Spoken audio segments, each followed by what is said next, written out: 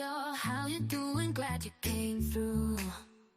Welcome to the Sugar Love Show, where we have fun.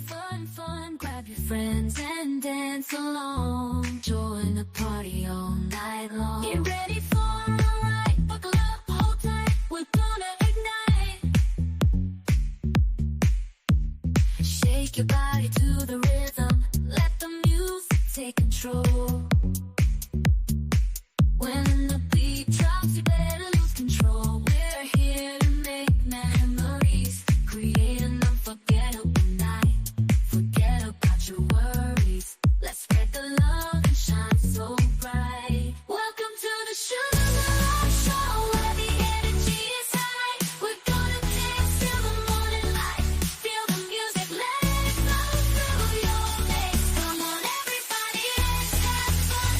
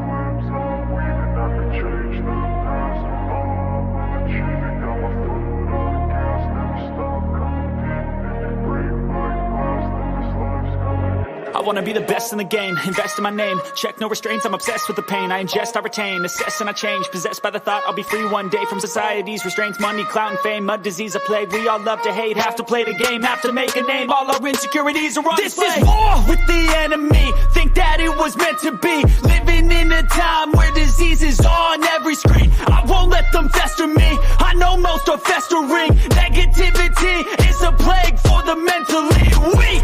No mercy, all I got is working. Never stop searching, never quite so thirsty. I'm toxic and psychotic, with this logic, you can't stop it. It's been chronic since I was a boy, so neurotic and chaotic. Built to last with the webs I'm weaving. I could change the past with all I'm achieving. Got my foot on gas, never stop competing. If you break like glass, then this life's gonna eat 'em. Make mistakes real fast, then you learn how to beat 'em. If you take off the cast, you can see all the healing. If the pain's in the past, move on from the grave and put your foot on the gas. No, never stop competing, yeah. I've been doing this, I'm on it. I just wanna be iconic. Sipping on a gin and tonic, got me going off when I'm on this topic, yeah. If I ever play, I want it. You know that I'm always honest. Stay away from those who are toxic. Keep them out your face, no way, you don't want it, yeah. Don't try to drain my energy. The enemy is everything. It's mentally, unhealthily, spreading like a rare disease. But I won't let it get to me. I don't need your therapy. I can leave a legacy of leading by intensity. Come on, we can fight this. Freedom is priceless. Spread just like a virus. Living in a crisis. Do you feel courageous? Do you seek greatness? Trust me, you can take it. Go on and take your aim. Yeah. Built to last with the webs I'm weaving. I could change the past with all I'm achieving. Got my foot on gas, never stop competing. If you break like glass, then this life's gonna eat 'em. Make mistakes real fast, then you learn how to beat 'em. If you take off the gas, you can see all the healing. If the pain's in the past, move on from the grave and put your foot on the gas. No, never stop competing, yeah.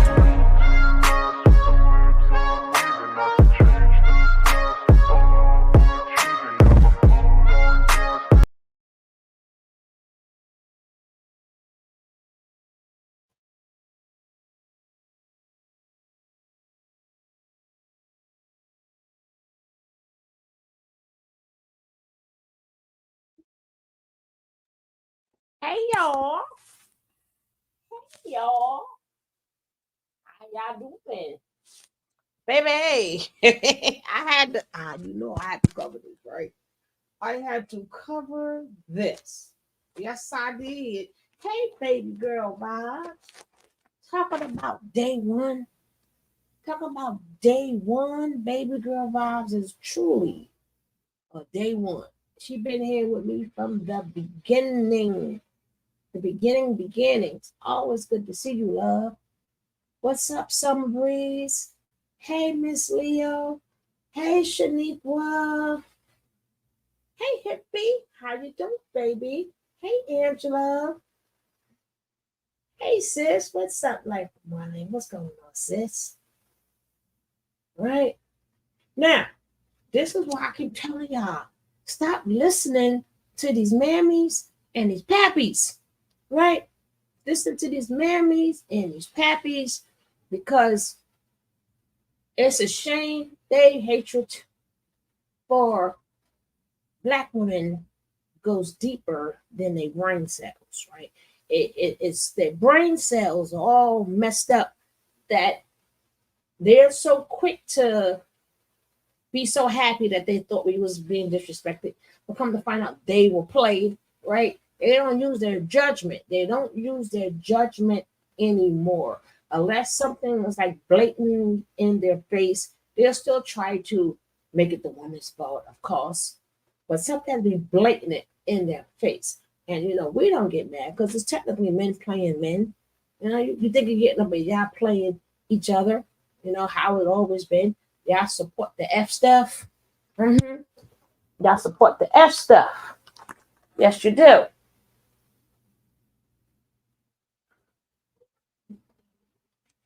So, we're going to take it back. We're going to take it back to how this Pop the Balloon started, right? We're going to take it back, right? They were so happy. And these mammies, I can tell you about the Crimson Tides and the Reavers and all of them. They can't wait to want to tell us. They don't even do research, right? Nobody does research. I know stuff is just content. It's a beautiful thing, right? Stuff is just content. It's all right. But stop vouching for people just to have content. Like if you want to cover it, cover it. But don't vouch for people because you think you I'm gonna show you women again. No, you show y'all are wrong every time. 90% of the time, y'all be wrong, right? A lot of them took down their videos, but this lady have not, right? And the courtesy of this video go to the femininity tea. Let's see how she shows what happened, right? She's gonna show what happened, and they was roosting. They was roosting. And then we're gonna get to find out where the na comes in. But this again, feminine TV. This goes out to check them out. Fair use. Put the little fair use up in there because it look cute. What's up, Mimi Blaze? What's up? What's happening? All right, I'm gonna put that little thing up in there because it look good. Because it look good. Bow. Right? It looks really good. And I'm waiting for, I know they had to do a response video. It's bad. It's always bad when you got to do a video, right? And then you got to turn around and then do another one because you were wrong, right? You were wrong. Like every time these men, I hate to say it, now we got the good men out here. So you know it is nothing, never containing the good men, right? But y'all been out here. Remember, I'm talking about the extreme of the manosphere, the red pill. These are extremes. So when I speak upon these men, it's never regular men. I'm talking about them extreme men who make a living out of making themselves look stupid, right? But this how it started out with the Plumer guy. I ain't got to keep explaining that to y'all. Y'all should know that already, right? But just in case anybody's listening that don't know that, I don't be talking about regular old folks, right? Let's go. Every time you try to help these black men, every time you try to help them, you try to show some unity, right? They make you look bad every time. Every time you be trying to help them, they come tell you the story, and you like, yeah. We're gonna keep this man bun, and you look stupid every time. DJ Genesis would like for y'all to pray for her chicken. Her chicken name is Nugget, and he is not doing so well. He got caught up in that heat because it's really hot out there. So we're gonna keep it. She's gonna keep us posted with the chicken. Hopefully, the chicken, her daughter's pet. It's a real chicken and it's a real pet. We're gonna find out is he gonna be okay? Okay, all right. So let's start this thing off. Let's go. Very cool. Yes. And now, what do you look for in a woman? I look like Well, that's a childish game, right? I understand that they make these games and this creative and all that crap, but at the end of the day, it's a childish game. Y'all too old to be popping some damn balloon. All right, grown ass men and women sitting there popping a balloon, whatever. But now because remember this has a bunch of twists and turns and twists. Yes, it do. So this is what the ladies had to say, right? Because they like to come at women. So this is what the lady had to say, right? But again, grown ass people ain't got no business popping no balloon. Pop, pop, pop. That like y'all in the damn kindergarten or something. Then you got to do all this explaining and stuff, you know, and I could get the other, not him, but I could get the other person's point, right? You got all these women and pop, pop, pop. That does something. If you're a man or a woman, that does something to you. Everybody popping their balloon and you thinking you're going to walk up in there and they go popping. Hey, you might as well just write the damn letter. Do you like me? Put yes or no, right? But please, grown people, that leave that to the teen, not even the little teenagers or something. Got to be grown, be popping balloons. Now let's hear what she had to say, right? Because this story got a lot of twists and turns, right? Let's hear what she has to say.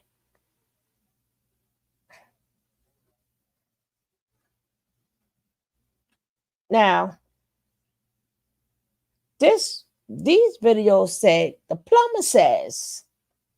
This is what the plumber says. If y'all can read it.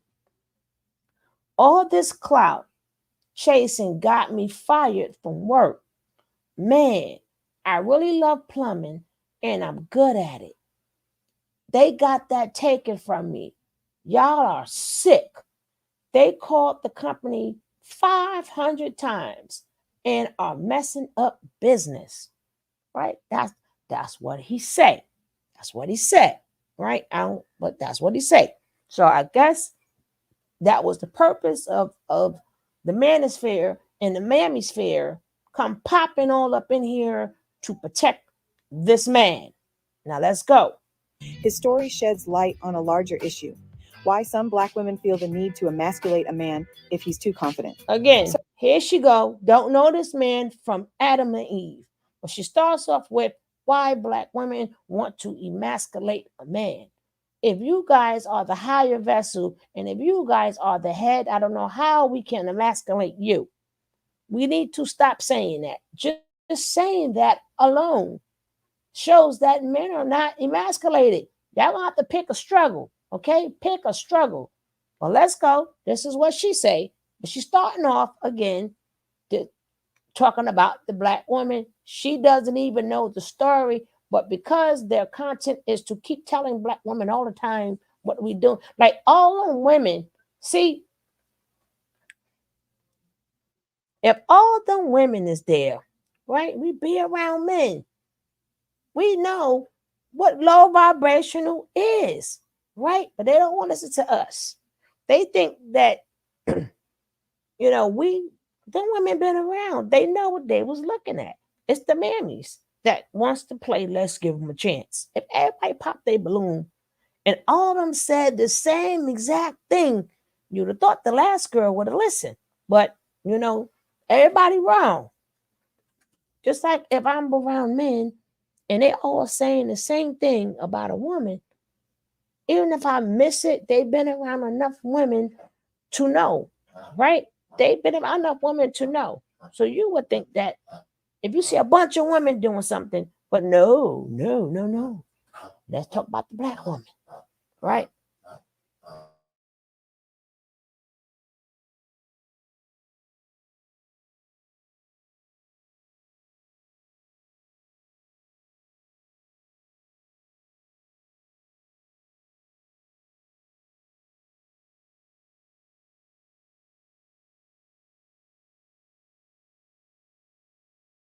So what happened?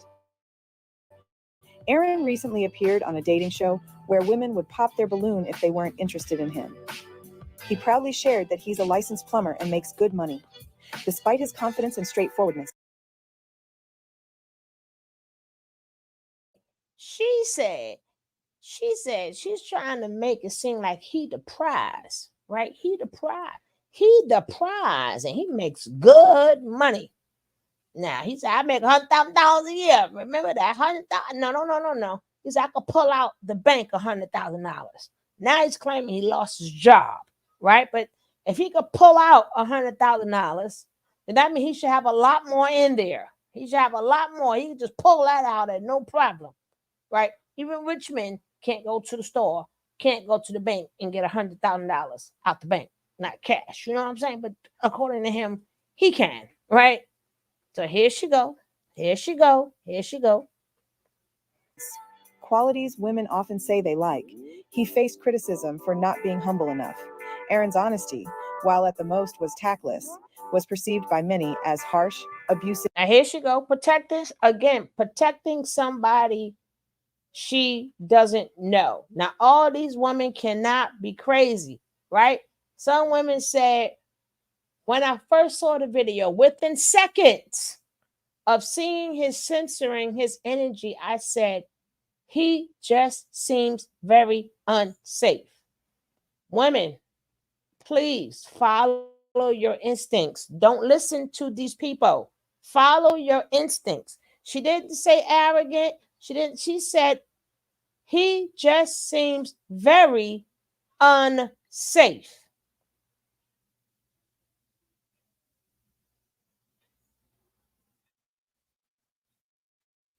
Right?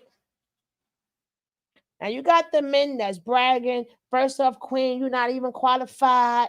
Right? Then you got one girl said his aggression was too much. Aggression is a big red flag. If he is this testy in a non-threatening situation, just imagine if he was in a tense situation. But I want to point out Miss Kiki. Kiki says, within seconds of seeing and censoring his energy, he seems very unsafe, right? Unlike the other lady who heard what she wanted to hear, the one who's reviewing this video, right? And trying to big up, big up, big up for the man. She's going by what she's heard, not how she's feeling, right? That means a lot of women is again being duped. That's how you get conned and everything else.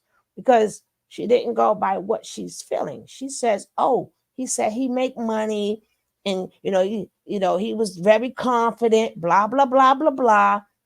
Nah, that means a lot of women is not walking around not using their intuition, right?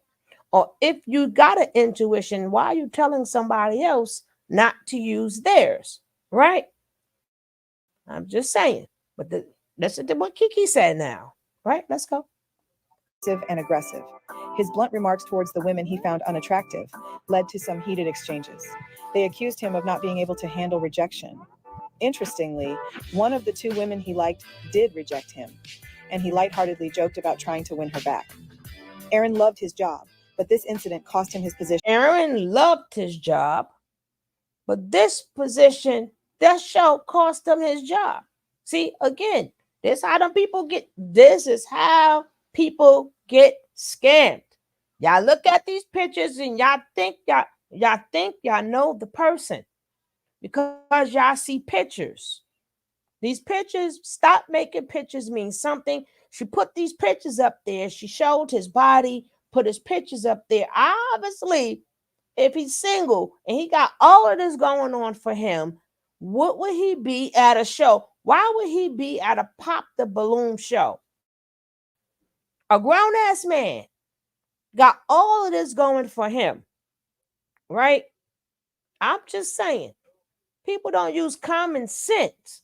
Of a man, the way she's explaining it, goes on a pop the balloon show. That will go to show you he is not looking for nothing real. He cannot. Why would you go to a pop the balloon? You got all of this going for you. You got to go somewhere where you got to pop the balloon to get a woman. These are all red flags. But let's continue. He shared that his employer received over 500 calls, leading to his termination. Many online seemed pleased about this outcome, mocking him with names like Sassy Aaron and insinuating things about his sexuality. Their goal seemed to be breaking him down, which prompted me to make this video. It was mostly Black women who commented on and made videos. See, this is what prompted her to make this video, right? Not thinking that the Black women there, they didn't have no type of brain cells, right? You're the only one with brain cells. You got women right there who picked up on his energy, but you were prompted to think that they didn't have brain cells and just you have brain cells, right? They right there, they could sense the man energy. So now you want to come save him and talk about the Black woman. Okay. Videos criticizing him, wanting to put him in his place. What really fueled the hate towards Aaron was that, despite his cocky and confident demeanor, he managed to match with one of the most attractive girls on the show. This upset other women, who who felt he don't shouldn't look be able to upset. behave that way and still succeed. Esther, the woman who matched with him, was violating the so-called sister code. Adding to the controversy, a Latina ex-girlfriend of Aaron's came forward on TikTok, accusing him of being abusive and a user. These claims were met with skepticism from us, since she had allowed him to move in with her. Now, you got an ex-girlfriend. An ex-girlfriend comes out once she sees them. I tell you the story, get good.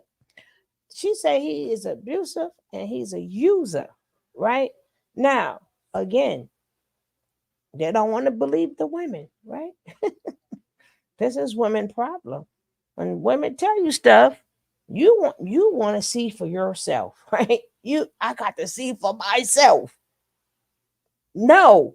Now this woman says, no, he's a user. But she's lying too, right? She's lying too. And her children, and never mentioned any actual physical or verbal abuse, just the look in his eyes, she claims. She stated that he tracked her after she shared her location with him, which doesn't make sense, and complained about him not paying bills, despite her mother's advice against letting him pay bills out of fear. Her story has many holes, with no real proof that he stalked or abused her. He even left when she asked him to. It seems she was trying to copy Risa Tessa. Why wouldn't she jump on board and profit off of his viral moment? This situation makes us question, why do some Black women seem intent on emasculating Black men? Shift.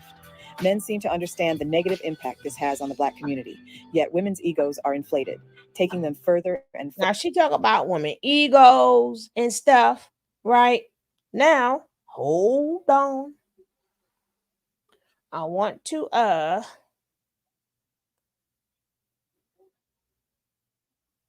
wanted to show the other one with the lady, right? I want to find the other one.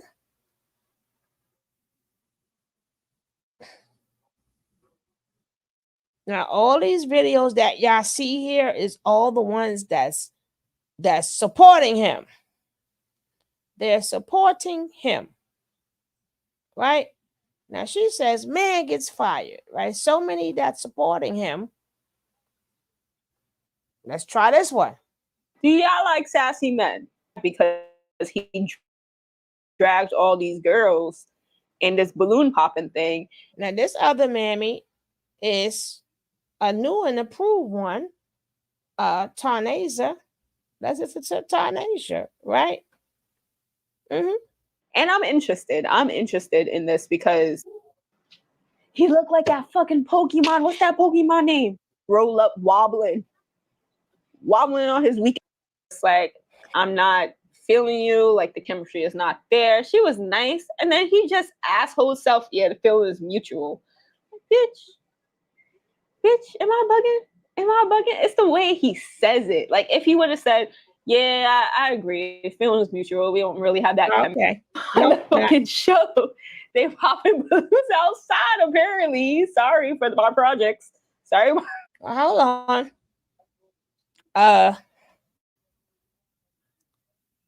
Let's see something.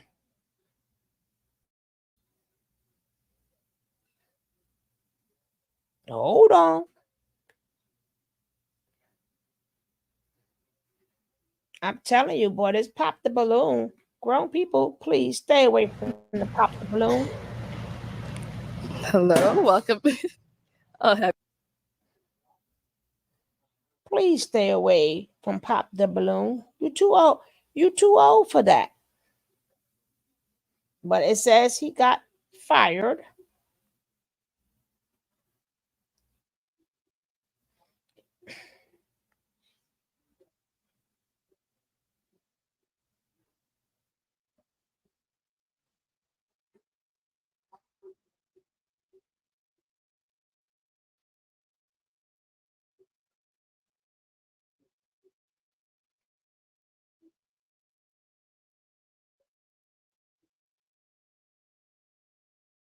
Now this one says confident man drop bombs on the pop balloon, right? Man humbles women instantly, right? Now, Some of them, as I said, what's up, Trey Trey? What's up, Harlem? What's up, CC? Right now, we're going to get into some of the. So now, the manosphere, all the manosphere is caping for this guy, right? They like, yeah, yeah, yeah, yeah, yeah, yeah, yeah, yeah, yeah. So, Mr. Meteor something sits up there and she capes for him too, right? I mean, he capes for him, but it gets better.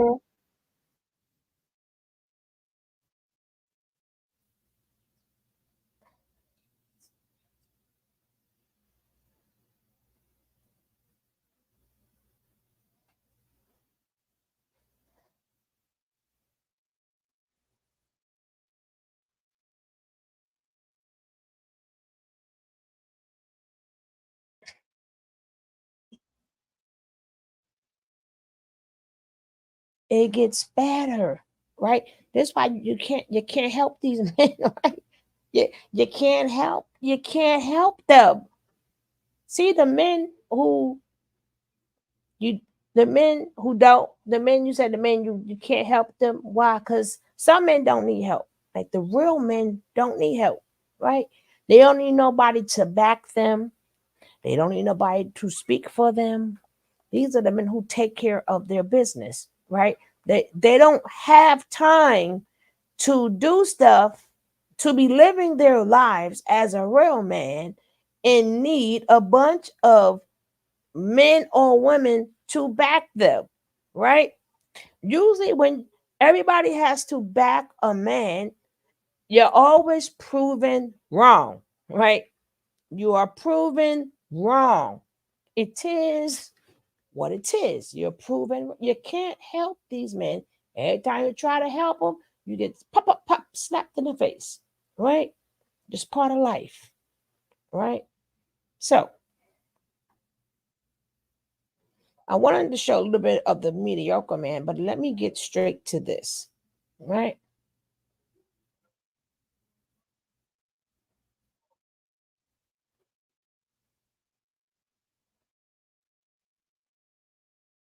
Now I wanted to get to mediocre man. Let me see if it's on there. Hold on. I want to get to the mediocre man. If not, it won't be in no particular order. But this would be the truth, right? This would be the truth. He's confused, he's sassy, he hates women, and I can guarantee you some of those pop thing, and then afterwards claimed that a bunch of people called his job and got him fired. Turns out he can't prove that ever happened. Most people don't even know where he works, so they don't even know where to call to get him fired. He claimed that there was 500 plus calls. Nobody's been able to really find his job properly. So the idea that the internet found it, it's never leaked so far. And so there's been a lot of cast on that because he's been using that to promote his GoFundMe to get $15,000 to do humanitarian work. Truth is, he doesn't really have much of a track record doing any of that kind of stuff. So where is this all coming from? And then there was a post that came out that showed that he got mad because the GoFundMe got locked. And underneath the post, you know what it said? What? How are they going to hold my money? It's my birthday. Let me have a good time. No. Dead ass. No. Dead ass. He posted that. So he was going to use the GoFundMe for his birthday. Oh, this so is angry biracial courtesy. For, money, even though he got 100K in the bank. Okay. But one thing about me, I could pull 100,000 on the bank. Can you do the same? And he was out here spending it in the club like a goofy. So let me get this right. This cosmic creep went on a dating show and got rejected by all the women on that show. And he, like the typical modern male, couldn't handle the rejection. So in order to save face, he made up a story saying that because he was talking back to the women on the show, that over 500 women found his job cold and got him fired. But there's no record of him ever having a job. That's all this dustball was broke and unemployed and was looking for any excuse to. That's why when the lady sat there, I wanted to show you how they was capable for him first. She's showing pictures of this man like with his body, so we could see his body. Then she showed the picture of him. She don't know where them damn pictures come from. She had no idea where them pictures came from. But again, to go at black women, women need it. You can't help them. So you can't, again, if people leaving, that's why, oh, the story gets even better. It gets even, I'm with the, it's not even finished with this guy yet. It's not even finished. Like I said, the courtesy of this video goes out to Angry Biracial Reacts. Please check him out. Very good channel, right? So this he mad, right? So he lied, right? But of course, these people who rushed to shame us, I would love to hear her reaction. I know she did a reaction after the proof came out. That's why you mind your business. Like if you're gonna cover the story, cover the story. Don't go down in people and bigging somebody up you don't even know. They always do this. They only be knowing half of the men that they be boosting up in the ear just to make them feel good. See, I will make a man feel good by his character, right? I have to be around you or see you or something, but for me not to know you, right? And just automatically, that's the black woman, that the black woman, that the black woman. She did because the black woman, did because the black woman. But the ninja, see, this is how women get scammed and everything. Because one lady said, and y'all seen her in the text, she said, he does not feel safe, right? All these women sitting up there who is in his presence sat there and said something not right. I could understand the men caping for him because that's what they do. But when you have other women, just you going to show me pictures for what? You weren't there. And they all had a gut feeling. Women always go with your gut feeling. Go. Don't listen to these women. Don't listen to Crimson. Don't listen to none of these women. They went by a picture. Y'all figure he had confidence. They don't know this man from a can of paint. So yes, you rather put the black woman down rather than so you could big him up. So you telling women don't use their instinct. Look at the pictures. Is that what you do? Is that what you do? Y'all look at the pictures and y'all hear a little confidence. Y'all go Google Gaga. Is that how y'all get caught all the time? And then y'all want to make women out who uses their gut instinct, who uses their senses, and they want to say no. And y'all want to make video after video of women who says, nah, nope. But y'all say y'all want a man, right? We didn't say we want that man, right? They didn't say they want that man. Women have the right to say yes or no and go by how they feel. No, don't show me no picture of his body and don't tell me what you think. Right? So let's finish with Spider-Man, right? Let's finish with Spider-Man. Uh-huh. Try to scam. Plumbers are in demand everywhere. Hello. And if he actually had a plumbing job and got fired, he could have another one the very next day, if not that same day. But do you see how bold he is with his scams, with his grift, with his hustles? Because he knew that these red pill suckers, these manosphere incels that just hate women and get off on seeing other men trashing and talking down to and verbally abusing women would donate to him in the name of masculinity. And they sure did. They sure did. This is what's destroying the world. men, this is why a lot of men are in jail, right? Because they didn't want to listen to a woman, right? You want to have this brotherhood so bad. Y'all always got so much to prove to one another. Y'all want to have each other's back. Y'all want to have the brotherhood. And you don't want to listen to a woman. And here you go in jail, right? That's how y'all, a lot of y'all end up in jail. Or you have men, you see your homie doing wrong. First thing you do is say, that ain't none of my business. Now, when that woman called the popo and your homie in jail, is when you could have just said, nah, son, take a walk. See, that's a real man. When you see something ain't right, if you are a real friend, you're not going to turn your head. You're going to say to your homie, yo, take a walk. Let's, don't hit on your, it ain't about him protecting the woman. It's about protecting your friend, your friends, right?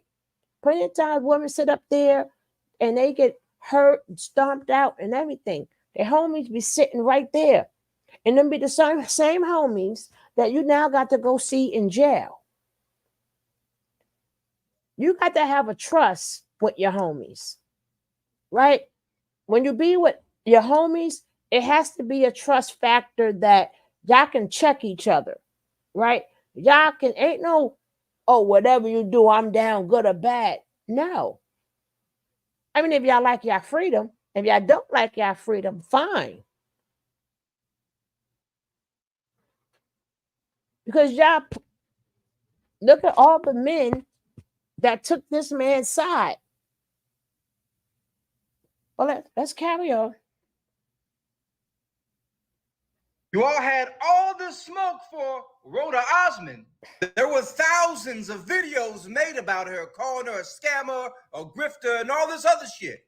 But when it comes to this clear scammer, y'all are oddly silent.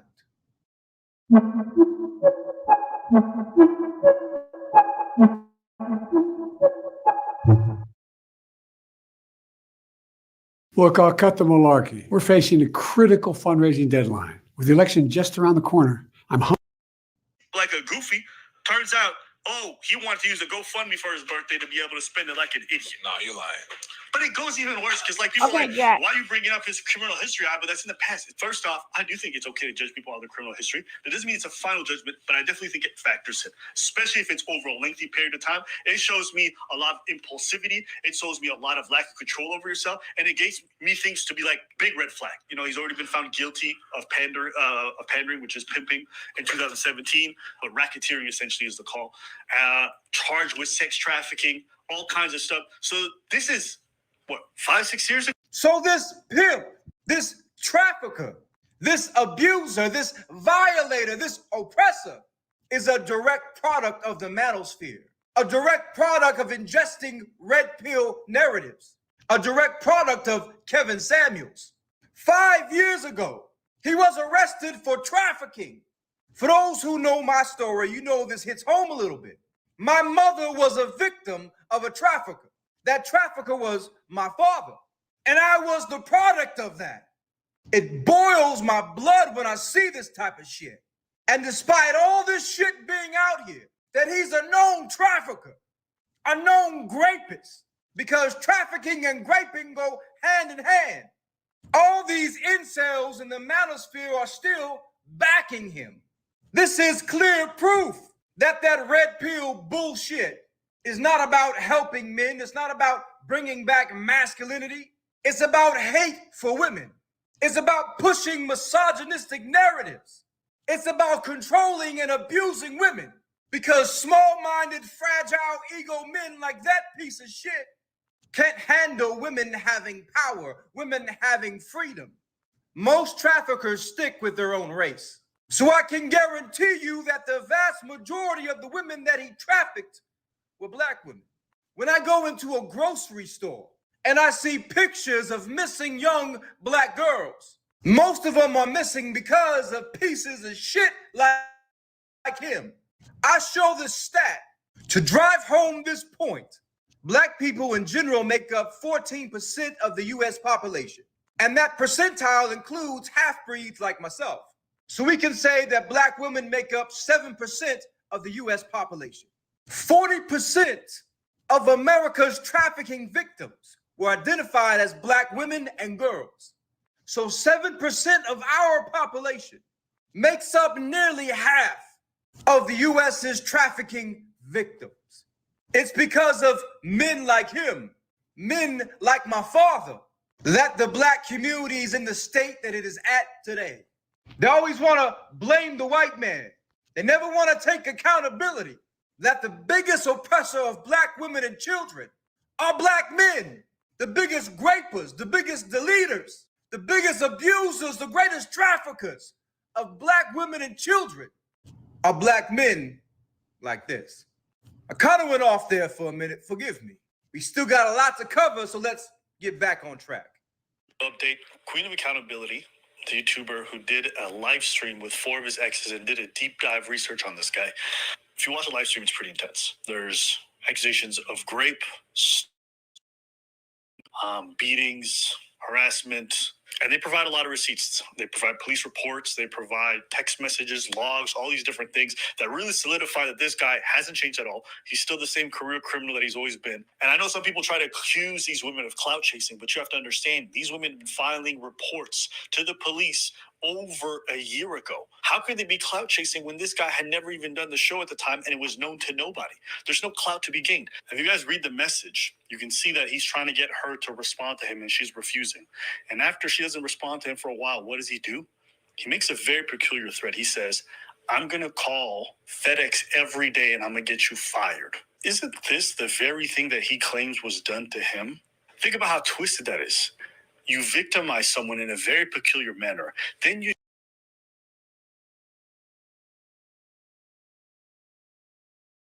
these manosphere people don't even care. Like I said, the credit of this video goes to Angry Biracial Reacts.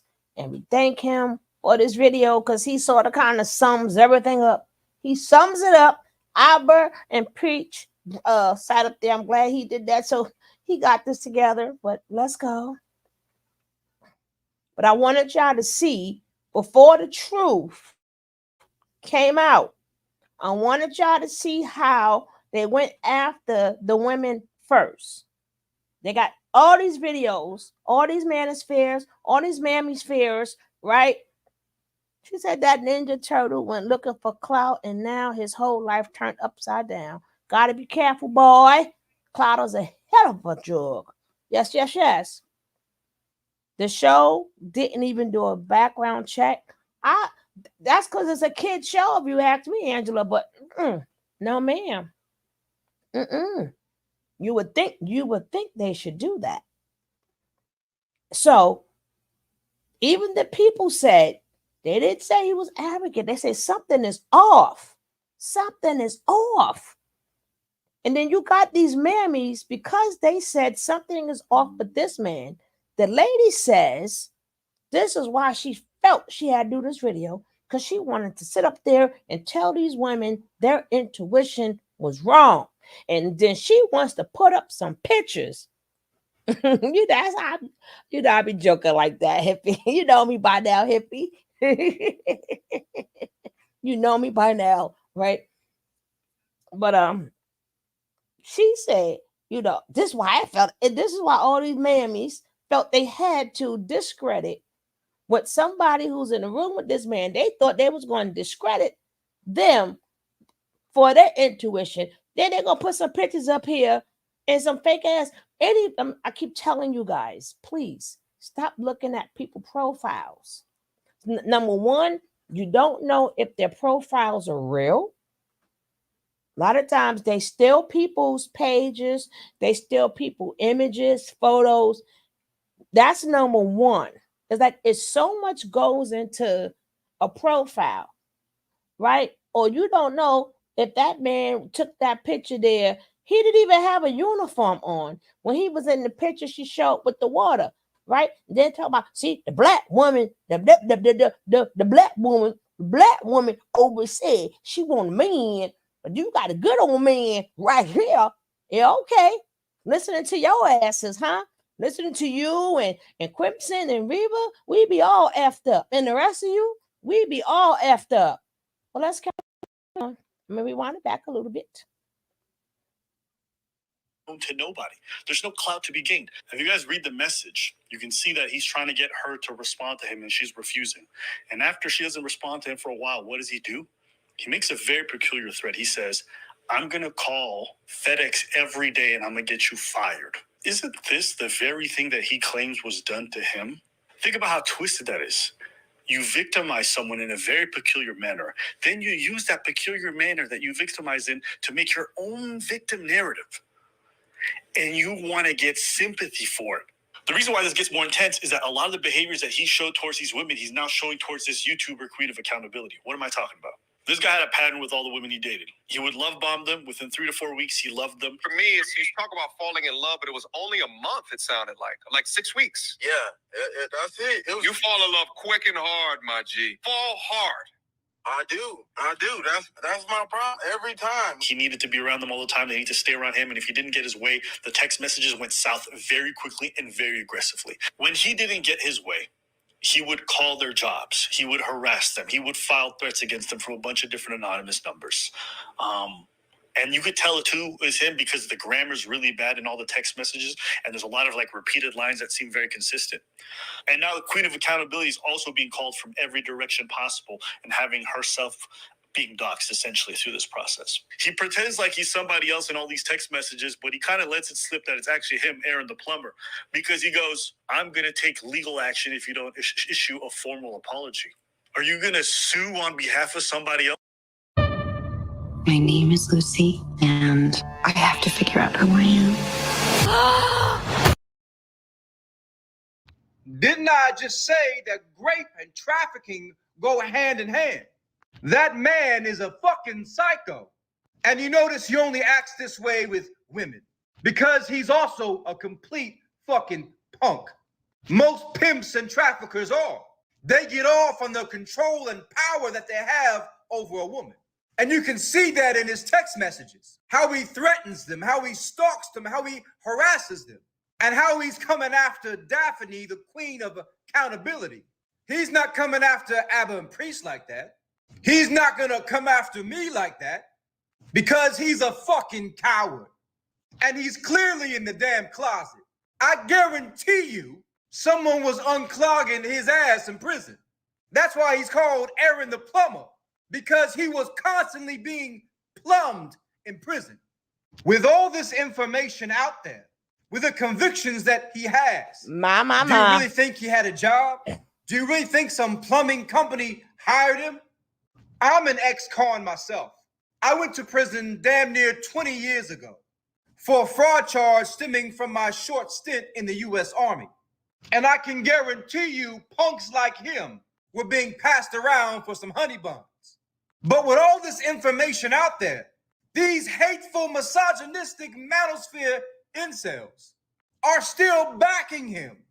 They are claiming those women are lying for clout. Why would any women have to lie on a convicted sex trafficker? And you all have the nerve to wonder why women are choosing the bear over your hateful dumb asses. This is why he was able to grift y'all so hard. He hates women just like y'all hate women. And he played on that. This is the very reason why there are chants and groups and people pushing for us to believe all women. Because even when women come with receipts, police reports, text messages, and all types of proof of stalking, abuse, and harassing from a convicted sex trafficker, you all still go out of your way to defend that piece of shit and try to invalidate or discredit the woman's story. When you see a man that's always angry with a woman and he don't like women and he's always saying something negative about a woman, why is that? Maybe because he's hurt? No. Yeah, he's hurt because he can't walk in his truth. He's hurt because really he want to lay down with his homeboy, but for the world, he has to be with a woman. It's clear as day. I see it happen all the time. There's no reason why a man should always be upset with a woman. What it is a lot of men struggle with their sexuality. What it is a lot of men can't walk in their truth. What it is a lot of men have to deal with women for their family's sake, for business, for image. But when a man is constantly aggressive and mean and evil and beating on the woman, on that list of demons that he's fighting is sexuality. That describes this creep to a fucking T. He's confused, he's sassy, he hates women, and I can guarantee you some of those exes that didn't come forward were men. Before I did this video, I watched several other videos this guy did. MTR has a couple interviews with him and a few other popular podcasts. He talked about his childhood, how he's been in and out of jail since he was a kid. Robbing, stealing, fighting. I could relate to that. I grew up in group homes and foster homes.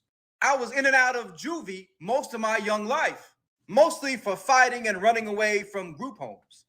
But when you're on the street like that, a young kid of African descent, a young kid of color, two things happen. You get stronger, you become more aware. You learn how to manipulate, avoid, and survive. Or like in his case, some older man takes you underneath his wing and you essentially become his new girlfriend. Don't get it twisted. I'm not making light of any type of childhood trauma or abuse. I'm a victim of that myself. For those who don't know my story, my mother sold me to be raped by some of her Johns for a bag of crack when I was 5. I've written a couple books about it. People who suffer that type of trauma, as I said earlier, one of two things happened. In my case, it hardened me. I was violent, I was aggressive, and most of all, I hated women. It took me a long time to heal, to work through that as a kid. Some people never do. And with others, like him, they internalize it. They blame themselves. And because of the abuse and the internalization of it, he has become sexually confused. The same toxic tactics that he uses on women, the love bombing, and then the anger, the stalking, then the attempt to love bomb again, is what happened to him. I'm not saying all this to make any excuses for this piece of shit. I'm just saying I see him for what he is. He's still that hurt boy that never healed. And because he never healed, he needs to be off the streets, needs to be locked away, because no one should suffer because of your fucking trauma. Thank you, and thank you. Y'all know I was munching. That I get the munchies. This is what I keep trying to tell you guys all the time. If somebody is not healed, do not try to be the healer. Do not take what have happened in somebody's life if they're not healed, right? Because all the venom is going to go towards you, right? All of that venom, you're going to be hit with it at all times, all right? So it's not about, oh, people can't talk. No, you can. But I also need to hear, what have you done with your problem, all right? I need to know, what steps have you taken to heal yourself? I hear the story, but once it stops right there, hey, Miss Leo, still here. It's about that time, Miss Leo. Oh, I had a turkey burger. Y'all be blowing me up. Y'all be blowing me up. That was a juicy one, too. Nice and juicy. But that was just like the last piece. But this man, even now when I say it, I am wrong. That's why I like to hear when other men say it, right? I try to always say something and then find a man that says the same thing. Because it sounds better when it comes from a man.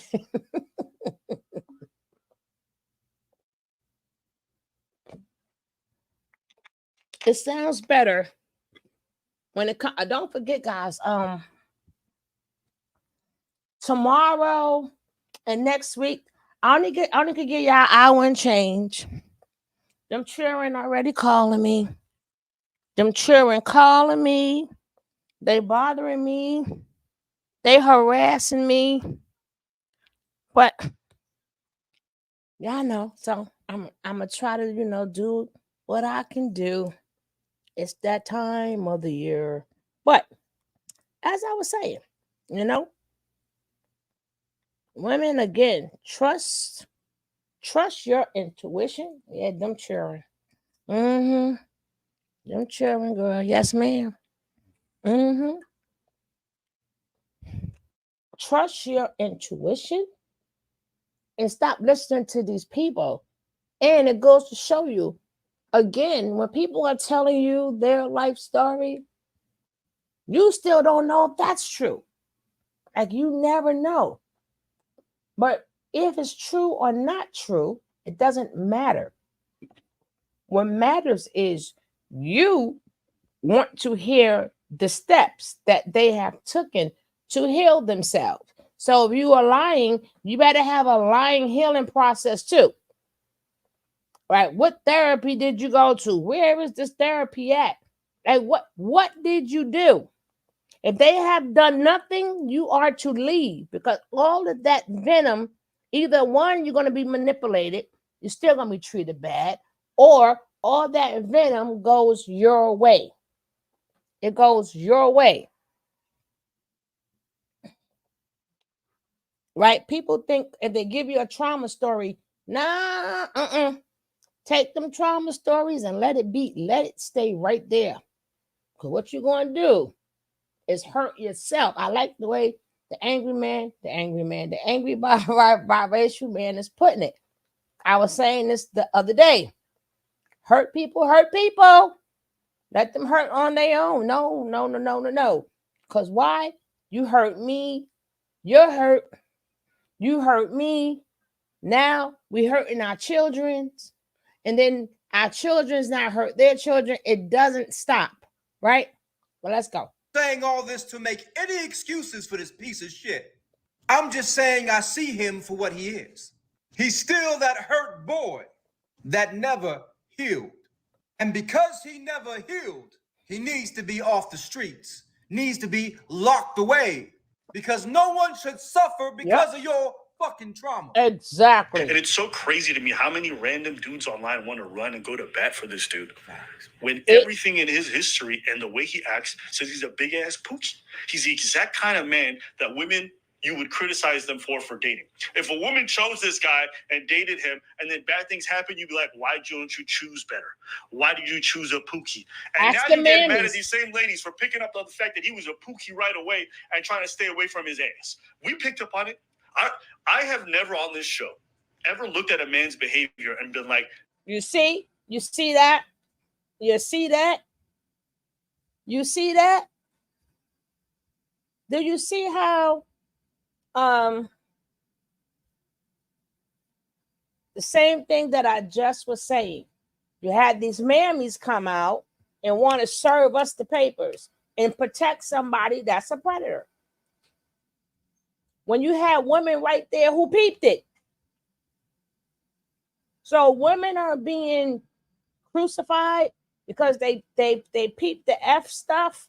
They're being blamed because they peeped it. But these are the same people that would tell you this is Pookie and Ray Ray. Don't pick them. And then when we don't pick the Pookie and Ray Rays, you put a false narrative there. Hey, these are good men.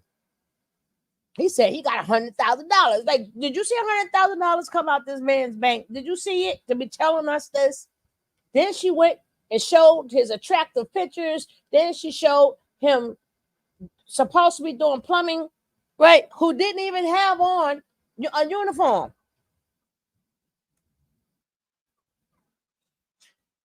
They do this all the time.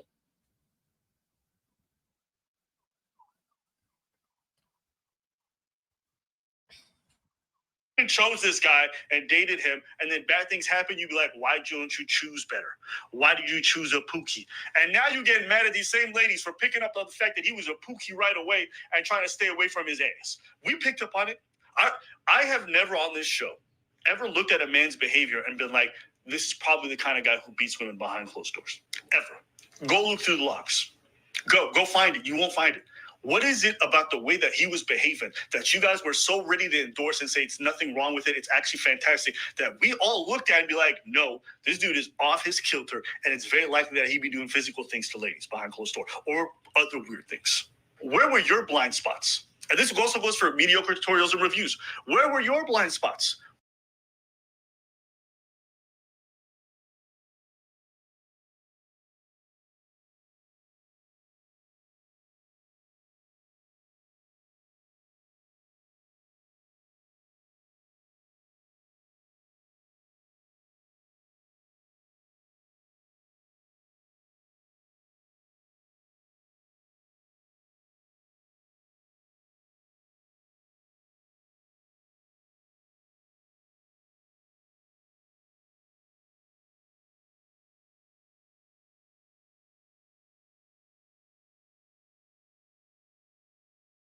Damn it, I'm doing all this talking and I'm on mute, right? They didn't see the blinkers because of the hatred of black women. That's why they're not going to see it. They're not going to see the abuse. They are not going to see nothing. You have to be careful when women say something, even if a man say something and a lot of men are saying, hey, this girl ain't no good. Same rule may apply for her too, right? Same rule may apply, right? If every man say, hey, that shit crazy, then maybe she might be crazy, right? But if every woman is saying, hey, something wrong with this man, and they right there in his presence, they're right in his presence. Why are you doing a video about these women when they're in these men presence? They want to critique why you critiquing me for? You wasn't there. You didn't pick up on no energy, no nothing. You on the screen, too busy watching me, not me in particular. I mean the women that they want to critique. Even with smart guy. Everybody thought smart guy. Oh, he's the smart guy. He's so smart. And he's a piece of ish too, right? He's a piece of ish too. He still want to go back to jail. He talk about hitting women. He's still violent. They skipped all of that to critique us. To critique us.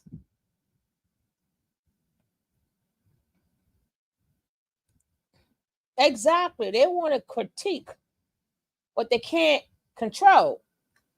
That's what they want to do. They want to critique stuff and critique people. I'm tired of watching videos when a woman ain't having it and y'all want to talk about her being disrespectful, but no.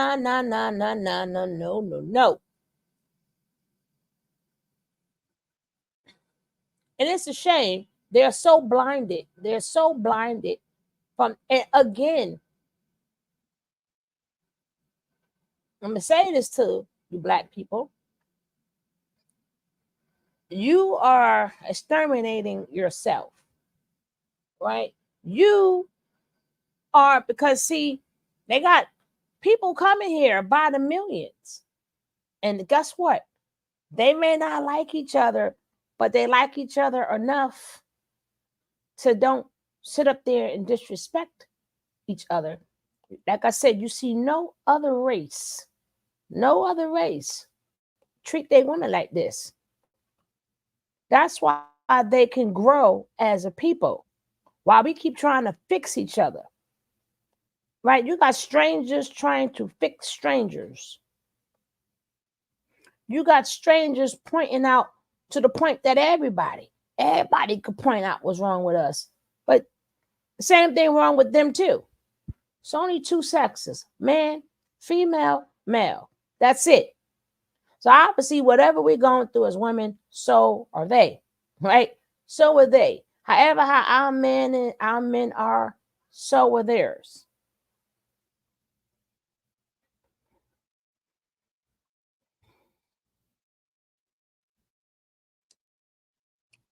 You know what, sis? Oh, that one. They just mad and baby, they don't have to do nothing but leave me alone. Right? Leave me alone. We can't even worry about that. Because again, we would like for that to happen, but being that it's not happening, that venom get turned on us. We get beat, used, abused, took it for our money, right? And then it's sad when women, because you would like to be the and the black man is, and the black man that, and he did to see his kids, and this is what the black women do, and the black women do, and the black women do, and the black women do. So what you do is you're trying to get women to like get like I don't need to use my intuition no more, right? I don't need to follow my gut no more. Just listen to you, right? Listen to you, and whatever they say, it sounds really good, right?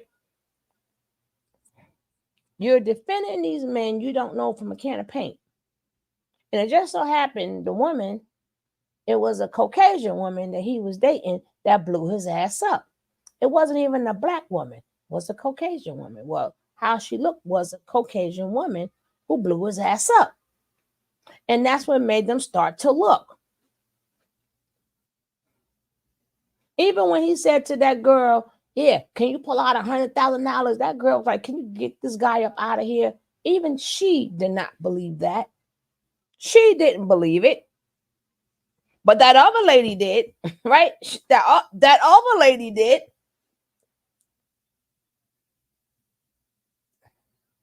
They always talk about a black woman they can't control or manipulate. But then you got these mammies. You got these mammies who sit up there. What's up, Cece? They got these mammies that sit up there and vouch for them. But you don't know these men from a campaign. Greetings, Queen. How are you? I am fine, darling. I have my munchies. Then that means you all good. Now I need some more munchies. Now I ain't had the sweet munchies yet. I had this hamburger. So I gotta get some more munchies. I'm gonna go get that tomorrow. I'm gonna get me some. I like my mixed nuts with the honey, the sweet and sour, not the sweet and sour, the sweet and salty. Child. But yeah, I just came back from getting my nuggets. I had ate some seeds. I ate so much seeds candy yesterday, my stomach was hurting. So, because I got that instead of the regular chocolate that I ate. And it wasn't really like I ate so much. I think it was just an overabundance of almonds. With the other ones, it's like the almonds are cut up. With seeds candy, you know, they gotta overdo it. I would tear a bag of almonds up. My God. Ooh. Maybe my stomach is immune to it.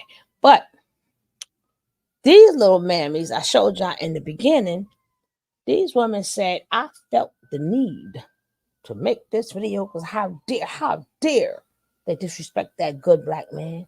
How dare they disrespect the good black man with a job? I'm going to show you we ain't taking any of your thing. Ain't show not one receipt of him being employed when he was employed. He just said 16 weeks ago and they took it and ran with it.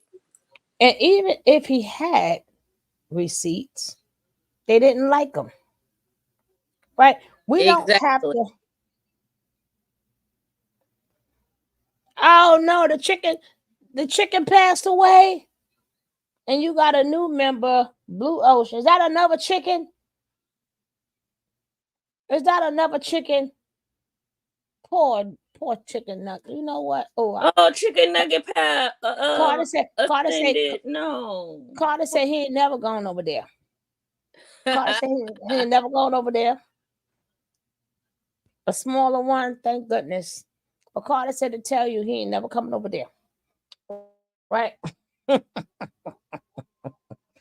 But even if he had the receipts, that go to show you they didn't even. He was so rude and obnoxious. They didn't even care. Nope. Right. So what was the point of? Well, we already know the manosphere is going to jump in on it. but a lot of them are fake. A lot of them, it's like 80% of them are fake. But being that they all talking into brotherhood, I guess they feel whatever they saying is true. Oh, what's up, DJ? It's so hard. Oh no, I can't take that song. To say goodbye To to chicken yesterday. nugget. Chicken. That is, you stop doing that with the poor. Don't do nugget like that. Don't do nugget like Man, that. shouts Don't out do. to chicken nugget. That was sad. That was very sad. That whole man. Chicken Nugget, we loved you. Shouts Man. out to you. Man, okay. So what did she say? What it was the heat? Well, we put it on the concrete, and apparently concrete versus the grass gets way hot, in the sun. So when we put when the Aura tried to put it on the concrete so it could sunbathe, it kind of cooked it. And then we brought it inside, and I think I'm going through what you call. So my house is like 60 degrees, so that's a shock bringing it inside. Then we put it in water, and then had the fan on it, so it gave it hypothermia. Oh Lord. So and then they was trying to give it CPR, and you know what I'm saying. We were just doing everything that you don't do. Poor chicken nugget. Hey, so they chicken CPR, it'll burst his heart. It was just a lot. So she just happened to bring another one there. Yeah, she brought it when she came to see if he was okay. I don't know why she did that. Y'all gonna cook another one. No, this time they're gonna educate themselves. They're gonna educate themselves. Hey, DJ. Ocean. We learned what not to do. You know what I'm saying? And we're gonna do better. You know what I'm saying? We're gonna do better. All right, Blue Ocean. The color is blue. Where y'all get the name from? Because it's a black chicken, but it's really considered a blue chicken. Oh, okay. So it's Blue Ocean. Oh, I love it. That's a beautiful name. Thank you. So we have to keep an eye on Blue Ocean. Yes, we're gonna have to send some prayers out because I don't know. Lord be with Blue Ocean. It's a girl or a boy? It's a girl. That she can survive. Amen. Mm-hmm. Pets, man, us and pets. That's why I said what I said. Pets, like we need a pet, y'all. And y'all people like, no, you don't. And Carter said, Carter gave that look. I said, Carter, you can't go visit. No. I remember, what was that? I was watching something. Nature Boy said something, and Carter on cue said, ooh. That shit was funny as hell. On cue. Carter said, not on my watch. I said, ooh, God, look, he looking. He was talking about the dog. He was talking. I played the video. Talking about, oh yeah, I like the car. I was like, Carter ain't talking about you, Carter. Well, we were gonna get like a little not a Shar-Pei. What's the other ones? What you call? Start with an M. Some kind of a Maltese dog. Mm-hmm. You know what? First, we gotta see how we do with this chicken. And guess what? So we're gonna have to just stick with the chickens and see if we can keep it alive. We're gonna work on it. But how do you feel about this con artist so far? I don't know if you know the story. Well, because you were like, he's getting her, but you ain't know it was a con. You thought he was winning too. He was a con artist. But go ahead. He was a con artist. He is, not was. He is. He is a huge scammer. The scammer. Is it? We still talking about the turtle guy or the plumber? Yeah. The plumber. He's a convicted sex trafficker. Yes, ma'am. What? And rapist. Like a PIMP kind of guy. Absolutely. No, he's he a low budget one. He a low budget one. Yeah. Wow. That's why he's PIMP adjacent. That's why he was walking around looking at them up and down like, well, let me tell you something. And you know what? Most of them PIMP guys do have a little sugar kind of, because he kind of came off sugar in his tank. And then you could tell he got Napoleon syndrome, right? Like, girl said, my heels, I'm taller than you, right? Right. So he got the Napoleon syndrome going on, right? He ain't got no neck. He got the Napoleon You know, he got the syndrome. prison muscles. Like he just did 10 years. You know, He was in prison. He was in prison too.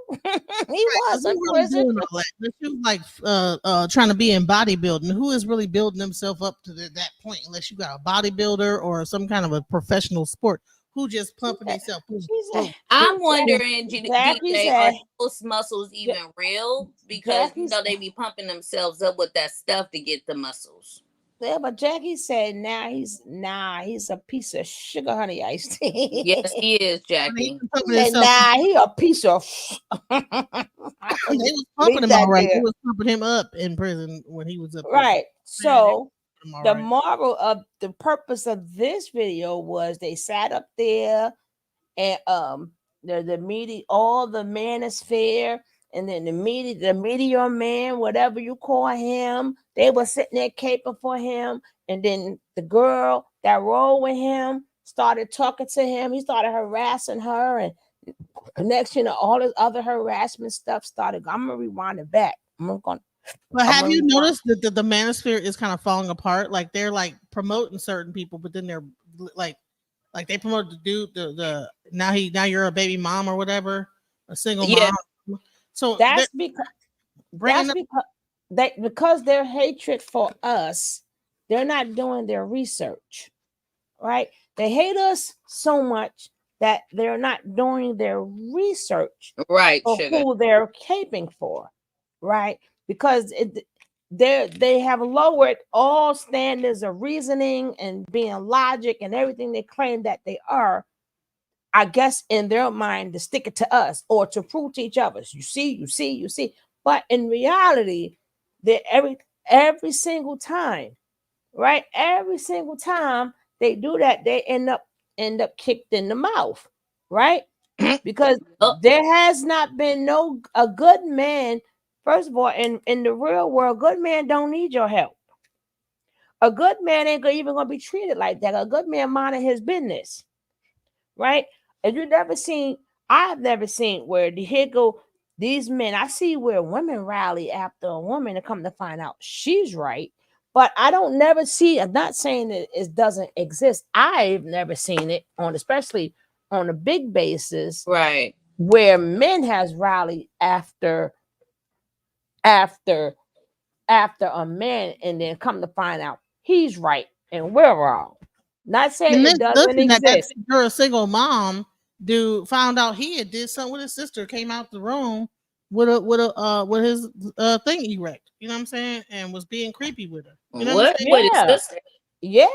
Yeah. It was on Satan Center. Yeah. That now you're a Satan. But I can't show him, but exactly. So you have all of these men that it goes to show you how sick we are in the community. That this lady, I showed the video that you was watching, because that's why I said I wanted to show the beginning of it, so you could see where, everybody was like, oh yeah, he got them. It's not the fact that he got them, it's the fact that they didn't want him, and they all called it. They picked up on his energy and like, nah, here go the little mammy. Can we talk? Let me show you how they do it. They'll say, well, this is what they've been saying about those bust the balloon things, is that when one girl busts the balloon, all the other women follow busting the balloon because they don't want to be seen as they were a pick-me or whatever. So it's almost like that women are followers type of thing. But you see, like, every time a woman busts their balloon, he go cussing them out. It was a doctor doing the same thing. Remember the doctor went up there? And every time a girl busts her balloon, he would break her down and talk mess. Did you see the one with the doctor? But I guess that would be. He was a dentist. You see the one with the dentist? I don't really watch that show because I believe that show is for kindergarten. No grown ass people should be sitting up there. No grown ass people past the age of 27 should be popping no damn balloon, right? And then especially if you got something going on for yourself. Now you talking about he got all that money, you wouldn't be at no pop no balloon show, right? So you already know anybody who come in there, not to say everybody, I don't know their business, but majority of y'all come there, you ain't got no life. You coming here to pop a balloon, you ain't looking for love. You 31, you a dentist and you doing pop the balloon, bro. Exactly. Dental practice. I mean, And that doesn't help because if you're being a jerk, ain't nobody gonna want to get their teeth done by you. You're not even promoting yourself. Hell no, you ain't getting inside my mouth. Not with no nasty attitude. So they went caping for him, and I usually don't care what the men have to say because that is your job. I only do a video when women cape for them, right? When women sit up there and tell other women that they're wrong, like they're there, and you telling them not to use their instinct, not to use their gut, which is what we promote. This is what we tell women all the time. So then you got these other women that come behind you and say, see, you black woman, y'all say y'all want a good man. Now, who the nigga is not good, but how you know, right? And you, because he confident, and black women can't handle a black man that's confident. Right. All the other bullshit. So and then this video after video, and then now here it goes. So you're making it to whereas you got women that's in his presence who picked up his terrible energy and all read it. Then you got the women who's on the internet who not there, but telling you forget about what they say. This what we say. Protect the black man. Right? Protect the black man. But they don't even know the damn. Now look. Now They don't you did even all know that caper for him, but for what? You did all that caping for him for what? Right? And who was usually caping for him? Who was caping for him? the first video that I was showing, it was other videos that was made by the Mammy Fair. So that's the only time I would, if there's evidence come out like this, and I see the Mammosphere vouching for it, that's when I make a video. Now, rewind it. I want to say. I'm So gonna rewind it for you. Okay, That was the last I video. want to show you the one with the doctor. The dude is a whole dentist, and he was being so rude to the women too. But so it can't be from them people channel. Like one guy did it the first time, and I guess he wanted to one up the doctor. Probably. Oh, he's a doctor. I'm a plumber, and I'll unclog your pipe. I'm a plumber. Yeah, and fix your cavity at the same time. $100,000 in the bank, but start up a GoFundMe anyway. Like, dude, bro, which one is it? Like, yeah, he did a GoFundMe too, right? $100,000 out of my bank account, and then he showed a Home Depot. He showed a Home Depot credit for a company for $200,000. Like, sir, that's not the same thing as having $200,000 in the $100,000 in your bank account, right? No, he did not. Y'all can't hear. He didn't say I have $100,000 in bank account. He said I can pull out $100,000 right now, which is telling you he just pulled it out, right? So it's still telling you. He said you can't pull out $100,000 out the bank. Right. He said, but he could. So that's stating that he has more money than that. He made it sound like that's chump change. Like I could pull this out. Go fund me after that. Right. Right.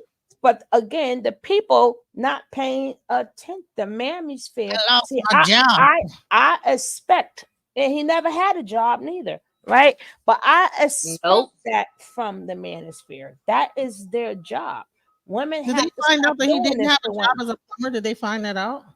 Yeah, girl. I'm gonna rewind it. He didn't have a job as a plumber working for this company, and that's why he did the GoFundMe because he lost his job. So that was No. Rewind it, DJ. He did the GoFundMe to do good deeds, but technically it was his birthday, right? But I'll rewind it back for you. I'm rewind it back for y'all people because the video's not that long. I know he said y'all made me lose my job, and I'm like, bro, if you're making over 100,000, you can pull it out the bank. You don't have a job, you have a business. Like I don't know anyone with exactly, DJ, spot on. Jobs is called just over broke. Tell that to the Mammosphere, right? The Mammosphere. Now I'm gonna go take it back for you again. The video credit goes out to Angry Biracial, right? And then if I can find one on the side with the doctor plus 500. After this beautiful commercial, right? But he did very good. And shout out to Albert and Preach. Whoever watched Albert, shout out to them too, right? Listen, I just put the one with the doctor in the private chat. All right. And let me see where the source is from, but all right. And then afterwards claimed that a bunch of people called his job and got him fired. Turns out he can't prove that that ever happened. Most people don't even know where he works, so they don't even know where to call to get him fired. He claimed that there was 500 plus calls. Nobody's been able to really find his job properly. So the idea that the internet found it's never leaked so far. And so there's been a lot of cows on that because you say Ringo TV was big enough. I mean, bigging up that Plumer. Ringo always does that. Ringo always does that. Always. And then even when he come to find out that he's wrong, he will do another video still trying to make himself right. Right? This thing for black women is nauseating. Very nauseating. This is why I like the real men who's gonna, hey fool, what's up, sis? This is why I like the real men. Greetings, who comes out and tell the truth. Like, see, you ain't gonna play with a real man like that.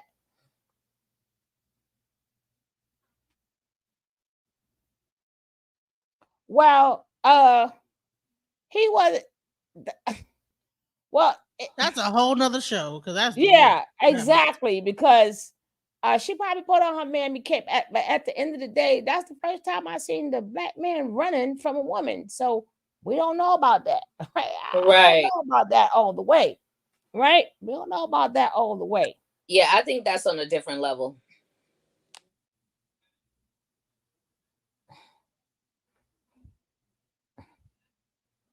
This be a case by case basis. But I'm not to say that part is not right though, right? Because she came like right in on time. Right.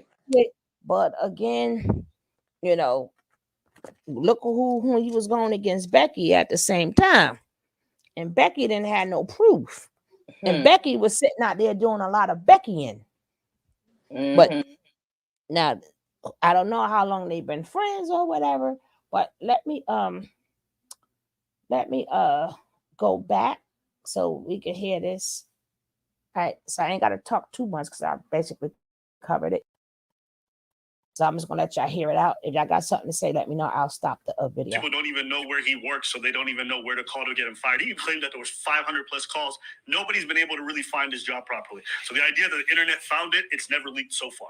And so there's been a lot of cows on that because he's been using that to promote his GoFundMe to get $15,000 to do humanitarian work. Truth is, he doesn't really have much of a track record doing any of that kind of stuff. So where is this all coming from? And then there was a post that came out that showed that he got mad because the GoFundMe got locked. And underneath the post, you know what it said? What? How are they gonna hold my money? It's my birthday. Let me have a good time. No. Dead ass. No. Dead ass. He posted that. So he was gonna use the GoFundMe for his birthday. So when He's we a saw whole this clown goofy for ass that. asking for money, even though he got 100K in the bank. But one thing about me, I could pull 100,000 on the bank. Can you do the same? And he was out here spending in the club like a goofy. He said, I can pull 100,000 out the bank. I know I had it right. I can pull 100,000 out the bank, which means you got you saying that's like small change. You're not like pull 100,000. Yeah, pennies. That's pennies. That's pocket change. Yeah, I could just throw that. I could just make it rain somewhere. Can you? He knew that. And then it's the manosphere that put together the GoFundMe, and it's also the manosphere who had it on their page, and that's how he got that money. Right. When media and then when media whatever said, I think I'm gonna show a piece of that also. Right, I'm gonna show a piece of that also, but I'm gonna let this finish playing, or hopefully he may got that piece there and got to do that because I didn't see the end of this. So maybe everything, all the goods is like right here. If not, I gotta go get the goods. So let me get this right. This cosmic creep went on a dating show and got rejected by all the women on that show.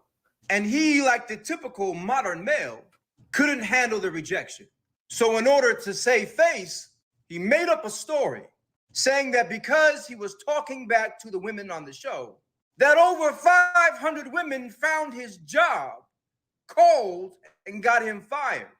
But there's no record of him ever having a job. Facts are this dustball was broke and unemployed and was looking for any excuse to try to scam. Plumbers in demand everywhere. And if he actually had a plumbing job and got fired, he could have another one the very next day, if not that same day. But do you see how bold he is with his scams, with his grift, with his hustles? Because he knew that these red pill suckers, these manosphere incels that just hate women and off on seeing other men trashing and talking down to and verbally abusing women, would donate to him in the name of masculinity. You all had all this smoke for Rhoda Osmond. There were thousands of videos made about her, calling her a scammer, a grifter, and all this other shit. But when it comes to this clear scammer, y'all are oddly silent. Like a goofy. Turns out, he wanted to use a GoFundMe for his birthday to be able to spend it like an idiot. Nah, you're lying. But it goes even worse because, like, people are like, why are you bringing up his criminal history? But that's in the past. First off, I do think it's okay to judge people on their criminal history. That doesn't mean it's a final judgment, but I definitely think it factors in, especially if it's over a lengthy period of time. It shows me a lot of impulsivity. It shows me a lot of lack of control over yourself, and it gives me things to be like big red flag. You know, he's already been found guilty of pandering, which is pimping, in 2017. But racketeering essentially is the call.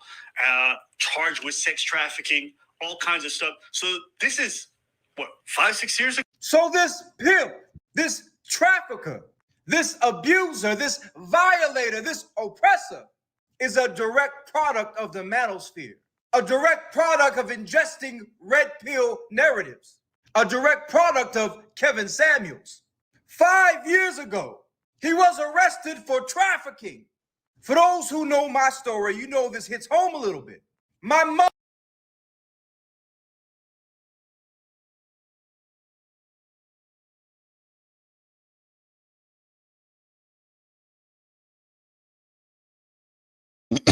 So what we gonna say? His mom was SA'd?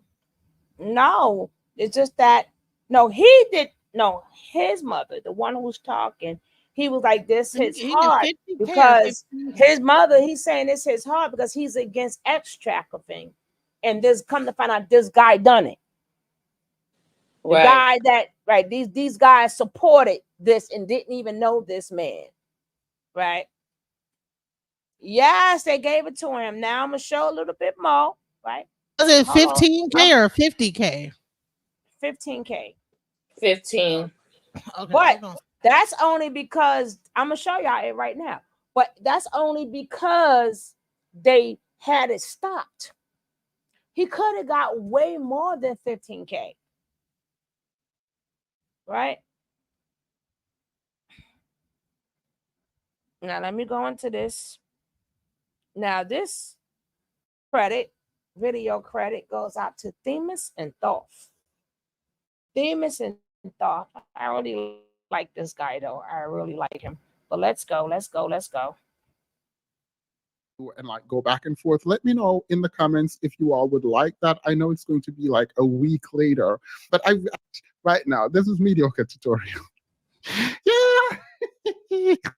There's been an update, a major update, a serious update in the story regarding the Pop the Balloon guy. After I asked him to provide receipts to prove that he lost his job, he got mad at me, and I'm going to show you that. Before that, let's get into his GoFundMe. Now, mind you, this GoFundMe is how I came across this story. The Pop the Balloon story is something that happened a couple of weeks ago. What made it viral was him informing people on his Instagram, him uploading this GoFundMe, saying that he was fired from his workplace because of 500 people called in. Now you see, right?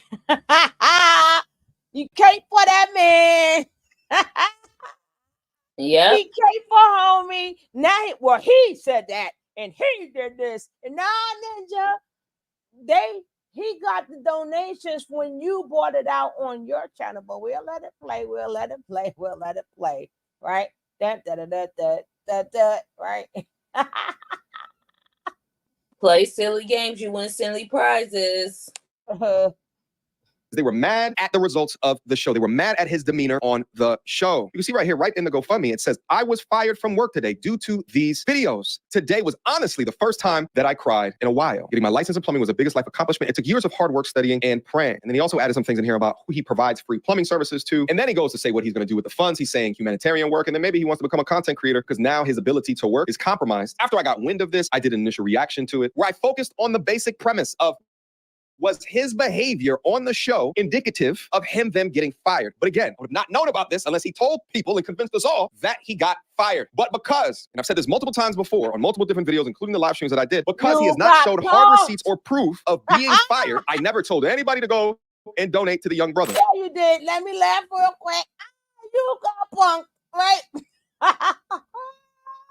They hate black women so much. That is the men. That's always other men punking other men, right? Nigga, you Baby, can't clean. You can't clean this one up. You can't clean this one up. You can't make this up. No, you cannot. Up. The He-Man Woman Hater Club, the He-Man Woman Hater Club, and look, they taking L's on L's on L's on L's. No, but he said that, and I said, was his behavior not? Instead of asking yourself about his behavior, maybe you should have did some research, right? Because that's what they did, right? The people did what you call research. So instead of you and the other mammy sitting up there talking about, well, did he deserve this? No, y'all should did research the same way the other people did who came up with the real information. But y'all rather, they actually say the He-Man Hate Women Club, y'all rather He-Man hate us that y'all don't do y'all research, right? And then when it backfires, which it always does, right?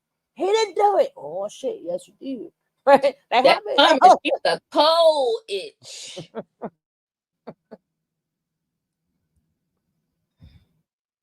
And she don't miss.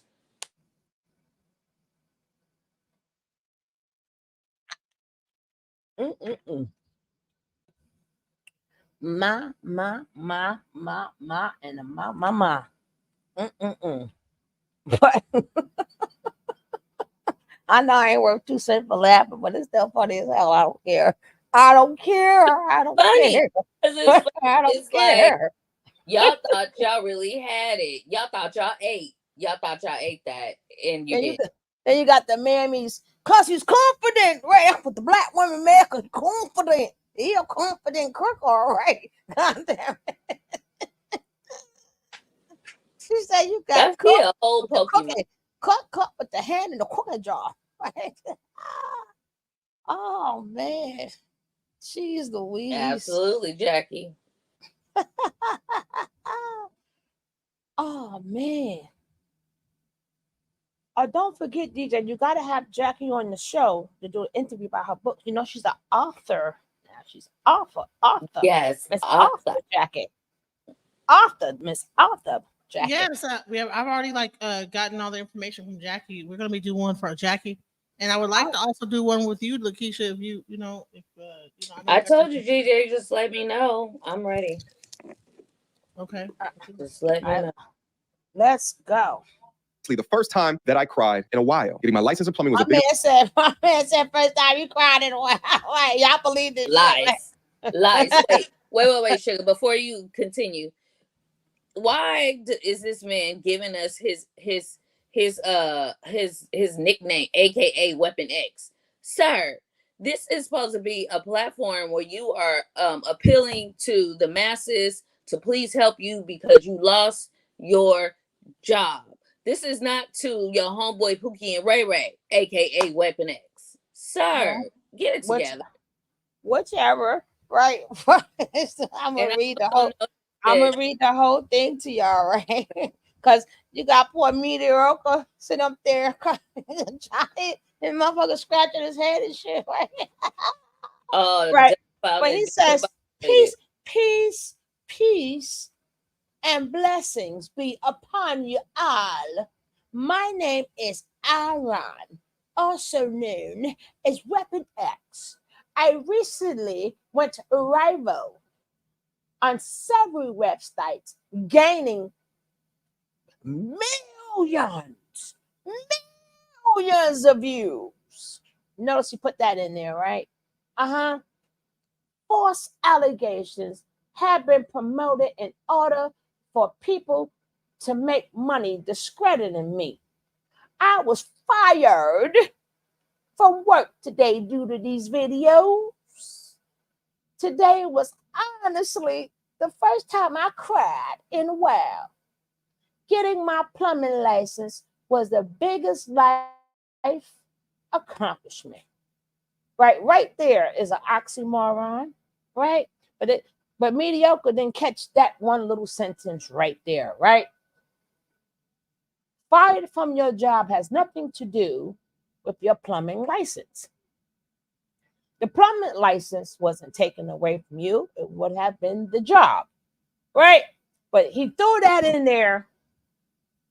My plumbing license was my biggest life accomplishment. Meaning that, no, Ninja, you didn't lose the license, you just lost the job. But again, that would have told you right there, he's lying, right?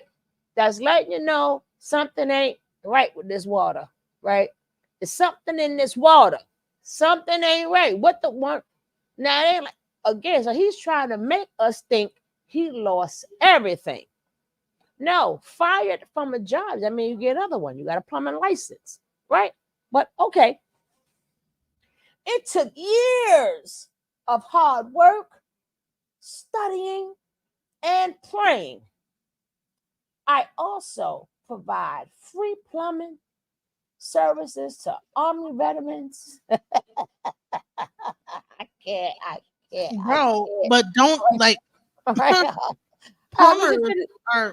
me just finish reading this because this shit is too funny. I provide free services to Army veterans, single mothers, single fathers, those with property management issues, and those on disability. Those are his prey. Yes, I do have funds for my bills. So anything you donate will be a blessing. Now all of a sudden he got bills that he just left his job yesterday. He had $100,000 out, right? Right. I do have funds for my bills. So anything you donate will be a blessing and used for expenses towards my humanitarian work and also content creating possibly. Thank you for those that perceive me. And oh, you know what? I mean, goddamn, this is written all over the lie, right? I guess we don't want mammies help us out, mammies. Mammy help us. Y'all the smart ones, we the dumb ones, right? We the dumb ones. We the dumb ones. And he got his plumbing degree at the prison where he was locked up at. Well, well, that's even if he is a plumber. I ain't gonna spill the tea. I'm gonna let Sugar unveil the tea for y'all. Right. That's even if Ninja is a plumber. We gotta stop listening to things and going, no, nigga, you got what? You gotta meet people and they're on a clean slate. Until you prove anything, I don't hear nothing. You got to show me. And I don't mean no pictures. You got to show me over a while. And this is what women mind should be like. When you meet a man, I don't care what they say. They got a clean slate. Their paper is clean. Do not take what they say and fill in that paper. Take what they do and fill in that paper.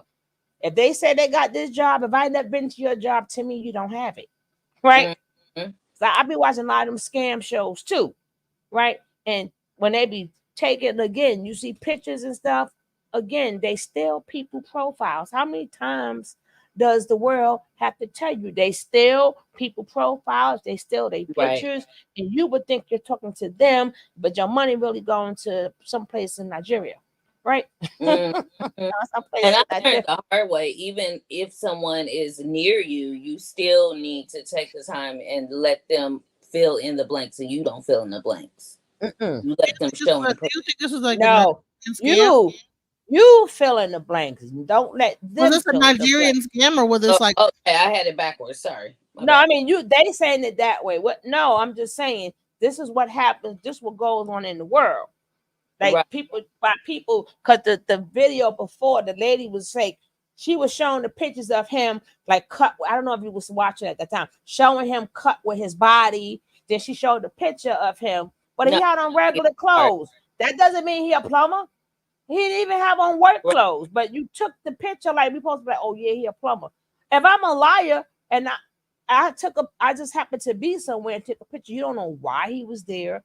It did not state that he was working. But again, people lie. So all he had on was like those like those like things that like look like really when you are probation, they make you like pick up trash off the ground and stuff like that. That's probably what he was doing. Yep, he probably was doing community service. Yeah, he was you know what I'm saying? Like, so a flake. I'm gonna say a flake. But again, you fill in the blanks as needed. Don't tell me nothing. You take it upon yourself, and after you get absolute proof what they say is true, then you fill it in. Okay, he's a plumber. Well, I've been this job. I called this job. I investigated the job. He does work there. Check. Right. Everything that what he Kanye said. say? You trying to tell me something? Yeah, You definitely can't tell me nothing. That's what Kanye say. You trying to tell me something? You can't tell me nothing. You need to be like that. A community service jumpsuit. Exactly. So again, remember we got this show is also about awareness. So we got to take these dumb things. We got to also, it's about awareness, right? Stop. And then these mammies, you gonna put the mammies is the one who put them pictures. The mammies is the one who went through his picture thing and put them pictures up there to deceive us women. This is what other women are doing to us, right? That's the only time I make a video because I don't go against men. I expect men to do that. Mine is I go after them women because I'm a woman. Women supposed to deal with women, right? And I like the fact that Albert, like Themis, dealt with him. He's a man. Let the men deal with the men, right? And the women deal with the women, right? And if somebody say Ringo was sitting up there, Ringo's always wrong, but you cannot tell Ringo he is not right. And I was gonna bump it to Ringo, but he just moved to North Carolina. Cause I was like, damn, I'm gonna literally bump into him. And I mean literally bump. Oh, sorry, right? But he wasn't all that far from by me, right? But let's go, right? And look at his face. He's trying to clear his ass, but you can't. Biggest life accomplishment. It took years of hard work studying and praying. And then he also added some things in here about because of his channel, he got 460 donations so far. Remember, that was so far. They didn't cut it off yet. He got to the 15,000. But at this point in time, because of these manosphere, 460 people donated until the real people did investigation, not because of what he said. So obviously, why do men follow other men's shows who don't do best? If you that stupid, and we're supposed to be the one that's stupid, but if you that stupid and you trying to explain to me he wrote that and you did no investigation, but you put that on your show, why do people trust to watch these shows? Why are you watching people? Oh, you don't know nothing. You talking about what he said. Well, so why is evidence is out and you ain't finding? Because I know the mammies got to get him some money, but I hate when men get other men money, right? And it's going for the wrong direction. See, y'all don't know how to help other men. Men don't know how to help men. Women know how to help women, but men do not know how to help men because y'all keep thinking that all of y'all are the same. Because I know if I'm a man, right, and I know for a fact we all got baby mamas, of course I'm gonna make my baby mama seem just like yours, right? So you don't have to see how fucked up I am, because men are so quick to believe bull crap from one another. Women don't do that with other women. Not saying that some women don't, but some women, one thing about women, they are harder on other women. Men are not hard on other men. Right. Absolutely correct.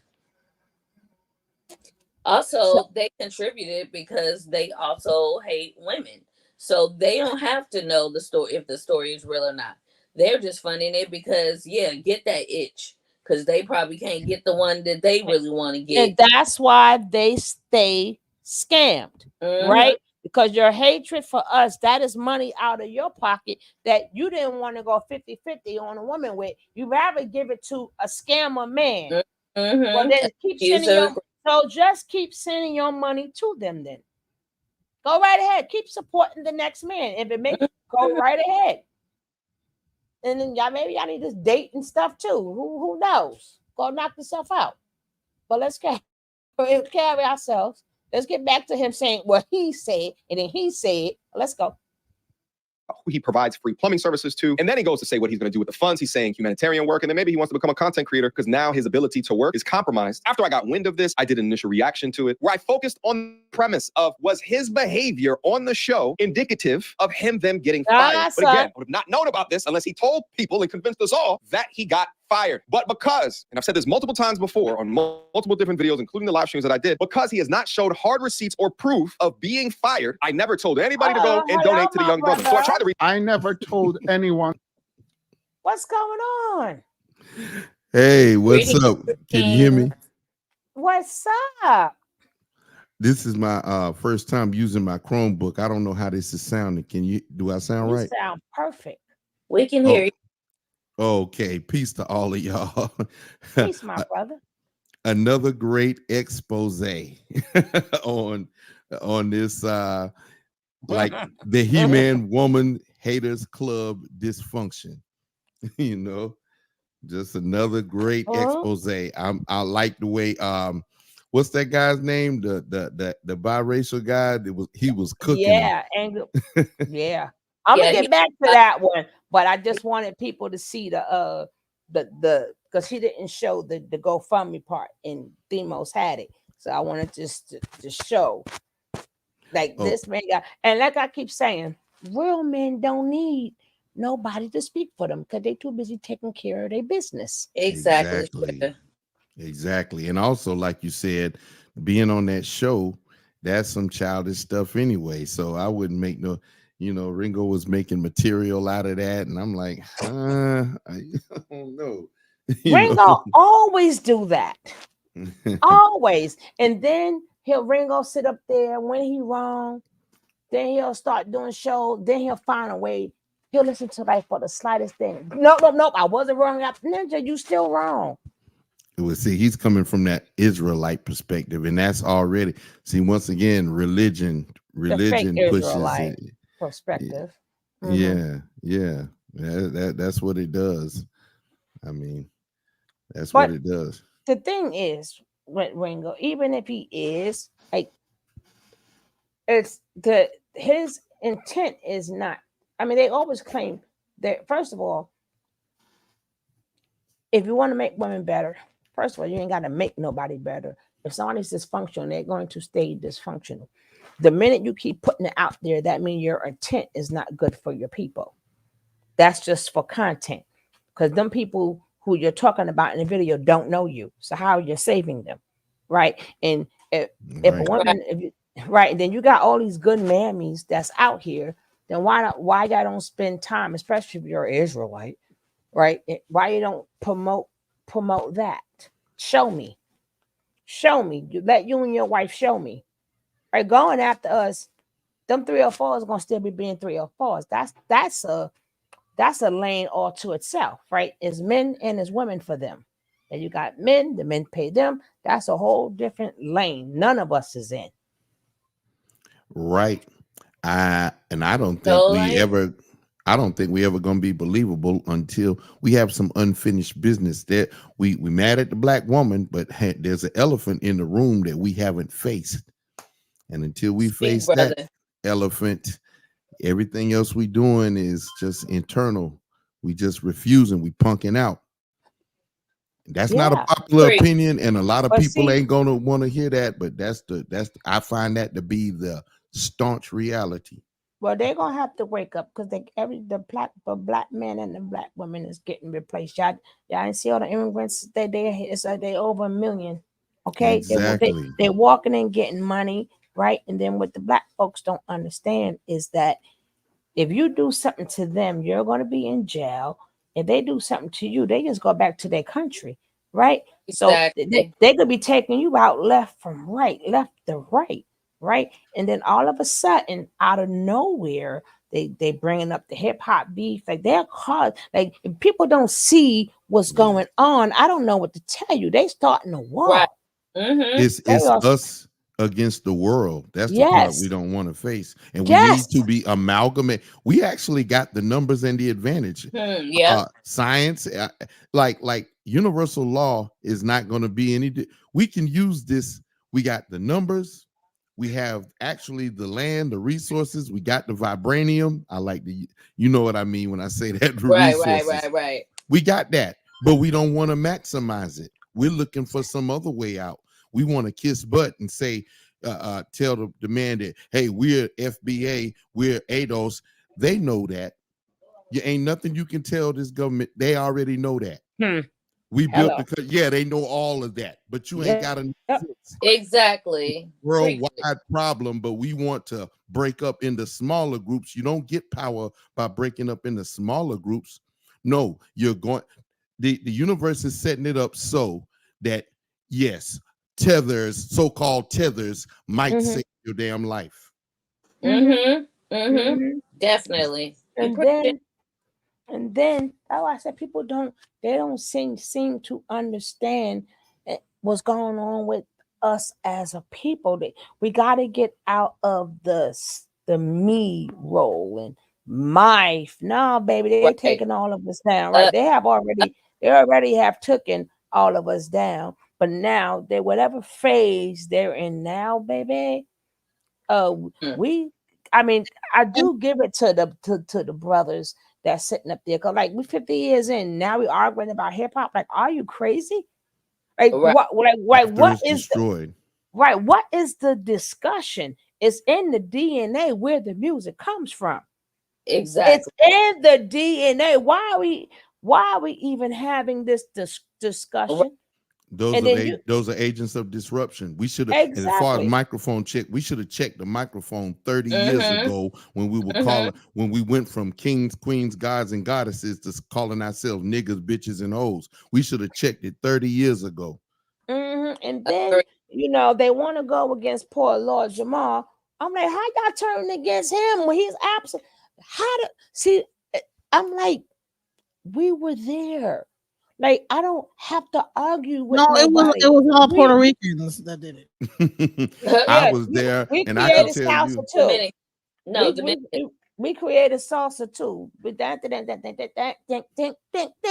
was only Jamaicans and Puerto Rican that were there. We weren't there. First of all, even though New York is in America.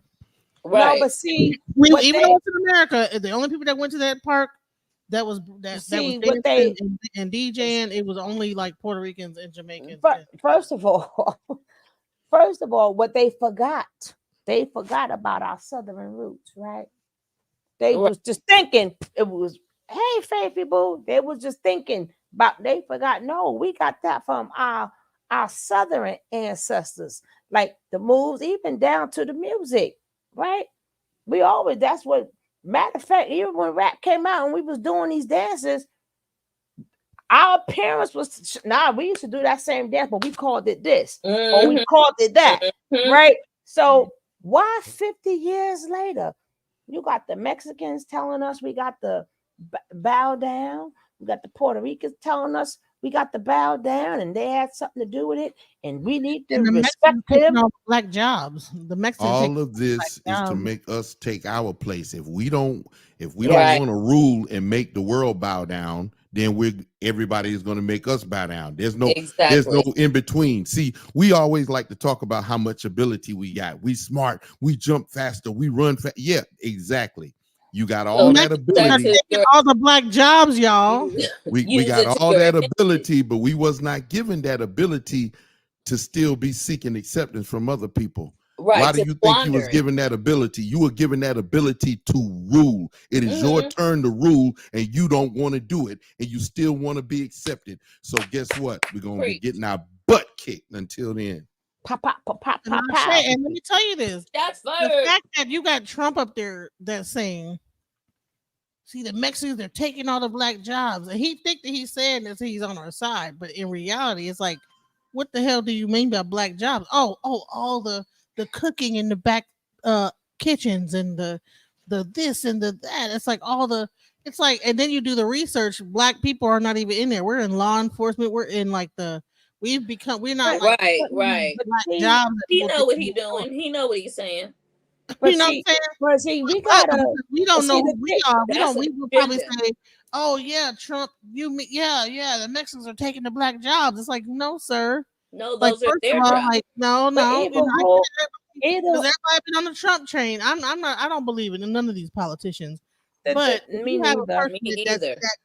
that gun felt so comfortable within himself, within the black, because black community got behind Trump, right? Like lately, they say that, you know, the Mexicans taking all the black jobs, cooking and cleaning and sharecropping and picking hip hop, hip hop, hip hop. Our time to have jobs. We supposed to be beyond all that jobs at this cotton need to point. be picked down Oh, south. yes, definitely. We're supposed to be on entrepreneurship, owning land, owning vehicles, owning animals. We're supposed to be on that level. But We're we not don't even we supposed to don't be we on don't this want to the be thing opposition to everybody else. We Right. don't want to be the leaders. We're afraid. Right. Exactly, We're right. afraid to challenge the world. Right. And drawing a line saying, yes, this is what we are. We running shit just like rap. That's right. We supposed to be running that. Let me tell you. Earlier, we just did a show with my grandmother. Right, she's my grandmother, removed from my brother's. You know, it's his stepmom. Is that what it's called? So I consider her my grandmother because she was right. Now she talked about a slave area that was really well known in this place called McIntyre, right? And how like they grew up, you know what I'm saying, like understanding how to not pick cotton, I'm sorry, but farm the land and look for the right water, because frogs need to be live in it to make sure that if the frogs drink it, that means it's good water. You know what I'm saying? That type of stuff. We've gotten so far removed from that, and so far removed from our connection to nature, and that's the reason why people are able to put us into this trick bag and say that, you know what I'm saying, even from hip hop, we got all this stuff is all digitized and this, that, the other, and we have lost our connection to nature. And all this stuff, even with this manosphere and this is really a disconnection to nature. Is really a disconnection to the natural way that life should be. I want to get out what I was saying earlier because I got stepped on. Y'all stepped on me, but I was saying that. We're so sorry.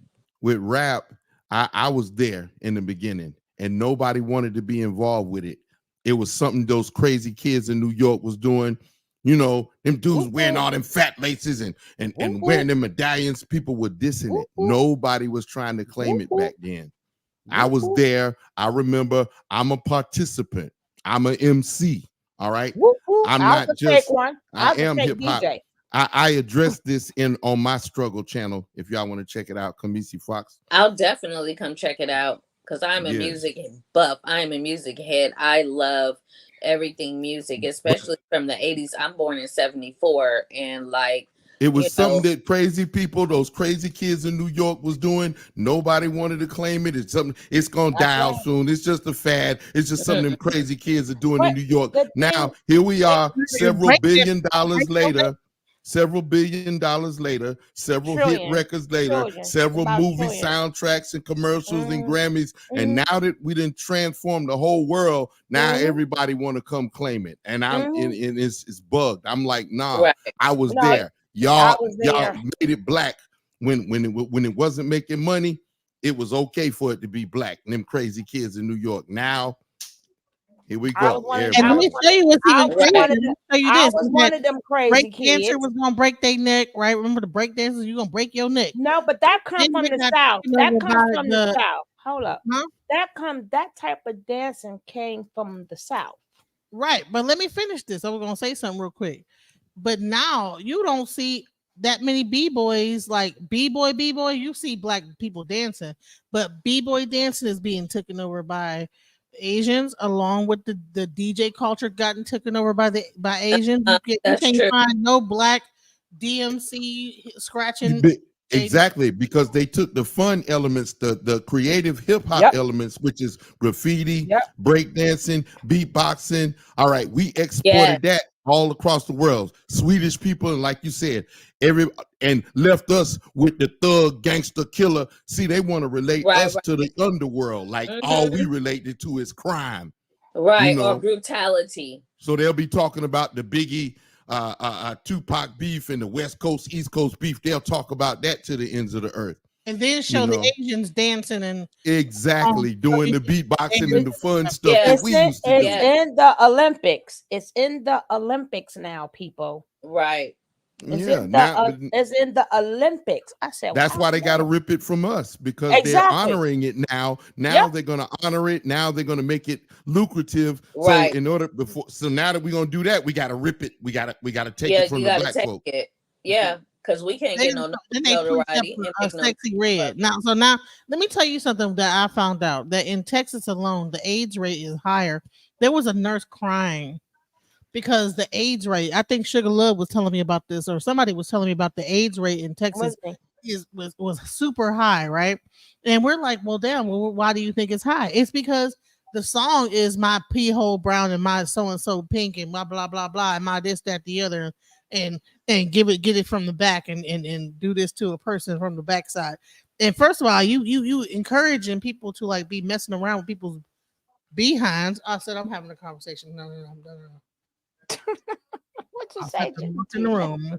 All set, but you understand what I'm saying? You're talking about people right. Yeah. playing in people's, hind parts, and you don't know what all kind of the sickness and illness come from that aspect. You got hepatitis and all type of things that come from that, and that's even why that era with the AIDS when it first came out was like it was, and now you have more people with syphilis and AIDS than ever. You know what I'm saying? And then you have Genesis, out here, there are billboards talking about eye syphilis. I was mortified. I said, what eye syphilis? What kind of world? My mind is blown. I don't even understand sometimes. I get it, I understand, but just to know what I was brought up in, where we came from the era like we talking about of the 80s and the break-in and the beatbox and the DJs and the MC. Well, first of all, like again, all that I was one of the members. I was there, right? And this is what they do, right? Remember, it's 5 boroughs in New York. They don't want to talk to the other boroughs, right? They want to keep it to the Bronx, right? Because back then, all the boroughs wasn't going to the other boroughs. So if it was any way, form, or fashion, the Hispanics had inspired it, we would have known. We knew it was a black thing from the get-go. We all was outside banging on the tables and we all, because we got that from the doo-wop era, right? People forget we got that from the doo-wop era. We always on around in a circle. That's something we did in all boroughs. We didn't get that from the Bronx. That's something we was all doing. Everybody bought their speakers outside. It started out with the radio, and then next thing you know, they started. You couldn't go. You couldn't remember, you couldn't go nowhere back in the day. Mama wouldn't let you go nowhere. So they had the big ass radio outside. The older folks was playing their spades. The younger kids was too busy dancing. So we didn't get that from the Jamaicans. How will we? Y'all brought speakers to America. Like, how do we get that from y'all? We don't see y'all. Right? We don't see y'all. How do what made us say, hey? Like, how will we know that? Right? Ain't no TV show. What you say, my brother? Nah, there's people that's got them talking like that. Busta Rhymes, and they wasn't talking that before, but not, like I said, this is all part of a play they running to separate us and divide us for them to talk that crazy mess now. Another thing they trying to do, they trying to rainbow the hip hop, because you know when we were wearing Lee jeans and you know when we had our Adidas and Pumas and we was in the b-boy stance, it was sort of a masculine. It was like, you know, nobody taking advantage of you. You know, they don't like that aspect, so they're trying to sprinkle it. Notice, right, and you they know, want to change the history book. Same way when you think of rock and roll, who face comes up, right? They're trying to Elvis us again, right? Because people got to understand when 20 years from now, every so often the history books get changed. So now, right? So now everything we doing now is somebody else's history. I Whatever's spoke of this now. on my struggle channel. Mm-hmm. The white man, he says that history is a lie agreed upon. So they'll about great grandchildren. Yes. It'll be a classroom of our great grandchildren, and the teacher will be saying, now hip hop was an American art form, and everybody was involved in it, and the king of it was Eminem. You know, tell it. The greatest of all time was this guy named Eminem. He was the king of it, you know, just like Elvis was the king of rock and roll. And, you know, and there won't be nobody, we won't be there to correct them. You know, exactly. Can we also just think about the psychology that's even now going on? That you have 5 girls lined up with a balloon, dressed in like very small little outfits, skimpy outfits, waiting for a man to approve of them and say that they're okay. You know, even though, you pop your balloon and then they line themselves up to be critiqued by this man.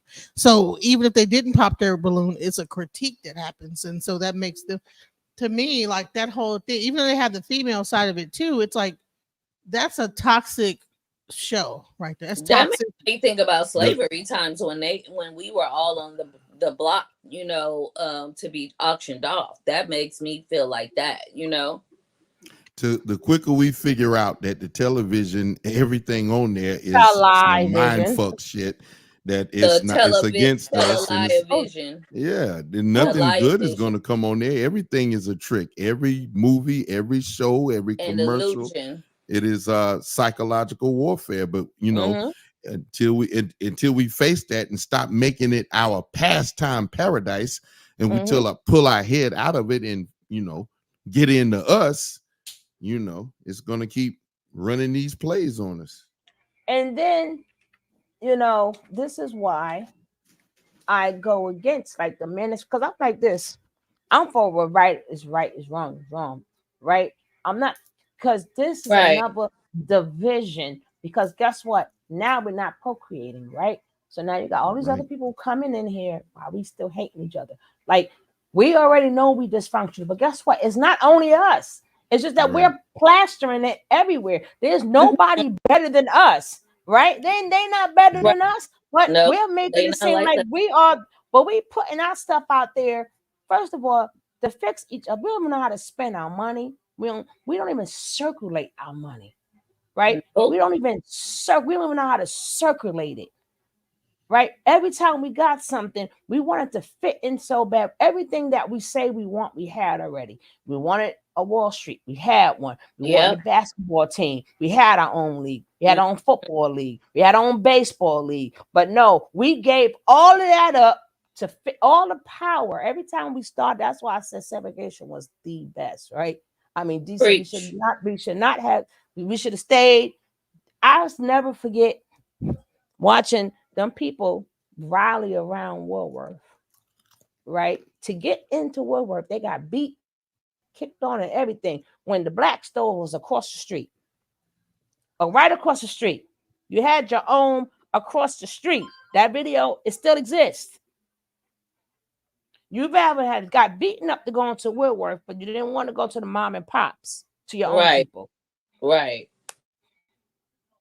You we don't value our own so stuff. Bad that you rather get humiliated and beat just to be accepted into their society. And we need to know that we have our own society. We are our own nation. And no, we don't know that. We don't know that. No, we don't know that. I said we need to know that.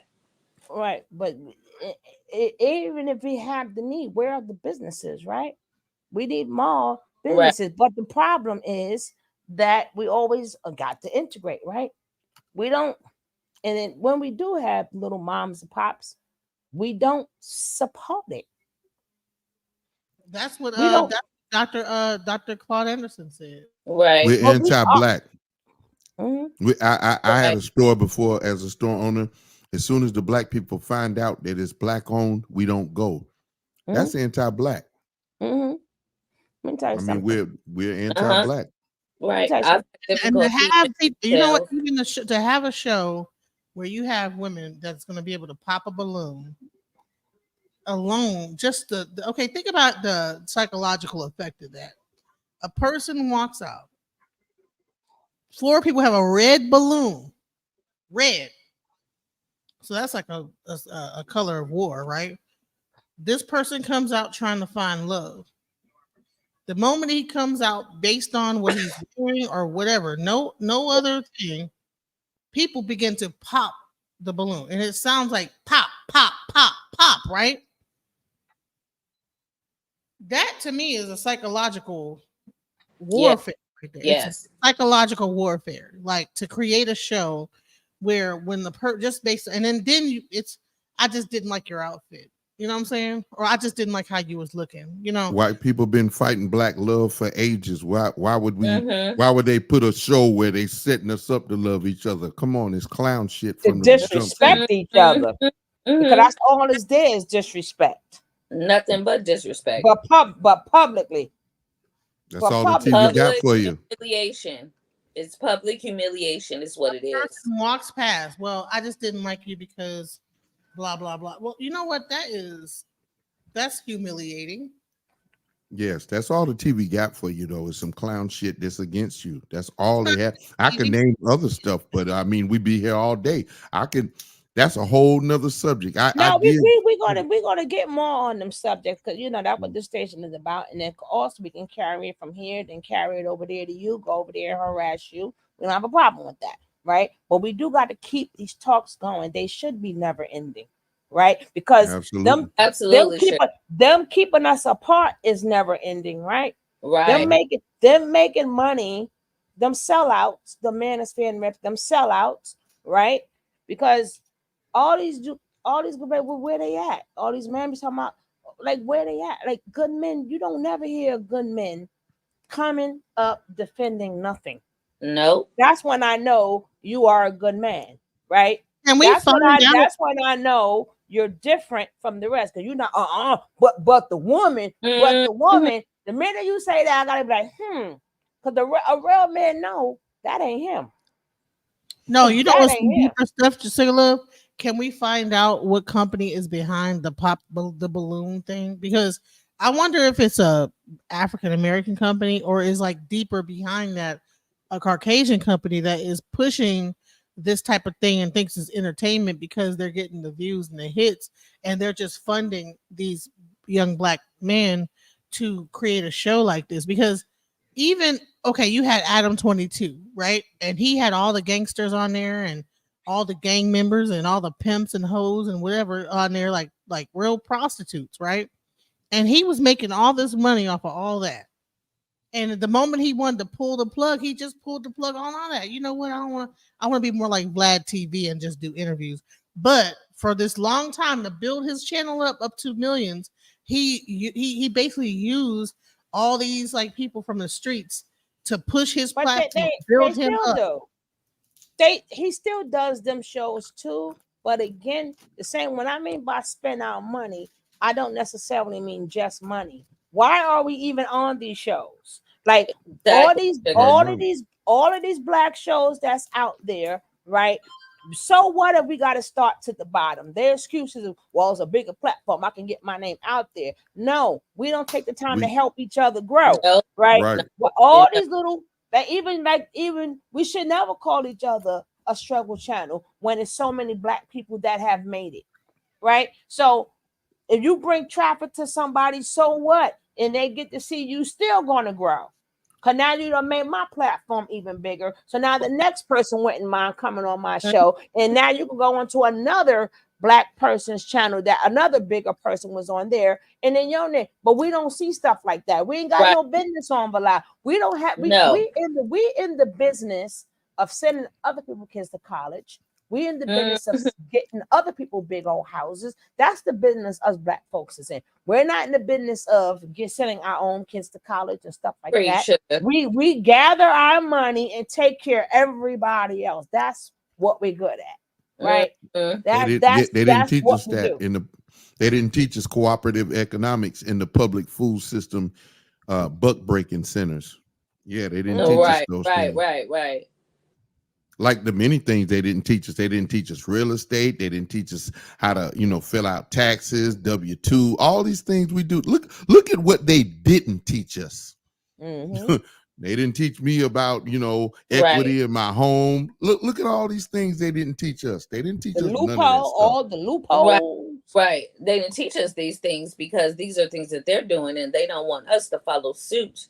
But we were already doing that. But still, once we were doing that, it's like you still want to be included in these people. And I, for one, don't want that when it comes to the detriment of me being and us being black women with these black men hating us so much to the point where they're not even fact checking. They're giving this man thousands of dollars and then will cry about a woman being a gold digger.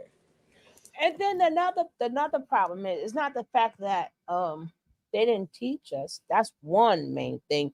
The problem is when we do learn it, the ones who do learn it, they'll rather scam us, scam their people with the false information, or make them pay where they can't afford to pay you. Mm-hmm. They don't come back and say, hey, let me school my people. Right? Because now they become the sellouts. They never come back and say, let me grab somebody. This is how you do block. And guess what? It don't cost you nothing. But being that you sold out, they taught you how to keep continuing to sell out. Right? So to learn this, hey, you send me, come to my convention, $500, $1,000. They make everything a convention. I'm like, are you crazy? Our people don't have nothing. Who was supposed to come to these conventions? Exactly. People who will already know these things. Like what? What you say? Yeah, it's exploitation. Yeah, because we didn't come up learning cooperative economics though, how to work together. We were taught individualism. That's all we were taught. And even being a star, making it out the ghetto. You be the one to make it out the ghetto, or you be the star. We didn't we were not taught how to work together. We have to make ourselves do that. And we also have to educate the future generation. Coming behind us. Yes, like absolutely. People our age, we just don't know how to work together. We just can't make ourselves do it because we haven't practiced that all our lives. But we can start with the children. But in order to do that, we're going to have to snatch them away from their hands of their open enemies. That means these yellow school buses rolling, taking them, dropping them off at these buck breaking centers. And that's what I call it. Not school, not education, buck breaking centers. They're going to their open end. See, these are harsh realities that a lot of people don't want to, face that. They'll argue with me about this, but it's just it's all about how long is it going to take for us to deal with the hard, cold reality that is us against the world. I'm gonna say this: keep preaching what you're preaching and saying what you're saying. Everybody not gonna have ears to hear, but those that have ears to hear will hear, and eyes to see will see. So keep getting that message out and saying what you're saying, because I'm telling you, you're gonna touch somebody, and then they gonna touch somebody. Sometimes we want to save everybody in a conglomerate, and it just isn't so.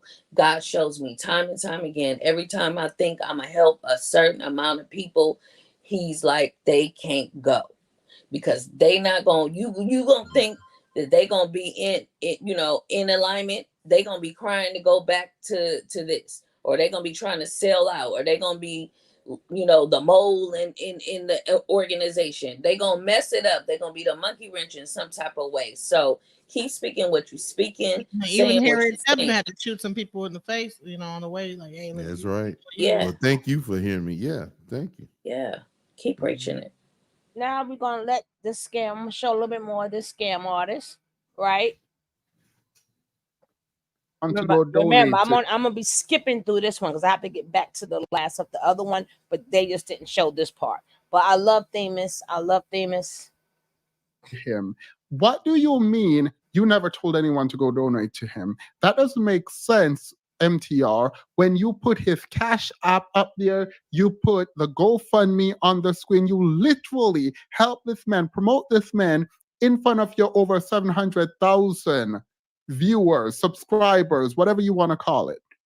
And you don't understand, talking about, oh, I never told you. That is not accountability. You're not taking accountability for using your platform to stick it to these women by allegedly promoting a scammer. An alleged scammer. The alleged right there is a scammer, not that he promoted. You promoted, there's no allegedly here. You promoted his Cash App, something about handsome. You promoted his GoFundMe. You told him that he needed to create a channel. You engaged with him in a way that indicated that you trusted and believed him, and he provided you with proof of something or another, so much so that you were willing to stick beside him. Even where Abba and Preach came forward and MTR, is that media takeout? Yeah. Uh-huh. See, let me just also point out that Media tutorials. Huh? Media tutorials. Oh, Yeah, I okay. was just Media takeout because, but I think he No, was also tutorials. mediocre tutorials. Yeah, Tutorials. I mean. say this. I Yeah, just yeah. found out that the person that owns that Pop the Balloon is an African woman. Media Takeout is also owned by an African guy, you know. So, and I did see the promotion of that on Media Takeout. Well, Again, so we have like Yeah, there you have it. That explains it. There you have it. There you have it. That explains it. There you have it. Even though we're trying to be brothers and sisters with the Africans. That's another whole show, girl. That's They- another whole Well, show. now don't put that on all of Africa now. I'm not putting it on all of Africa. I'm just saying is that like when they come over here, they begin to exploit us just the way that any other sometimes too. My thing is that like if we felt like we was brothers and sisters in Pan, because we always was about Pan Africanism and this, that, the other, but there's I am about that. right. So you know, like we need to also like think about that. Is that you have a lot of, because I'm a Pan Africanist myself. Like I have all this, and I've been to Africa. You know, however, I would say is that some of the Africans that come over here have like a whole. They don't. I don't think they see themselves as brothers. They and do sisters. not, and a lot of them have said that, right? They don't care about like You exploiting us just like anybody else would. You got to know they're gonna send the sellouts. I mean, of course, they don't want us uniting because they know that'll be power. The ones that are hey, they say they brothers and sisters with us, that's down with us, of course they're not gonna send them over here. I think the first mistake we make is when we say the word Africa, right? And this is why people tends to see them all the same. First of all, that is the white man's name, right? That name don't even belong to them. A white man came over there, and that's the white man's name, right? So we got to start learning the different parts of Africa. So when we speak of Africa, we could say the Nigerians, the Kenyans. Okay, so she from Congo. He from right. Yeah, but I've heard those things about Africa.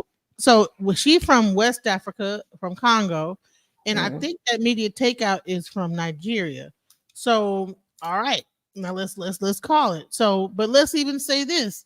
Now I haven't seen a lot of like exploitation from the South Africans, but I'll say this: Ethiopians. Like basically, I'm not going to be. Let me stop.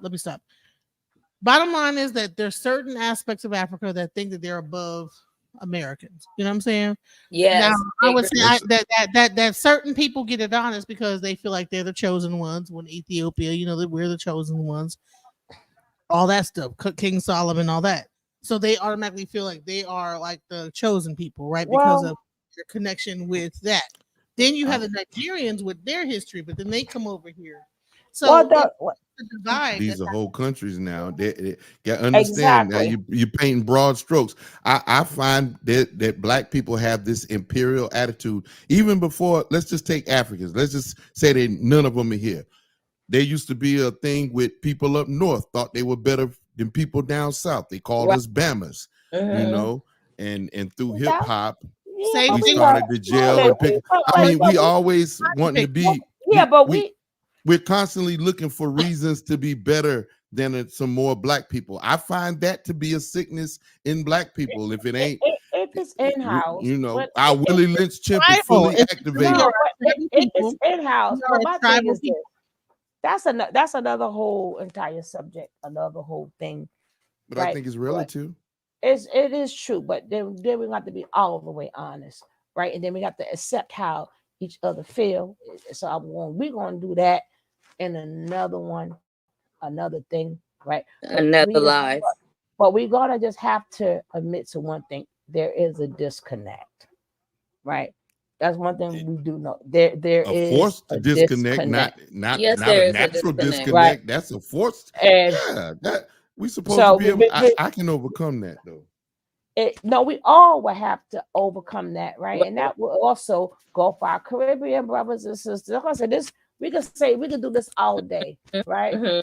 We can do this all entire day, right? But I know we got to get our act together here, because even though with the disconnect, we are disconnected. So let's fix this space first. Right. Well, let's do it without stomping on our brothers and sisters over there, because I was at the FBA rally down that Tariq Nasheed and them had down there, and they were just, saying so and so about foo and everything. They were saying all that. If you were somebody from the Caribbean, you would have felt hated and unwelcome right there. Well, I was there. Now, Rizza Islam said to the white people here, if the shoe don't fit, don't wear it. He made something conciliatory for the white people. Check it out. But nobody said nothing. Nobody said, hey, to our brothers and sisters around the world, we don't hate you. Nobody said that. But that same rule, it sounded like a big hate fest against black people that ain't from America. And I didn't like that. And I'm telling you, we got to stop that. That's part of the setup. But that will go both ways. Yes. That will go both ways. It does. So but I haven't been to an African anti-American hate fest yet. I went to that but that would be out here. But when our people do go there, look how they do treat us. They triple charge us for everything. They say we don't belong there, right? So that still go. A lot of people want to go back there. They're like, that's why I said that's another whole entire. Yeah, because that's not everybody's experience there. Yeah, but it's a majority of American black. It's a majority. Let me tell you, that's not how I've been treated. My wife's from Cameroon, and I don't have that. You is one. I work with. I work with them, right? And I still call them, and especially the ones I call my brother and my sister. Like this is what they are telling me how they feel out there, right? So I'm not getting this from how I feel. They say this is how we feel about y'all. I also nobody talks about the ones who are down. There are those who are on the internet that are constantly reaching out to us to say they down with us, but nobody speaks about them at all. So again, just understand that I can't fix over there. It's both continents.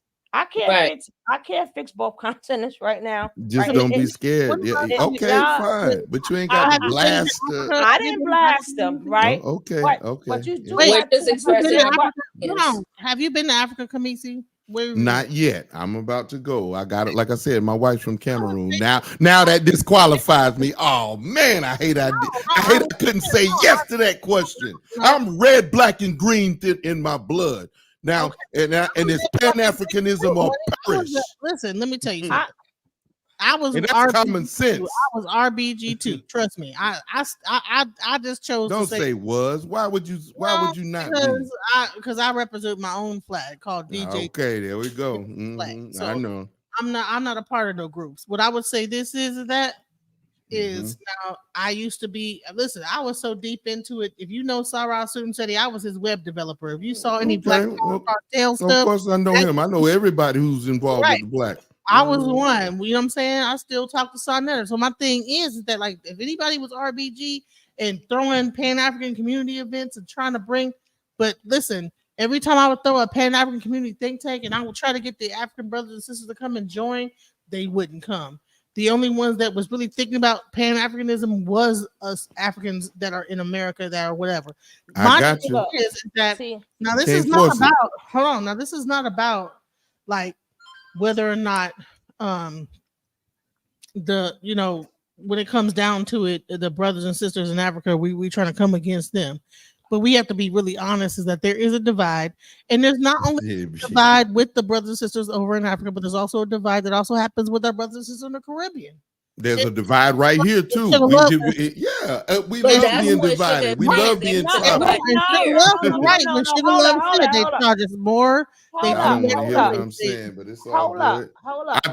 I talk to Africans around the world. There is no divide here. People, we're just speaking. Like nobody said we don't like them, but you never heard that. No, that didn't come out anybody's mouth. There is no divide here. We're just speaking how we feel. No, I'm saying there's a divide with Africans here. I'm talking about not Africans. I'm talking about African Americans. FBA. We're divided. We if it ain't them, then we'll divide amongst each other. A class division. We'll find some reason to divide. Is what I'm saying.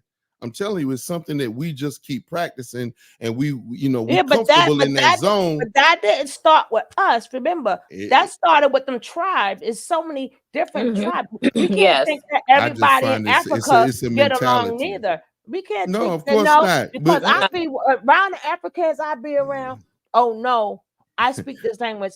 I'm this. I'm okay, we Igbo. like being I'm defeated, this. though. That's what I'm saying, though. It started there, and they still feel this way about each other there too. Yes, and that's a problem. That can be worked out too. All of these are all right. If we can be worked out, well, then we enjoy getting our butt kicked in because it's us against the world. That's what I'm saying. The Igbo still will be like, I'm proud Igbo, and that's your not necessarily. I know an Igbo friend of mine. No, it doesn't have to. See, none of this stuff is etched in stone. Does happen. These. We're being very stubborn. That's just. I'm gonna leave it at that. Yeah, we're being very stubborn. It's okay. I tell you what, enjoy the ass whipping, enjoy the 15-minute cities. It's all getting cooked up for you, baby. So it's either Pan-Africanism or perish. If we want to keep making these excuses, if we can't see past these invisible borders, then we're going to be getting our ass kicked. That's all. It's all good. Hey, I'm attempting to try to break it, but it's okay. We're very stubborn. It's all good. It's all good. It's all good. We're stubborn. Rock out. Rock on. Do you understand that we No, it's all good. Rock on, baby. Rock on. We had a whole movement in the 60s and 70s to like go back. But you can't just say, all right, that you throw one punch in there. Oh, we did that in the 60s. No, we got to keep punching. It don't stop there. They still in their own place. I tell them that. I'm telling both sides. Tell them that. Stubbornness on both sides. I'm telling you, I talk to them. That's why I do. That's what I'm telling you. That's beautiful. Who are you talking to, though? Are you in y'all right now? I'm talking to y'all right now, and I'm seeing you know what? I would say spend 2 years in Ghana. No problem, man. Please, I'm about to go. Because right now you're gonna play. Oh, you don't know. Look. Way off topic. This ain't about Africa anyway. This ain't none of this about Africa. I'm gonna get back on the show. Ain't none of this about Africa, right? We don't want to be powerful together. That's part of thank you. But none of this is about Africa right now, right? We're going to a whole nother place. We're taking it left. Let's bring it back. Right? So let's bring it back to the Plumer. Right. We got away from the Plumer. Nah, it's all part of the equation, though. It's just for using your platform to stick it to these women by allegedly promoting a scammer. an alleged scammer. The alleged right there is a scammer, not that he promoted. You promoted, there's no allegedly here. You promoted his Cash App, something about handsome. You promoted his GoFundMe. You told him that he needed to create a channel. You engaged with him in a way that indicated that you trusted and believed him, and he provided you with proof of something or another, so much so that you were willing to stick beside him. Even where Abba and Preach came forward and dragged you and dragged him, you stuck beside him. Now, I will say it is fascinating to go through this story insofar as a lot of people, men and women, were like, yeah, no, this man is a scammer. A lot of men try to kind of brush off his behavior and say, okay, why keep this up? So yeah. We can't.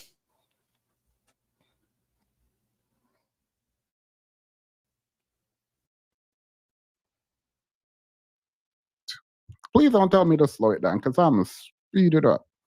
Week while uploading some snippets, because albeit it was 5 hours, which is a long damn time, and especially right now in the TikTok generation, a lot of people are not even going to watch it. So I wanted to go to Club Shay Shay route, just take little snippets, upload it to the channel, let the internet do whatever the internet wants to do with it, react to it, commentate on it. And my purpose of that as well, and one of the main purposes that I wanted to do in order to interview Aaron, is to give a different perspective, perhaps another side of a coin than what was the general consensus, which was sassy man behavior, him bad person, lost job. He more than likely deserved it, okay? I wanted to bring him on to understand what was going on, who is he as a person, and unpack these different things, okay?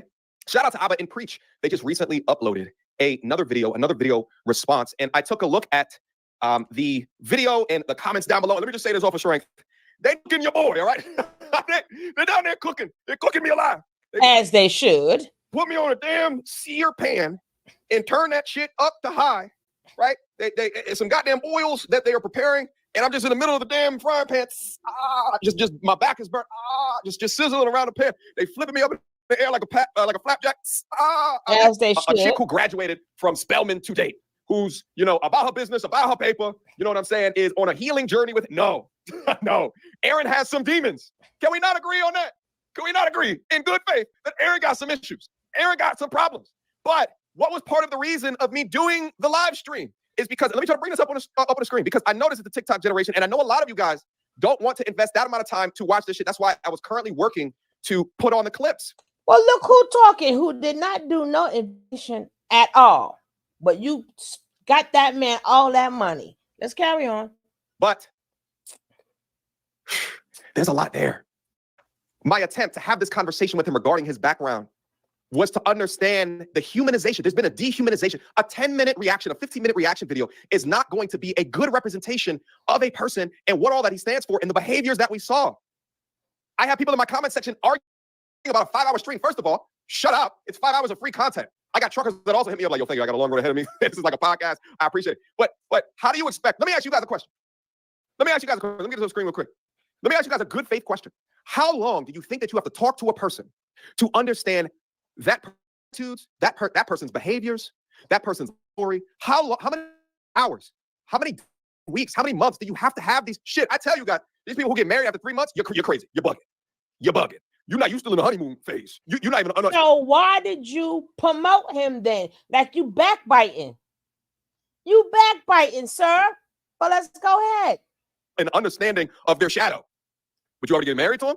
And shit like that. I told Aaron, you were talking about marriage with a chick that you lived with for 6 weeks. You're bugging. And I told that to him, holding him accountable. And what do you say back? And accountable. You're right. I was bugging. And I hate to get too much off of the point, but shit, you go for a therapy session. What are those, an hour and a half? How many conversations before you break ice of anything in regards to who you are, where you've come from? This man has come from a tortured background.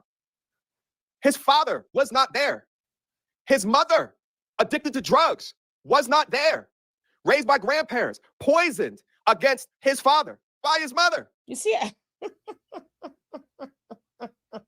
how his father wasn't there, but his mama's an addict, but she had enough time. His mother wasn't there, but she had poisoned you against the father who wasn't there.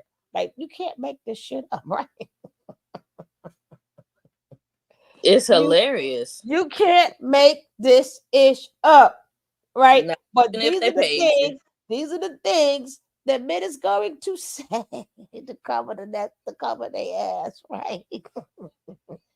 Now, because if he would have left out the crackhead part, he was left alone. Then I can say, well, he was raised with his mother. She tarnished him against the you. If your father's there, a woman cannot tarnish a man against his dad. A child, they make it seem like we wasn't kids. Like if I would Exactly. like we did y'all forget that y'all were kids, regardless of what your mama said, you would know if your daddy was at the door. You would know if your daddy hugged you. You would know if your daddy said I love you. You would know if daddy was even down there by the school. Like certain things you would know. Don't get me wrong. There are cases if the woman is truly narcissistic, that's a whole different woman. She would now go through them extremes. Right. Right. But that's if she's truly narcissistic. That's not regular women. No. Right. Just like some men, right? Some men are when we speak upon certain men, them are narcissistic men, right? They're not on the same lane as a regular man. Right. So we keep using narcissistic women and narcissistic men, and us people in the middle want to act like yeah. No, them are separate people. Break it down. Right. So that's a narcissistic woman. But then they want to label us all like, no. I know a lot of women, they can say what they want to say. We know now my daddy good. And then your mama this. First of all, the kid, just like we were, if you was in a single household, you in the house with your mama. Can't nobody tell you about your mama. Nope. You live with her, right? So she a little bit crazy. Guess what? You would know that. And you will also know sacrifices. You would know if your stomach was full. Like these things you would know. And a lot of times, if you got a dysfunctional mother, she ain't thinking about the father anyway. Right. She too dysfunctional to even trash you. But you wouldn't know that because you're not around. Exactly. Now, if you around, but if she's dysfunctional, if she's what other men are doing, she ain't even trashing you. She ain't got no time to trash you. She's dysfunctional. So she can't turn you against your daddy because she's dysfunctional. Right.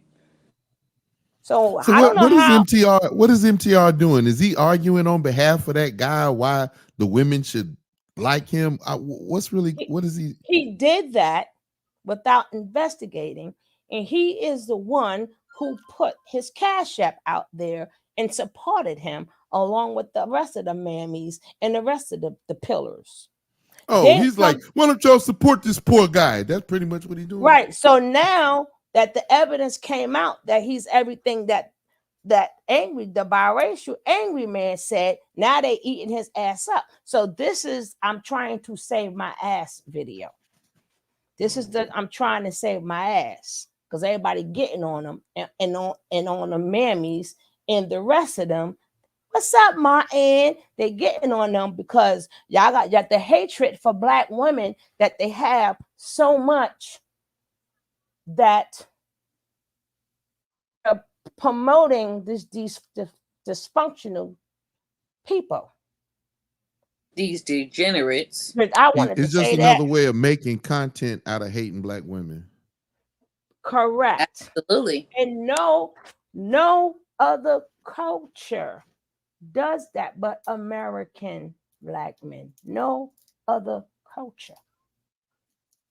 They not and unfortunately, we lead the world, so sooner or later, people are gonna start copying that. I hope they don't. Listen, they're not going to copy it because they are on code. We are not on code. They are on code. They do the same thing already. They probably treat their women even worse. Their women probably don't like their men even more, but they are not going to do that because that messes up the economics.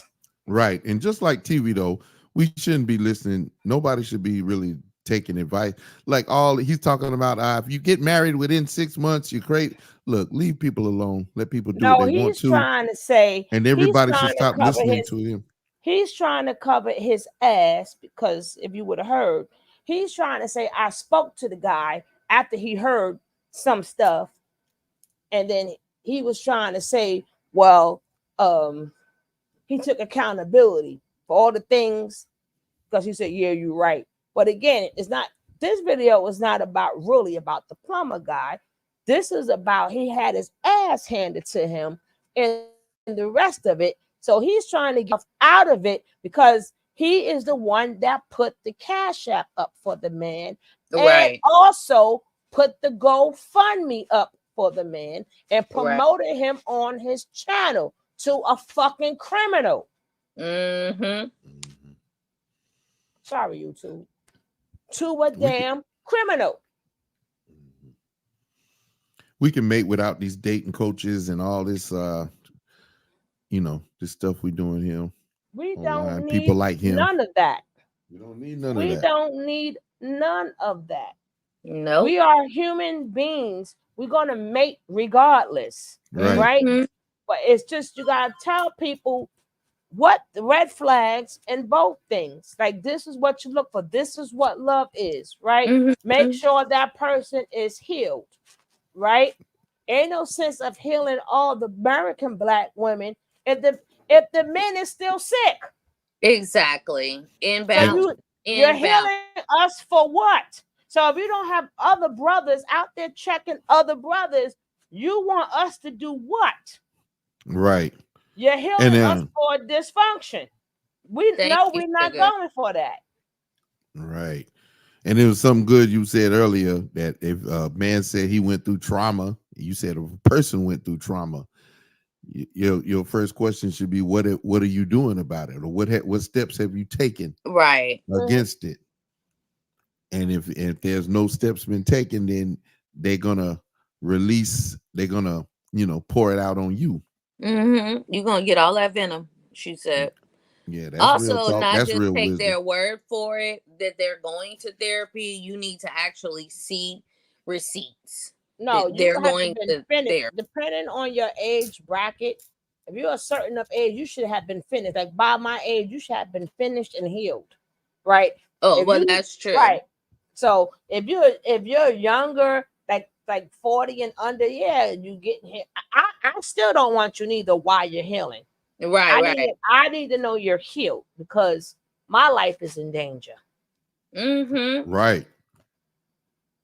Right. And that's something I truly believe it. I believe we all need, before we even go off into this world, I think we all, depending on our childhood, even if it was really good, sometimes you when your childhood was really good, like, and then you get out there, you tend to do extra because now you want to catch up to the people.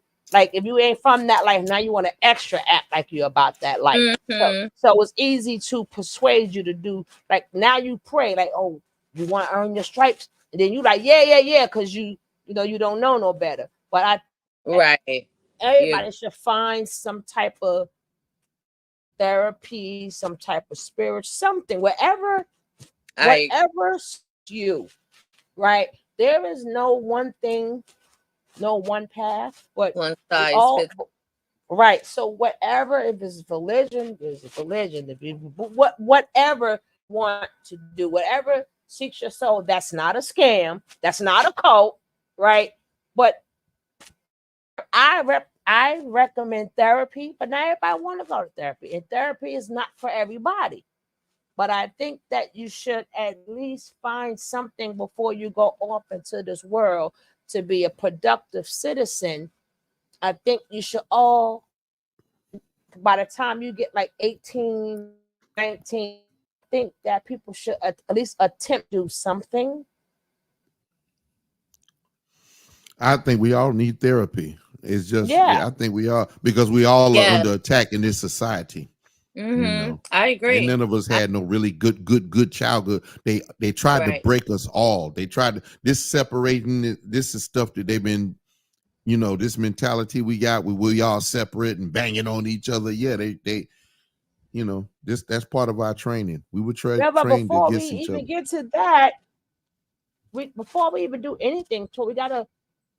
That's people individual thing to heal themselves, though. So everybody individually heal themselves. life Right. would be so much better.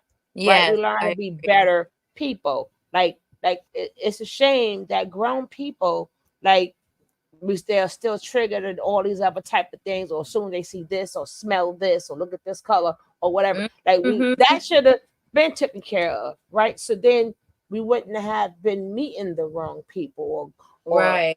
right. We gotta unlearn a lot of stuff that was learned and a lot of stuff that was done Mm-hmm. to us and things that we push under the rug, like family business and family Yeah, secrets a lot of and stuff layers. like that. It's a lot of different layers. I'm ugly. I'm the dark child. I'm this. I'm that. Oh, I felt, and sometimes we have a way of feeling a certain way and we don't communicate it. And sometimes we didn't know, hey, like everybody could have the same mother. Each person is going to tell you a different story about the mother, right? Mm-hmm. And then it depends on your age bracket. Like I always tell older kids that oh the baby spoil you. No, the child, the youngest is not spoil you. Mama just tired. Shit. She had the energy for you and don't got the energy for this one, right? But Exactly. then the older one, the younger one feels this one. So sometimes you got to even get together Mm-hmm. with the people you feel a certain way towards. Even if you got to start with your siblings or with your kids, you got to strike that conversation. And every conversation, hey, you're like, wow, I Mm-hmm. didn't know that. And Mm-hmm. you really felt like that. I thought, sometimes people go around hating each other, family members going around, family is divided for it could be like a simple because of a Right. feeling, and your You know, feeling don't make it a fact. Go ahead. that's part of something we can take from some of the things we lost in our African tradition. Because I know with my wife, they have a family reunion, it's totally different. The family gets together, and if there's a problem going on with any people, if they have marital problems, the whole family moves, tries to work it out. Whereas, the family reunions we do over here, we just, we get a hotel, we cater some food, and it's not really, it ain't as tight knit. You know what I'm saying? Those are things we can borrow back because it's our culture. We just kind of lost it over here. That's what we got a lot to gain from that cross cultural exchange, and that's one of the things. Another thing I was going to say, we used to could address a lot of these things in music. you know we don't do it now because we don't do it, we don't make songs, and we don't make songs to address these things now because everybody's just trying to get a hit record and get paid. We being played, we just being dog walked by a slave master right now. But if we could find a way to get back to making music where we talk to each other, music helps. It helps work out a lot of things. It's therapeutic. It's something, we have that talent, but we just, go back to believing in ourselves again. Okay. I don't know He what it's going to says, take. I don't know if you can put an age on someone should be healed. Some people don't come around to start. No, I said, I at my age, right? You cannot put a limit on somebody else's healing. I said at my age, for me to get with you, you will have to be healed already. Now, people individually can get healed at any point in time of their life.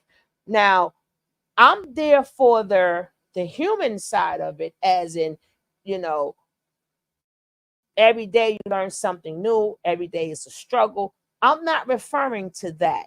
I'm talking about something that's containing your childhood or something that's going to make you abusive, shoot venom and stuff. That's what I'm talking about, right? You should not be 50 years old still terrorizing every woman that you get because you were not healed, right? You Right. had 30 to 40 years, right? So at some point in time, that showed me you're not responsible for even yourself, that you rather keep spewing venom at people. So at my age, no, I am not, no, mm-mm. I want peace. I'm at the age where you're especially dealing with an older person whom is not killed, is going to kill me. Going to give me high blood pressure. Going to give me a heart attack. Stress kills. Yes, it I does. don't Yes, got it no Right. does. time for you to be off and on and off and on and off. I know I'm too old Right. for that shit. That's right. I don't have no time for you to go into the dark room and be nice, be mean. No, you're gonna be one way. Now, far as getting through the regular humps, that's different. Like you still learning something every day. You still gonna have to pull each other through stuff every day. I'm talking about stuff that's gonna make you, because you haven't got here, make you hate me. Right? If you haven't learned how to love women yet, what I want you 50 years old, you still ain't learning. What do I wait for you to heal for? When you heal, come see me. Right? That's Right. what You I didn't mean. get married to That's be right. somebody's psychotherapist. Yeah, I know what you mean. Right. That ain't my ministry. Yep. So that's what I mean by that, Martin. Right? I mean, at some point in time, we have to accept the fact that some people it's comfortable and that's where they're going to stay. It's comfortable. Absolutely. That's all they know. Right? Yep. Until oh, all right, baby. Until diabetes kick in for him, or your body starts shutting down and stuff Now like you need that. a nurse When the aid. universe kicks in, they mouth and stuff may be nasty or whatever, but ain't nobody scared of you no more. ain't nobody scared of, ain't nobody's less cheese, thank God for that. But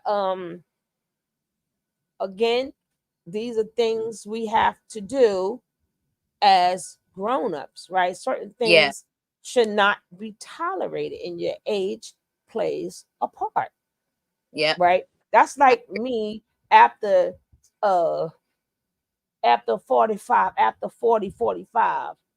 Come on, we building. Nigga, what? We should be Right. talking about vacation. Like when you retiring. Thank We you. we Thank you. building. Thank you, sugar. Pardon Thank my French. Like we building. We gonna try to do what? No, you at our age, you. you should already have your own. I And I should have my own. We should be bringing it together, right? We should be right. taking these two buildings, and it should be together. Now, building means okay. Let's start a business. Now that's building, not you still trying to get it together. Right. I don't think so. No, you're not I right should either. not be having the same conversation in my 20s that I had in my 30s with Or anybody. Oh, 30. I should not be having the same conversations in my 40s that I had in my 30s. Nope. I should not be having the same conversation in my 50s that I had. You understand? You supposed to be Exactly. moving up. Yeah. Supposed to be moving up. I know I will not.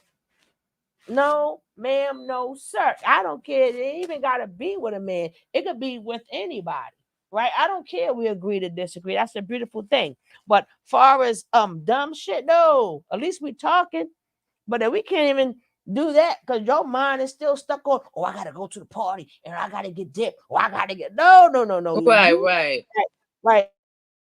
And you chasing behind the girls and you trying to keep up with them young boys, or you're doing what the young boys are doing. No. Or if you're a female friend of mine, no, I ain't This, got this no. is why this is why black men have to face the elephant in the room, because in this country, black manhood is illegal in America. So they want to keep us operating as adolescents all our life. That's what they try to keep us. We have to fight to get out of that, though. But the ones we have to fight is not black women.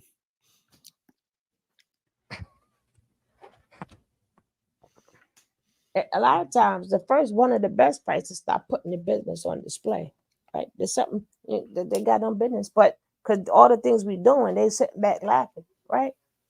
You got a business putting it on display.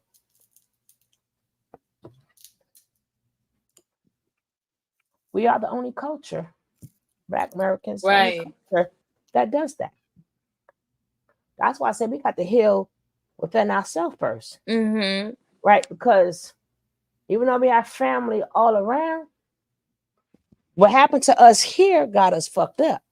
Yeah. Or we can extend ourselves, Being that we was and nobody come to save us, and nobody come to help us, and nobody ain't even helping us. We got to get rid of some of that disease we got in us.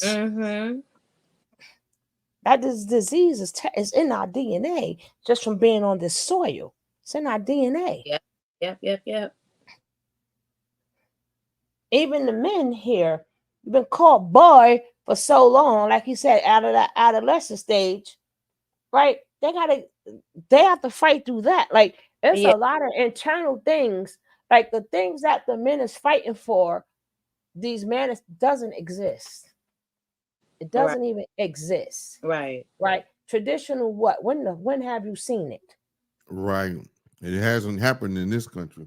Now, I'm not saying that for does that mean everybody? I don't know everybody to speak on everybody. So I don't hear about this one person, that's only one person amongst billions. I'm not speaking upon one or two or three or four. I'm just saying as a majority, a lot of stuff did not exist. No, right? I can tell you, black men, they try to break us in the public food system. It's always an attempt to break us. That's why I say black manhood is illegal in America. A lot of us don't want to face that, but I'm telling you, it is. They're gonna have to face it. They don't have to. Again, nobody has to do nothing because, like, again, same will apply. Sometimes that's all they know, and they don't want to because in order to change, it always starts within. So this is all that we know, and we are all comfortable with this. Then that's how it shall be, right? There's no other place where women have been more of a backbone than the Black American woman. When they burnt them churches, we was burnt there too, and there was our kids that was burnt. When them water holes went off, we was right with you, right? You will never see another culture with the black. Some matter of fact, the black woman was ahead of the black man. They know we was still because of what we seen done to the men and to the kids. We was stepping in front of them, putting arms out, right? Putting the arms out. That's how much we protect them. But they supposed to be the protector, right? So, in a sense, that's another thing that is hard for black men to do. And it's hard for us to cut it off. Like, how do you cut it off? Right? So, it's not just even the black man, the black woman too, because we are still in this together. It's a we thing. It's a we thing. It's not a separatism thing. It's not the black man and the black woman. It's just the black people, right? But we want to keep separating it, and then we want to run with this thing with traditional and modern. Every fucking body's modern. Stop. Stop. You got a phone in your pocket. Take it out then. Don't ever use it again. Go back to beating drums or something. I mean, everybody is modern, right? We always needed two incomes. And I don't care where you go. You need two incomes.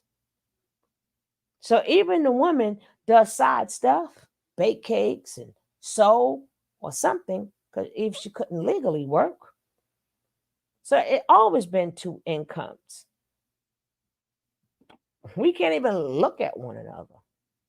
This man right here, because he's so strong, his strong belief in saving men who don't need to be, a real grown man don't need to be saved.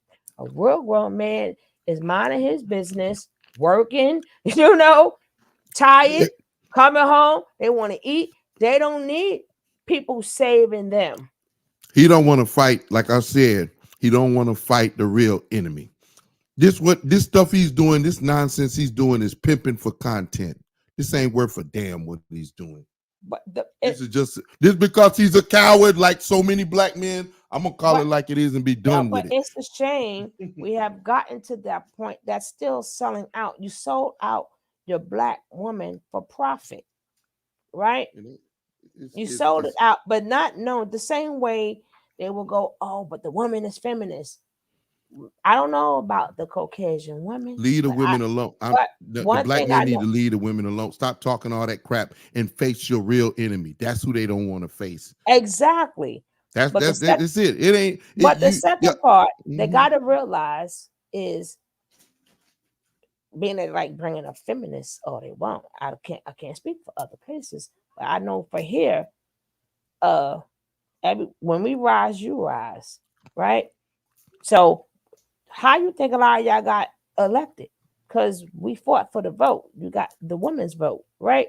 So y'all mad about all this feminist stuff, but it benefits you. Like at the other places, it might benefit the woman, but here, us, everything that we got benefits you, right? Even the welfare man you mad about, it still benefited you because you want to go and you know them might not be food every night, but you know them stamps gonna come in, child gonna be fed, right? So a lot of things you may not complain about the woman, the only race, the only culture on this earth complain about the women, but it wasn't for the women. How would you get further? Everything we do benefit you guys. Unlike in other countries, it would benefit them. But for us, what we do benefits you. If we able to vote, when y'all decided to run for something, you had our vote to carry you. Because all them white folks wasn't voting for you. That's the black women's vote. But when y'all, for the black men here to get a lot of things done, you needed that black woman muscle some way, somehow. Right? So you speak upon tradition, that would be the best tradition when we fought together. That's some tradition for your ass. That's real tradition. Modern, talking about looking cute all day. We had no time to look cute all day. We was on a fucking picking cotton and shit. What tradition are you talking about? What traditional woman I'll wait. We couldn't sit around look pretty all damn day with perfume on. We worked the 50 million hours a damn day, pregnant and everything else. And our love for y'all and wanting to see you in your most, it should trigger something in us, and it should end up with us handling some other business. I'm just keep throwing it over there because that's where it's at. That needs to be handled, but we got to We don't learn want to to do it. appreciate. We got to appreciate Yes, each sugar. other. We got to appreciate each other, right? Like I keep saying, if you know our history in America, we don't hold nothing against y'all. Y'all don't hold nothing. This is what happened to us. Okay, can we get this disease up out of us? Can we get it? We got fucking Right, morons here, freaking right. morons sitting right here, still defending a goddamn criminal, Predator. a scammer. And then what was the purpose of sending that man money?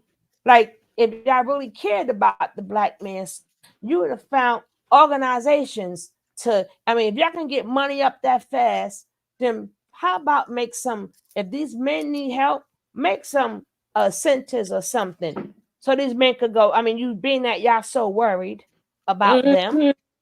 Y'all talk about women all the time. Y'all got money. Why y'all not making same way they got shelters for where the shelters for the men? Exactly. Y'all got money to pay each other to talk about women, but not help the real men out. The real men who need help, y'all not Mhm. helping them. This Mhm. boosting We too ego busy bullshit. competing. Yeah, but this boosting egos, paying people just to boost your ego, that's sad. That's a real serious ego trip right there. We ain't The trying to more help other men. We too busy competing, so we ain't trying to help each other. This is just some bull crap he's doing. That's He's bull pimping for. crap. That man got He, $13,000 plus. That was just for the GoFundMe, the Cash App. We don't. He got a total of $15,000. no, he this got the Big man. 15. No. He got the whole $15,000, not including the cash app. Oh, not including Remember, the Cash App. right? Okay. Remember, that was they didn't stop it yet. So more money came in. When he's showing the video, it was showing you where it was at. But it was Okay. another video stating that he got the whole 15. So when he wanted to take the money out, they stopped it. But he still got the cash apps. And I'm like, y'all choose him Right. out of everybody talking about because they felt he He put them women in their place, so they felt like that he was owed some money. Like Mhm. It who was does something like that? You know what? You just I think you when you put them women in their place. Here's a couple of dollars. But then you got real men that got real problems who's really going through it.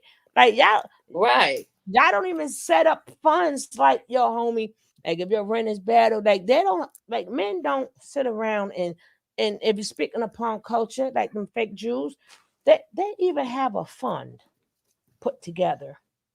Mm-hmm. So and they all gotta put the 10%.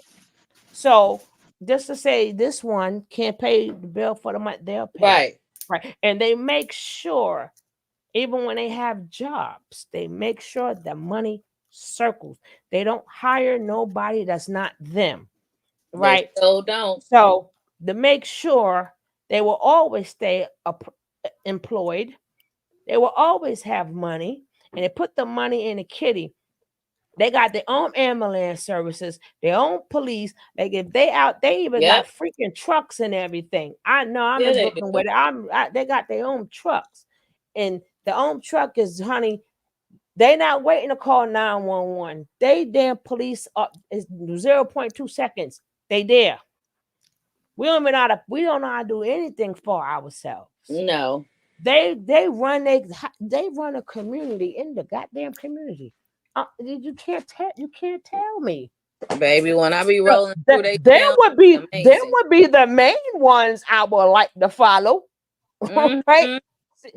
I watch them all the time.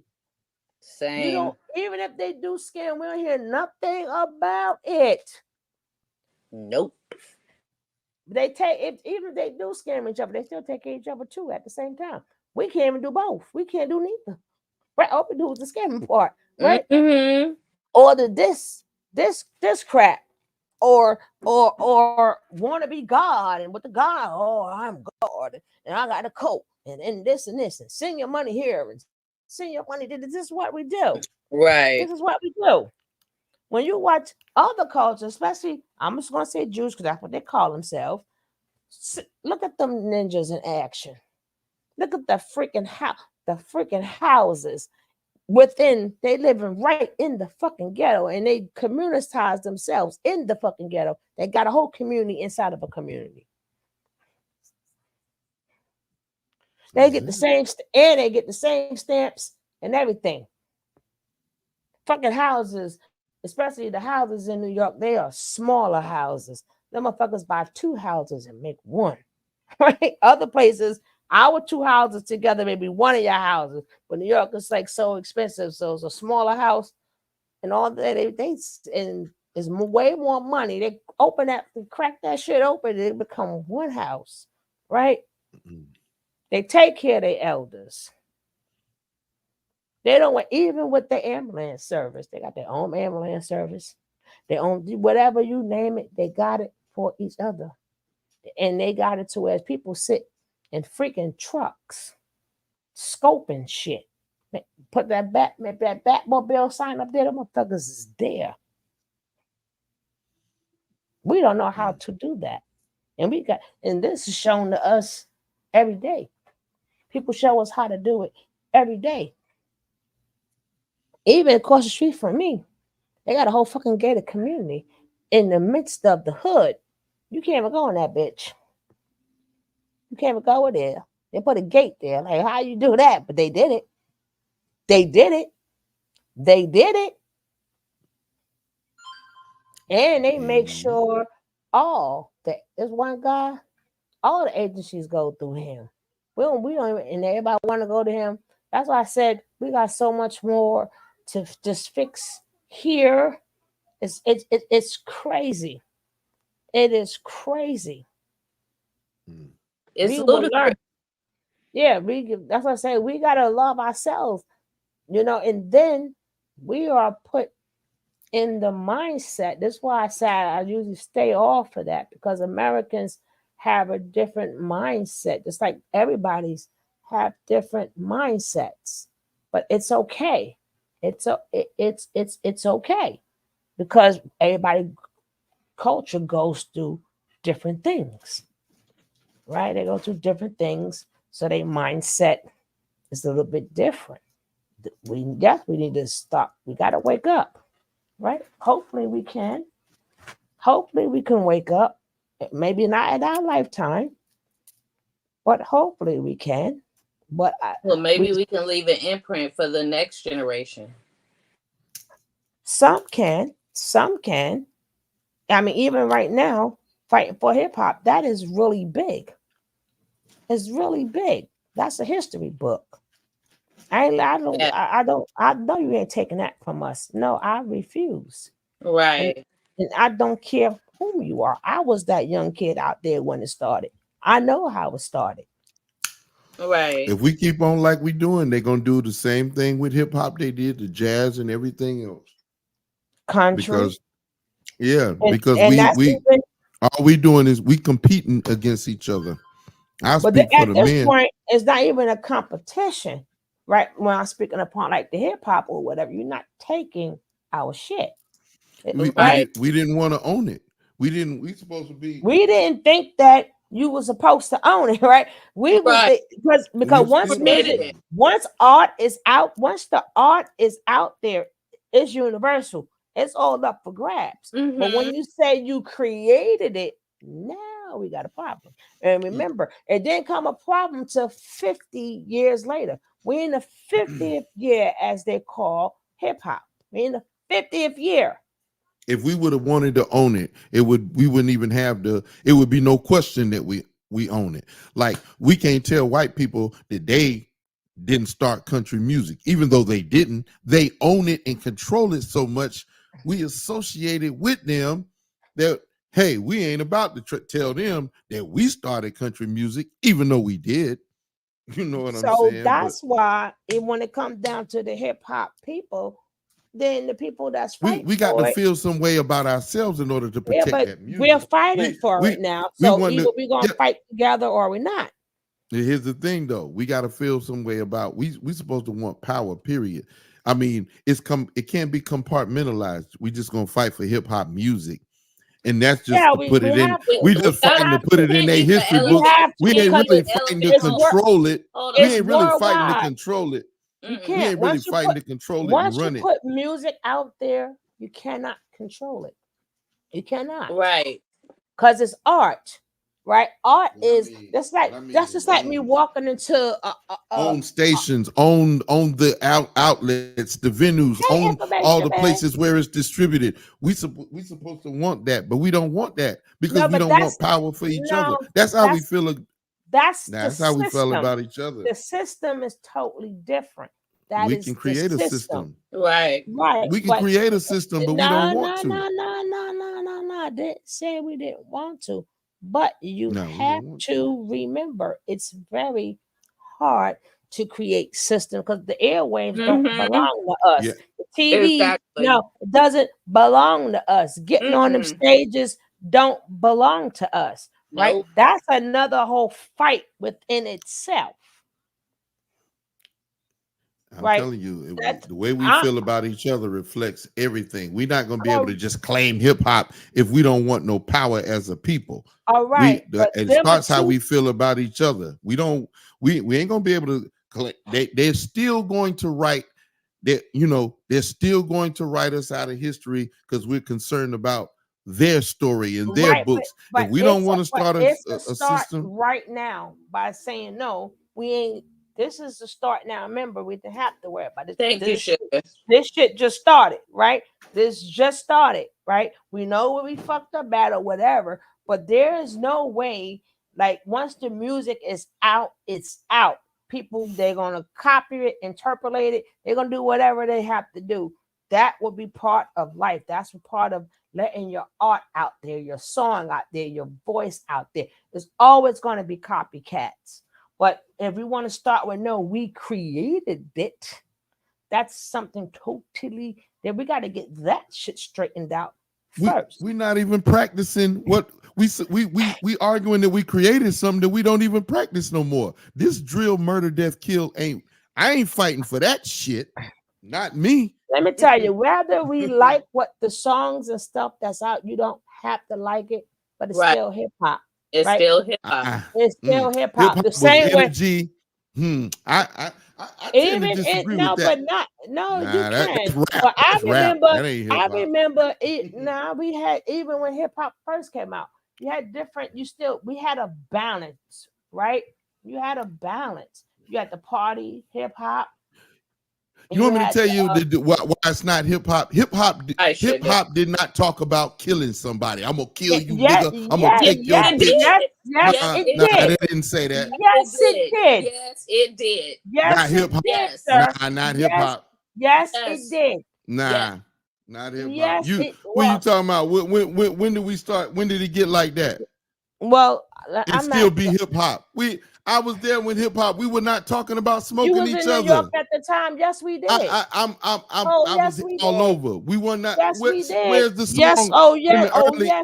In the 70s, 80s, where we were talking about killing each other. First of all, hold up. Name it. I'm asking. Name the record. Hold on. For the next show, I'm gonna show you the receipts. I'm gonna do you even better. Oh, please. Are you talking to the right one? Please. Right? I'm asking you to just name it. I'm the right one too. I am the right one too. Name the song. Name one song where we were talking about smoking each other. Where we were talking about I'm gonna take your bitch and I'm gonna kill you and I'm gonna smoke your family. Name that. I don't know where you trying to. Oh man, I would bring you. You trying to pretend like we were doing that in the late 70s, early 80s? Oh yes, we was. Right. You just keep saying name one song. You won't let me finish. I tell you what. I said for one song. First of all, people like to talk about stuff after it hit records. But it was a point in time in hip hop before it was in. We was talking about that right on the street, right on the curb, right on the corner, when nobody did not know what hip hop was. It was there. Right, but I'm talking about what we put out. Always there. Even with Latoya, right? It wasn't done to the detriment as it is today, because they had certain things could not be played on the airwaves. Exactly, sugar.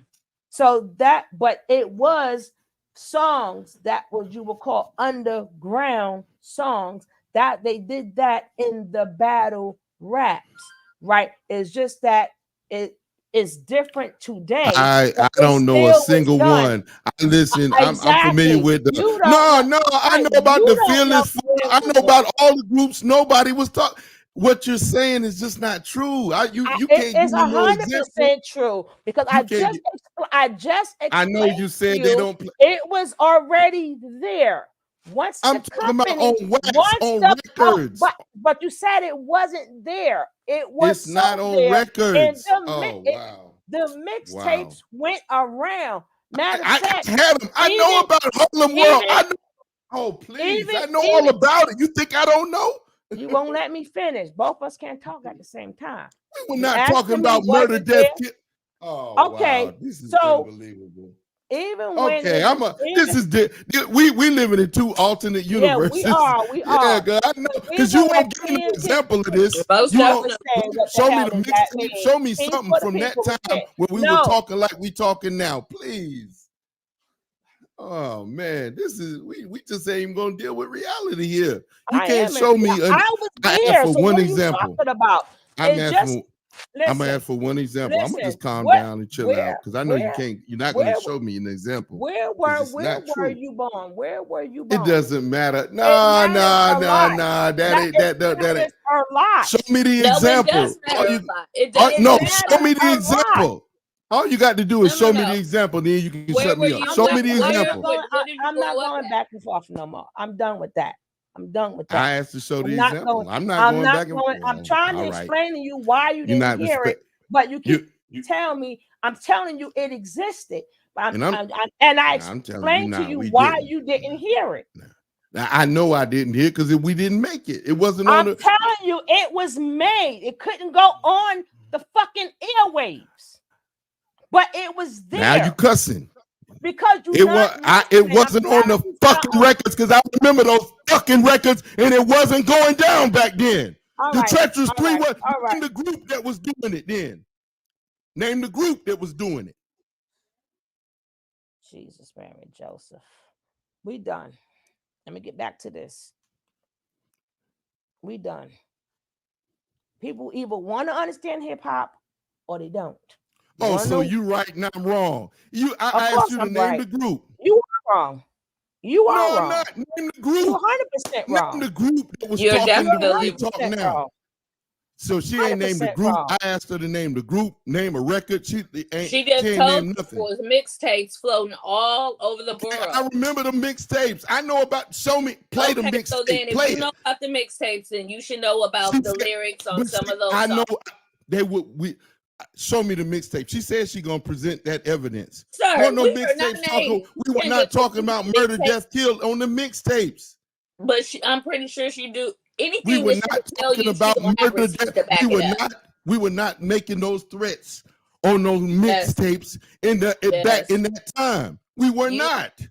Okay, so first thing that he you was said was, talking about "Shout out to my mom when I 80s, brought up his right? mom." And then Oh, I'm getting back to this. I know what I Thank know. you, sugar. I live there. Thank you. I I'm live asking there. for proof. I You live said you there. can show the I proof. live there. I live Okay, so there. I you said heard you it. can show the proof. We was all with them together. It was You said you all can show the proof. underground. By the time it got up off the ground, they had to clear out a lot of that. But how What did year how you they talking about? started?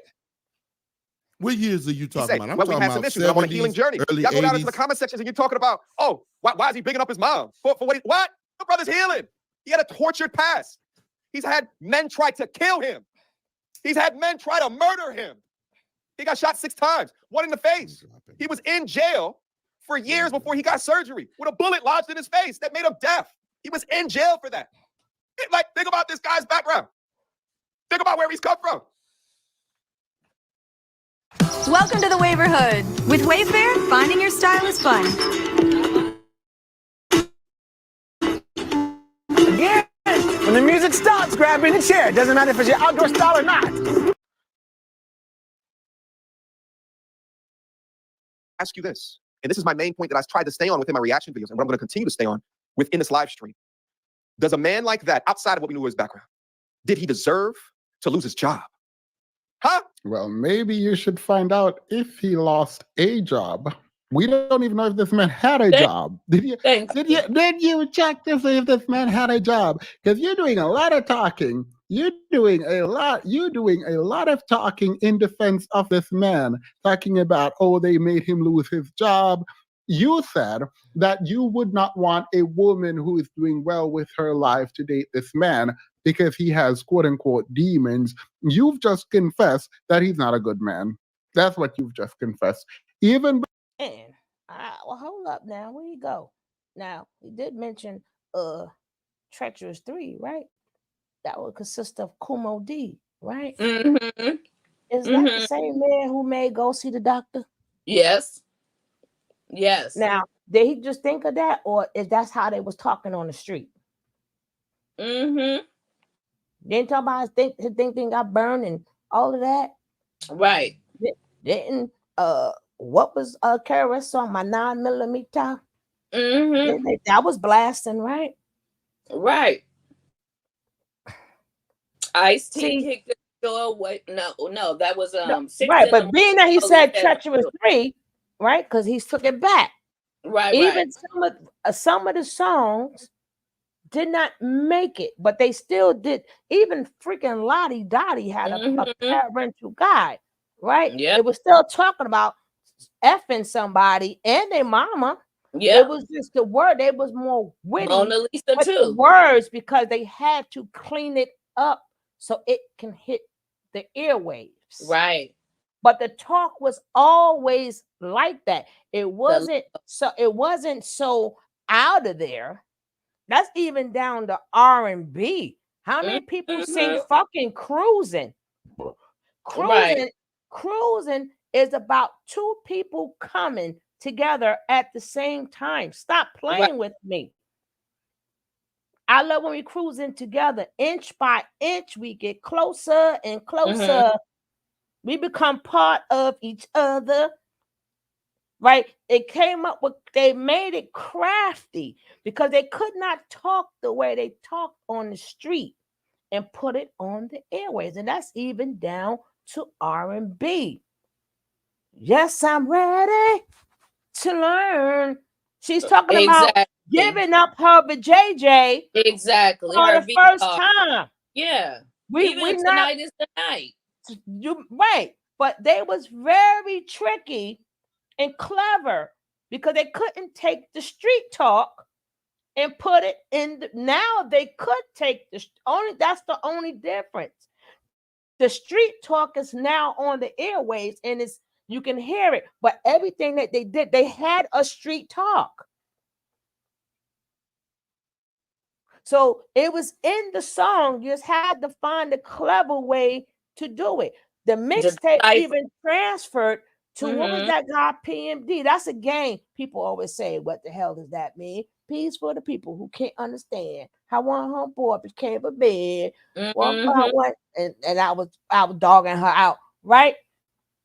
That's even down to Houdini. What was the song they made? Oh God damn it, my favorite song. It wasn't She's a Hoe. She's a hoe. No, yeah, she's a hoe. Uh-huh. You know she's a hoe. How did you know? Because I told you so. And then I hit it. Then I split it. That would be the opening doors for what they call today, what they do in Atlanta, right? Right. What you call that type of music? They say they got trap music. That would be the beginning of trap music. That will come from Houdini. The freaks come out at night, right? So it was always there. They had to curve it in a way. It wasn't no peace and love, peace and love. You did have that, but a lot of street talk you could not. That's even down to R&B. Right. Majority of the R&B songs are nasty fucking songs. Right. Have you heard Guy's lyrics? Aaron Hall's lyrics? That's even down. Clarence Carter. Oh shit, Clarence Carter. Right. That wasn't played on the radio. Right. Right. Even the Millie Jackson songs. That wasn't played on the radio. That's even down to the comics. Certain comics, you had to buy the fucking record. You sure did. That was the type of music that go in the room now. Grown folks time. Grown folks music. Mm-hmm. You had to dig. And that's all I'm trying to explain to him. You have to dig to find them songs. Unlike today, they're taking the street talk and slango, and that's what they're selling, but it always existed. Or you could not have possibly came up with some of these songs talking about that in the street. Also, Mary, why you bugging? Mary, I need your loving. Hello, that's Run DMC. Exactly. Mary, matter of fact, when they did the whole song with Aerosmith, that's a whole song about fucking in school. Them young girls in school. She told me to walk this way. That's still in the fucking 80s. What are you talking about? And Kumo D, again, he would be the star one in the Treacherous 3. I got all their stuff. They was wicked. But this is how they talked in the streets. Mm-hmm. So even Kumo D says that he didn't even want to do songs like that because he wanted to show his intelligence. But then they turned around and told him, nah, do that. Give us that one song. Y'all talk about how y'all talk in the streets. Mm-hmm. And that's when he came with Go See the Doctor. Right.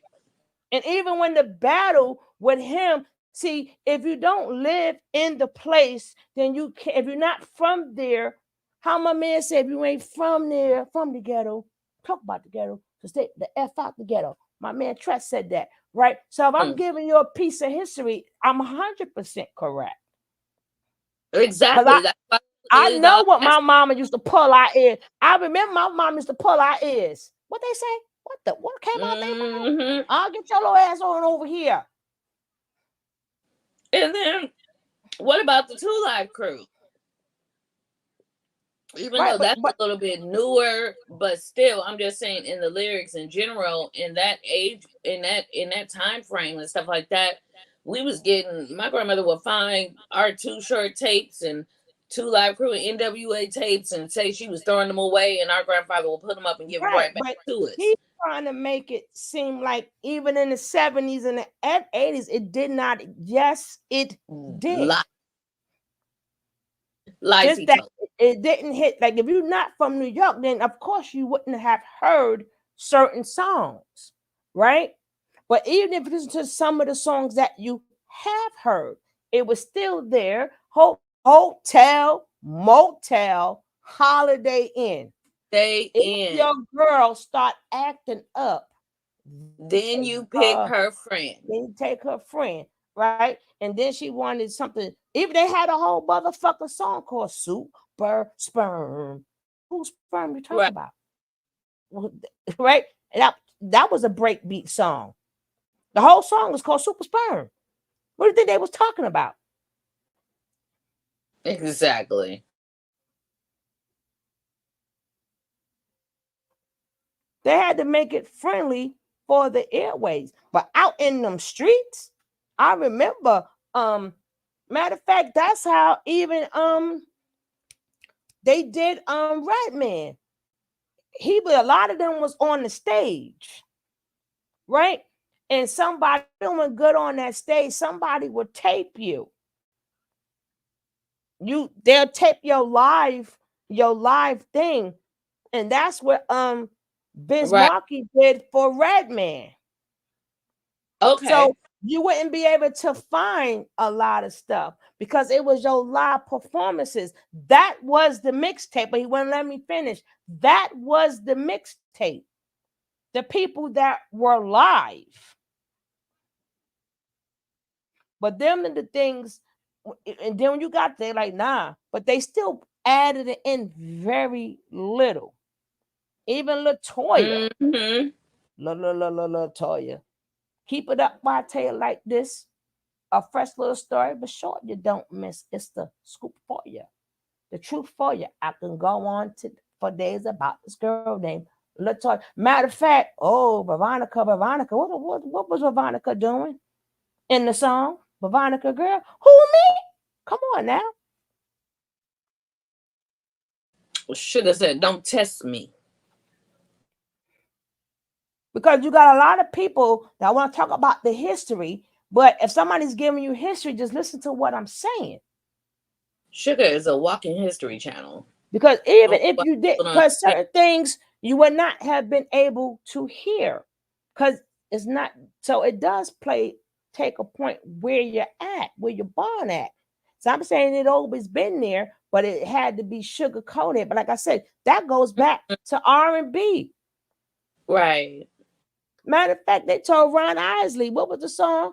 Between the Sheets. They didn't want to play that song. Stop playing with me now. And that's R&B. So what do you think they did for hip hop?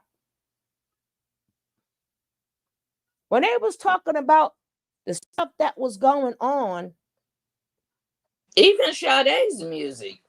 But when they was talking about the stuff that was going on, they were raw about it.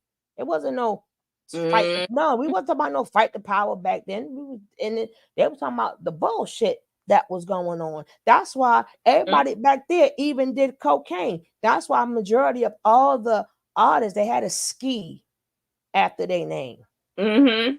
Right? The ski represented the cocaine. Even LL had a ski in his name. He said, I had to take that ski off. Right? So it was certain meanings, certain lingos. Just like certain lingo, like I be hearing like them young kids play some of the songs, they don't understand the lingo.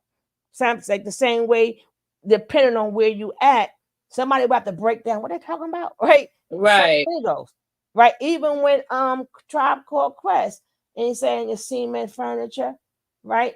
Remember they had the entendres too. Now back then, of course, I tell you where you live at plays a part in it. Because if you in New York, it was a furniture store called Seaman Stores, right?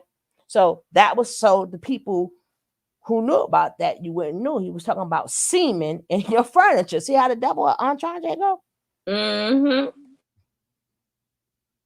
So remember, they didn't expect for that song to blow, so they wanted to left for that semen furniture. You're like, oh wow, he's talking about the semen furniture, but no, talking about semen in the furniture, which means how did you get there, right? They left the imagination up to you.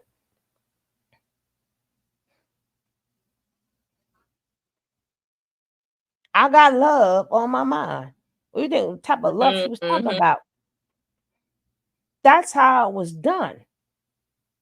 But you can't tell somebody who was there, the uncles was there, you know, a lot of stuff that we was doing. So whatever part I don't know, right? I got my uncles, not my mother would be, she'll be too much older. My younger aunts, uncles, I would have them, right? They always talked about sex in some type of way. Remember Arcanelli? Put it in your mouth. In your mouth, second man. Yeah. Right? They was always talking about that.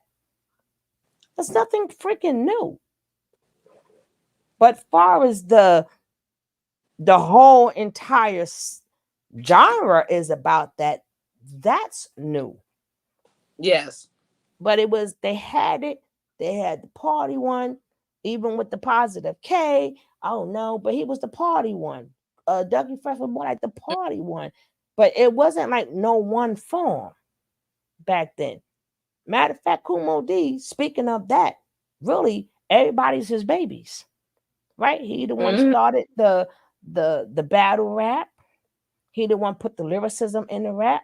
He the one put the education in the rap. Matter of fact, he got a whole song called Raiders of a Lost Art. Yes. And that's not even him. That's Treacherous 3. I guarantee you won't find that song today, but everything he says in that song stands for today. Stands for today. And he was still Treacherous 3. A lot of songs you ain't gonna find. But what did you think? You know? And then I hear it. And that sounds, matter of fact, that song sounds just like something Too Short would have done. Too Short, take the part. No, that is from Houdini. Down to how the beat went and everything.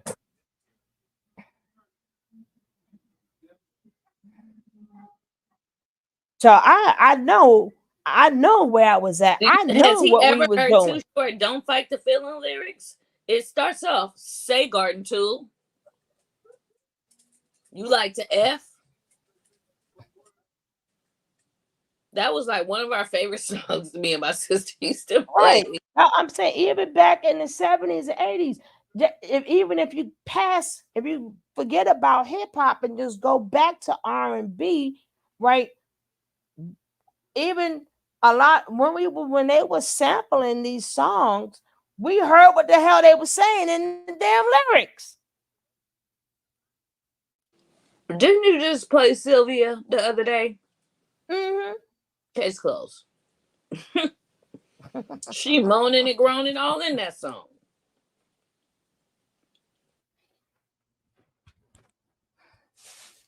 I mean, we want to make things seem so much better. No, we didn't have the money. We didn't have the corporations. They didn't know what the hip hop was going to do. It started from the street.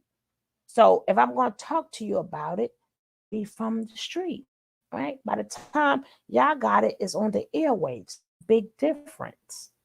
It's a difference from the street and the airwaves. And most of the time, the mixtapes come in at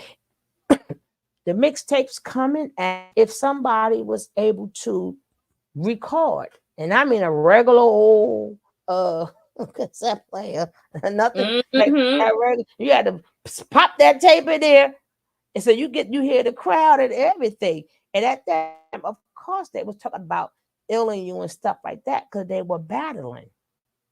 Right. They were battling. They wasn't saying talking sweet nothings to one another, right? That's why back then a lot of fights broke out, bloodshed broke out. They wasn't saying that because they was loving each other when they was talking to each other.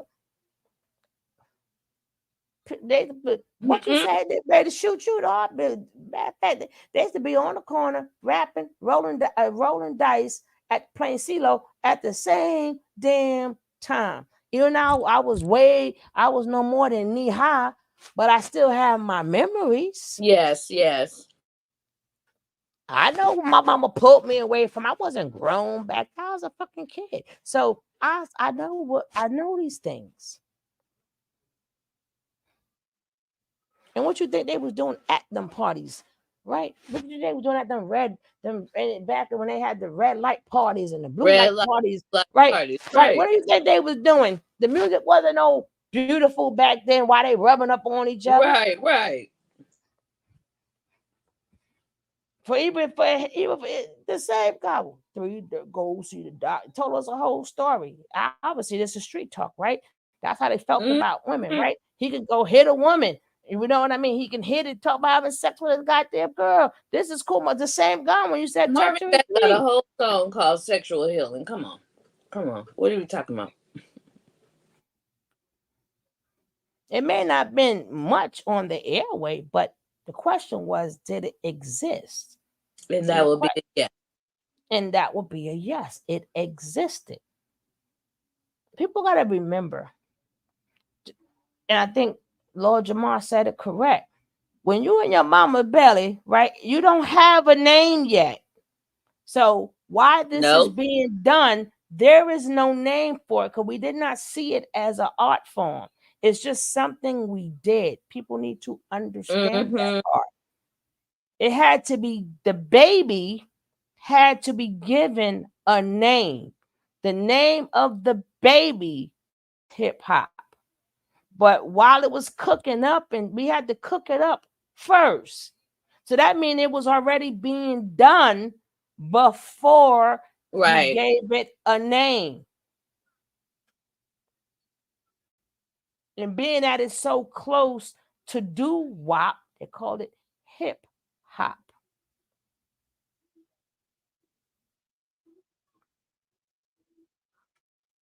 Because it started out on the streets, right? And then, Mr. Know-It-All, remember, when it was even calling it that, it wasn't even about the artist. It was about the DJ. So the artist used to just say stuff just to keep the party going. It was about the music. And then when you came up there, people, when they started talking more, they had like the feeling of that microphone, right? And they realized that the what they call now the artists, they wanted to hear more. So now the artists had to take what they was doing on the streets, from the streets, and they brought that to the microphone. And what were we doing on the street? Snapping on each other, calling each other names, cracking up on each other, right? So if you got the microphone, I'm a roast you. When you got the microphone, you had to be there. So if that is understood everywhere else, how you don't understand that? I don't have to tell that to other people, right? It's the time it got to the West Coast, it was that was already understood. They was able to take what they were saying on the streets. That's what they even said. Nah, this is how we do it on the streets. Yep. So being that other little songs kick the airway in, then okay, that's fine. It's profitable, right? We can let them say that. That I think that's when the Ice-T come and all of you talking about hookers and stuff. But again, it had to be done already. Ice-T had his own baby mama on the album covers. And she was out there. So, and I'm he not was saying a wannabe pimp or something, right? Yeah, he was. He wasn't a wannabe. He was. And again, when hip hop came out, let's remember, he was born on the East Coast. He was born in Jersey. So that's what we did on the East Coast. I can't tell you exactly when they call it a hip hop, I can't tell you. It tells you how it got the name, right? But I can't tell you all of that. But I can't tell you hippity hop. It could be more. I can't give you that answer, right? I can't. But I can tell you the developmental stage, the derivative from it, right? I can tell you that, right? So again, if it started from the streets, right? A lot of them couldn't even barely read. Shoot, they was hanging out there, had a little right, cocaine, sugar. smoking a little cocaine, smoking a little. At that point, they used to call reefers. Now they call it plain on reefer because they didn't even. Matter of Reefers. fact, that was before they discovered. Hey, you can wrap it up. They just had a little old white paper. Stop playing with The me. joints, the zigzags. They was referred to as joints back then. Right. So they was had all the cheaper, whatever. Right. But it's a whole thing, and things was dysfunctional. They did not. Yeah, people not liking each other. Yes, it was in there. Yes, of course it was in there. It wasn't no peace and love. Shit. No, it wasn't.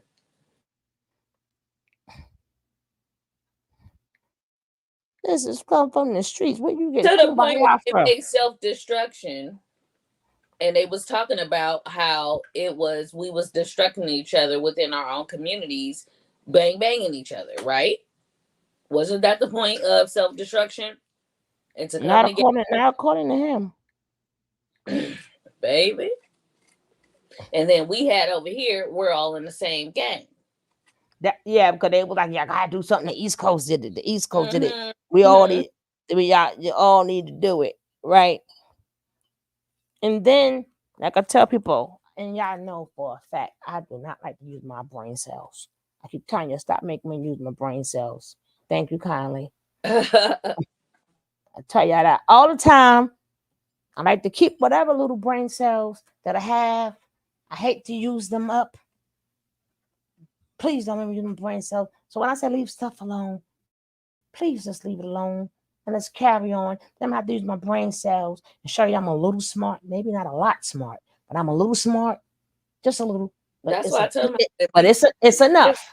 It's It's enough. May not be big smart, but I'm a little smart. But that little is enough. Mm-hmm. And stand on business. You know what you know. You know what I'm saying? And when you know what you know, can't nobody push you off that square. Right. I can't argue with business. We stood on ours. But it ain't about the arguing. Everybody has their different experience at different times. We're all living on this planet, but we have different human experiences. Right. But when it comes down to just like I said, age make a difference. Where you live at makes a difference also. You can't say it doesn't, because hip hop reached different areas at different times. In the beginning, it was a time when it wasn't on. People don't even remember. In New York, before y'all even got it, they didn't even like it. We had to wake up at 2:00 in the morning, and they gave you 1 hour. 1 hour. And that was only on a couple of stations. And we had to tape that shit. Right? Right. We had to tape that. We had to tape that. So how was somebody supposed to produce you thing that I could find the oldest one that talks profanity? That's the receipt that I could show him, right? But like far as I could show you that way, but a lot of stuff is really on tape. You had to be there. Now there are certain channels on YouTube and where you can some of them old tapes still exist. Mm-hmm. That was taped. It wouldn't be all of them, but some of them, a lot of people, because it was done in the late 70s and 80s, a lot of people don't listen to it. But shit, was 1 hour a day. So of course your experience is not going to be. Right. I was there through it all. And at the end of the day, even if we like Fox sex, whatever the hell, sexy red, don't like her. No, we don't like it. But guess what? It's still $1 billion revenue, and it's still hip hop. We don't have to like it. We don't have to like it because we already know that the corporations have their hands all into that. But one thing we cannot take away is from the fucking streets. From the streets. From the streets. Even when it got to LA, they wasn't in no studio. They was practicing before they got their chance, before y'all stuff hit the radio, because y'all was hearing our stuff. Y'all used to run back and practice on the streets. So you know how many records that was even out in the West before it hit the airwaves? Are you mean to tell me it didn't exist? Right. As it got, y'all practicing, getting their stuff together. They heard that when it finally got to y'all shit wasn't on the airway in the beginning neither. You had to work his way. You had to learn the craft. Ice-T had to learn the craft. Yep. That happened on the streets. I'm quite sure he could tell you how many songs of his, that he done written, and then a song of his got picked, and then now he's famous. But there's a lot of not famous songs that's out there. It was on the streets. Stop it. Stop it. Now, once it got really profitable, now people going to the studios. But back then, it wasn't no damn studio. People was in their mama's basements or their mama's cellars. All y'all got down there playing these daggone songs and shit. Your mama house was the damn. Ain't no we running to the studio. They had no, and they used to find ways to make sure. I forgot what they used to put up there so it could have that studio or that acoustic type of sound. I forgot was it the egg cartons? They used to do that, or they used to tape in the bathroom. Yeah. Because the bathroom created a different type of sound. They'd be right in the damn bathroom. Yeah, the acoustic. Don't tell me my history. Don't tell me my history. You can't. That's like even my Caribbean brothers and sisters. I share that with you too. But that because I share Caribbean blood with you, I'm not going to take away. It didn't come from you neither. Right.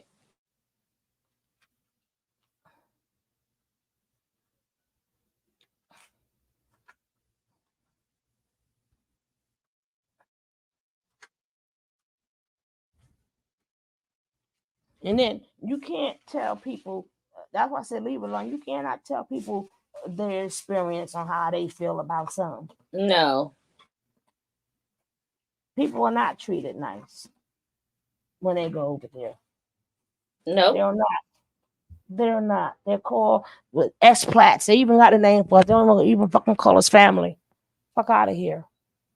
That's why I said people feelings gonna get hurt. So let's leave it alone.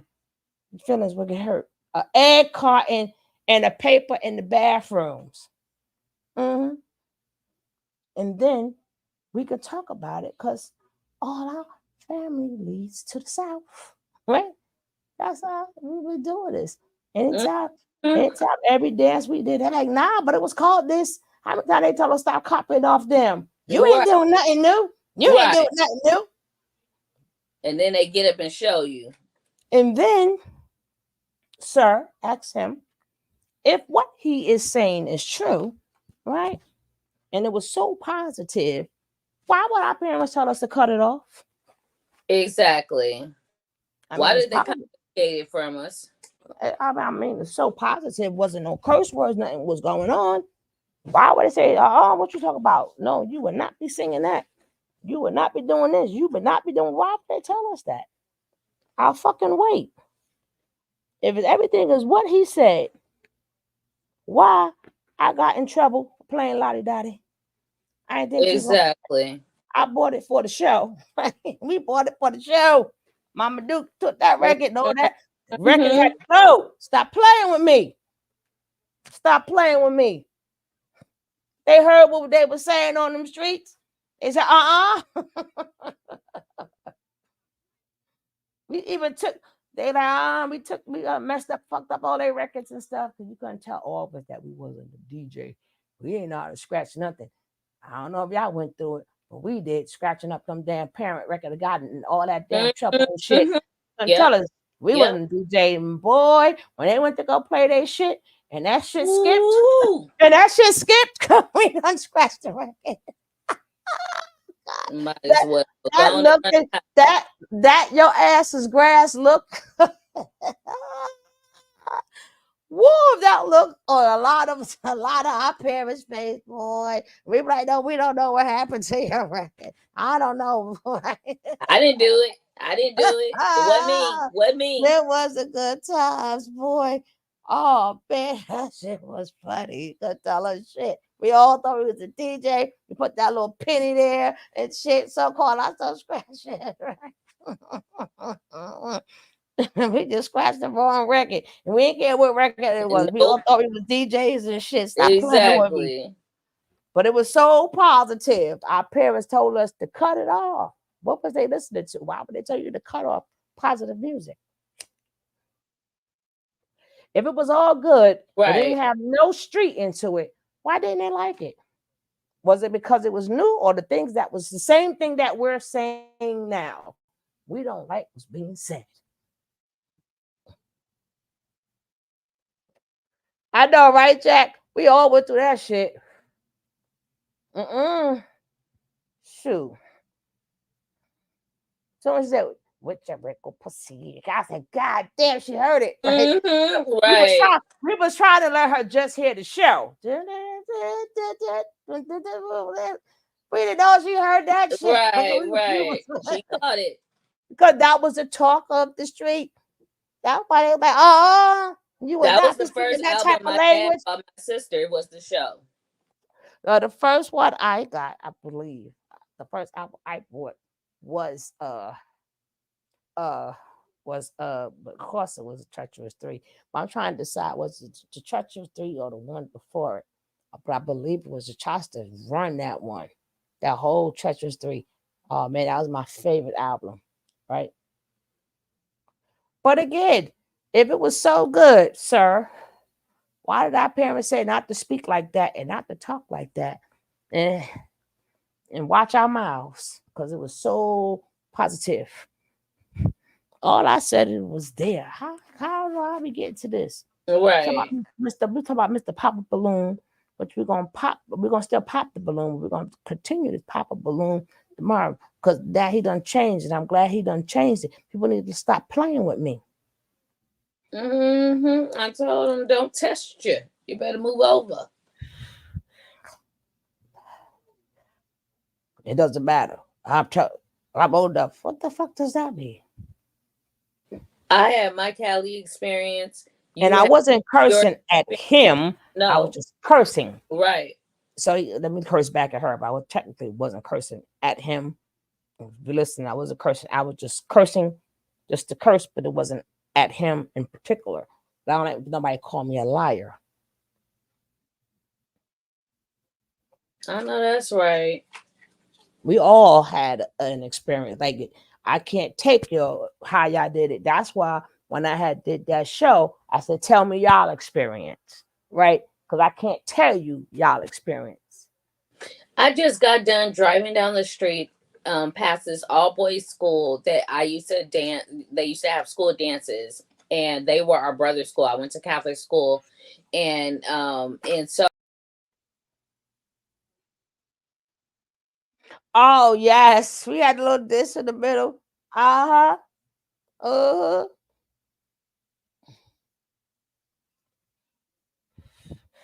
Shit. Every era had they bad music.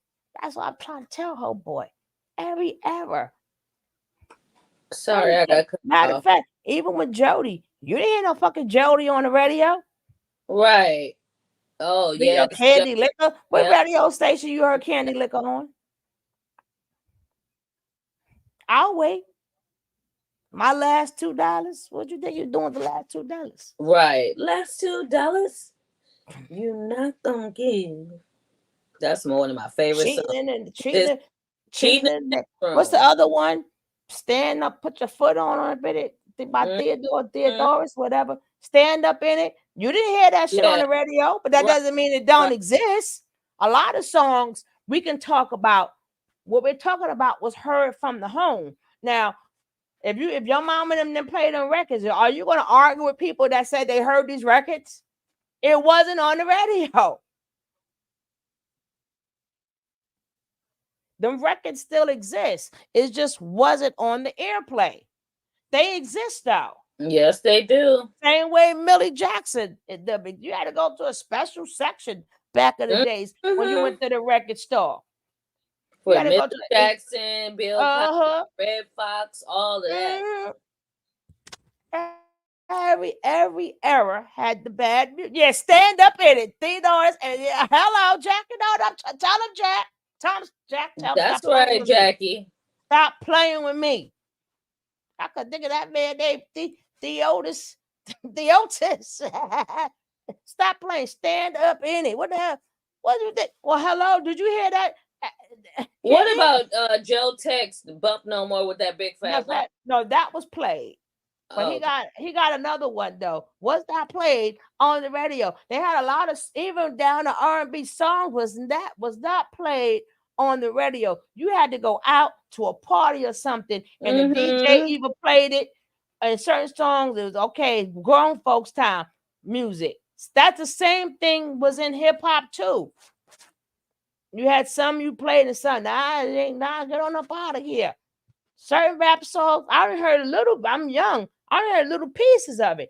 Only reason why I got the good grift of it, because again, they were throwing that out in the street. Right. And our parents used to grab our hands and make us keep on walking. Like, let's go. Let's go. Like, men has never talked about sex before. You gotta put your hands on your ears. Come on. And then fights and stuff broke out because this one said that about that one. Matter of fact, it used to be whole block fights. Like this party against this one, as they say, you dissed my man. Where do you think that come from? And they say you dissed me. Right. Where do you think that come from?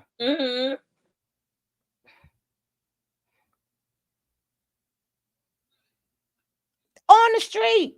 Somebody was saying something. Oh, you had diss him like that. It still was done. Right? If you want this history, you would stay, you could get all of this. Don't run. I'm telling you, I bet you every artist, because LA was the next on the map to my knowledge. It could have been out, but that's to my knowledge. It's a lot of songs that are made. We would never hear it. Somebody from LA. It was mixtapes coming from the South that was talking about. Like some of them, if somebody taped it, y'all will have it. But if nobody taped it, all you got is the memory. But it was always there, unless they was talking really nice back in the 70s in LA too. I guess y'all was talking nice because we was talking. Nah. I made y'all talk nice, right? Like what made Ice Cube put them things in a song so far back then? If we stop playing with me, every era, every era. I don't care what era. That's even down to country music or whatever. Except for every era had it. Okay, this is for kids. This is for adults. Every era, including rap.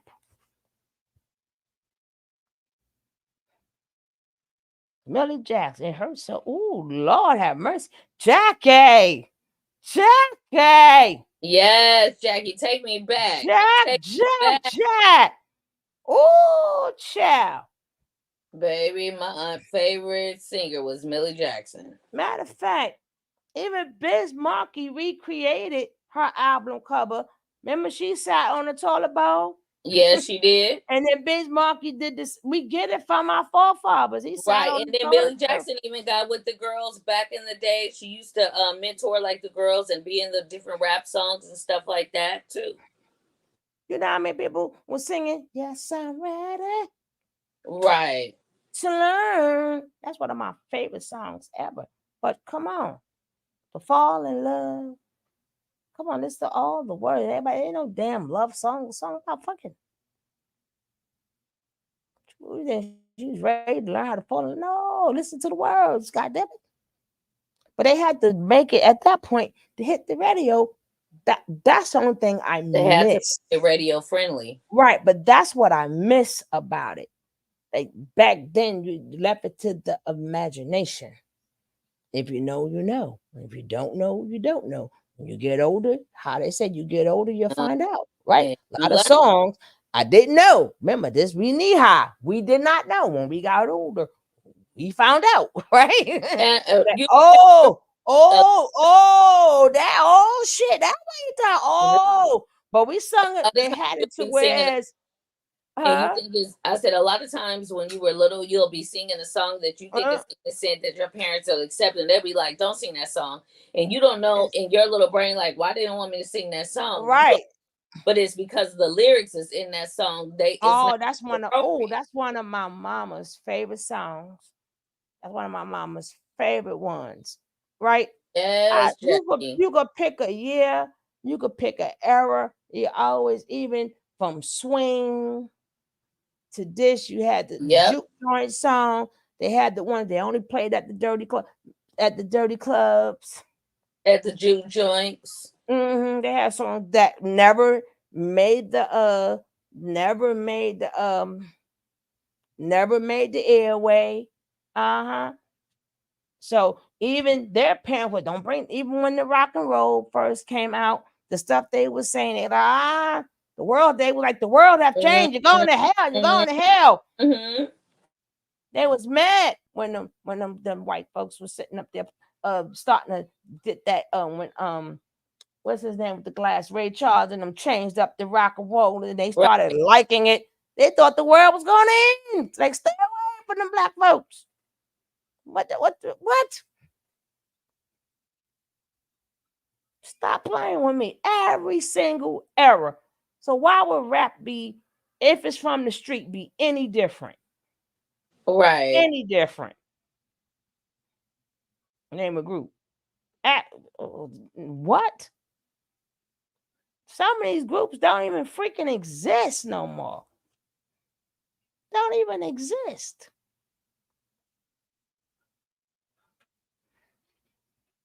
Even with Marvin Says came out, none of his song was allowed on the radio. But isn't it something we still know, right? So we still know it. It's like if you did, even if we say these songs today to certain music lovers who only heard songs over the air, even this conversation we're having now, like what stand up in it? What the hell is stand up? Of course you didn't hear of it. Right. That wasn't a radio song.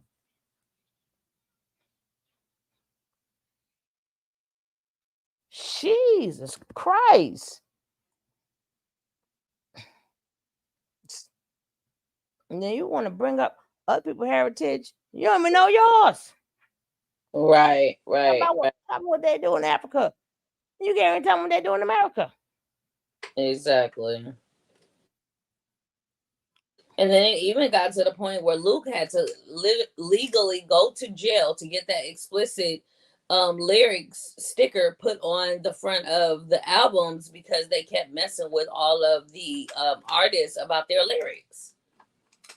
But that sticker bin was out, right? But I think they had to stamp it like really big, right? But again, that's because they had a life on the street and they put it on the record.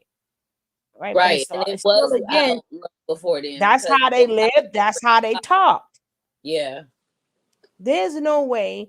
Matter of fact, people don't want to think about it, but even when he sung that part, that's a little bit of rap when he was in stroking and something. When he said and you can stuff it right up my I've been stroking. Mhm. That fit, and you can stick it right up. Even in stroking, that's sort of kind of rapping at the Yep. end. And then say you stick it up the. That's how they was talking back then too.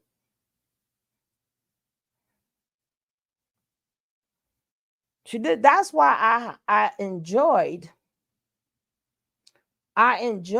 the lady, the Miss and Miss Mary Smith, because she had 200 years of history. Yes. That's why we let her talk, right? Because you can't, I can't, and that's like me arguing with her. That lady 88, she got 200 years of history in her. Half of it is hers because she's already 88. So let's say her parents, people may think 200 years is a long time, but technically it's not, because it's only technically 2.5 generations. Right. So she got information from her grandmother, her mother, and now her. So of course, if somebody's speaking, so my history, even though it would start from the 30s for me. So because that would be my grandmother and my mother, right? So I can talk about stuff from the 30s.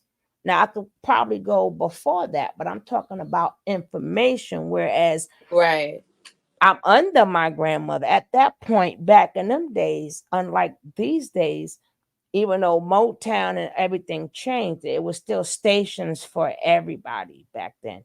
It was a station. So she had a station where she could hear my favorite gal ever. That would be Billie Holiday and stuff like that, right? So I experienced hearing all of them songs, and on top of that, her telling me stories. Right. Then I have my mother's generation, and by that time, we didn't have rap at all. So we have Motown, we have rock, we have soft rock, right? That's why a lot of the early 80s songs before hip hop, we know all the white people songs. Yeah, we do. Because remember because it was in every movie. We didn't have hip hop. It was in all the movies. And then remember, MTV didn't play black people songs. They only played white people songs. They had to fight to get Michael Jackson up on MTV. So all the videos we saw were the white ones. So we know all the white people songs from back in them days, because hip hop, it wasn't even hit. See, that goes to show you, even though hip hop still existed, people still didn't know about it. Right. That's why we know Could It Must Have Been Love. We know all them songs. Because it wasn't Main Street. And then again, it didn't have a name. Or, we out there, I would say, shooting the breeze or something, and then they took some of the pimp culture, that culture. Even when I got that nice copyright strike from that guy, when I showed you when he was saying in there, he was talking that pimp talk, but he was rhyming like a motherfucker. How you gonna tell me it didn't exist? Exactly. And then you pulled out the receipts. And I showed you how you think was regular pimps was out there too. He was rapped to the T. And that's how they talk in the street also. And they put a little step to it, and it, just talking, shooting the breeze, but it was still rhyming. It just didn't have a name. So why would you argue? I mean, it's common fucking sense. It existed. Because every era, don't care what music you sing, have a grown-up section and a kid section. Now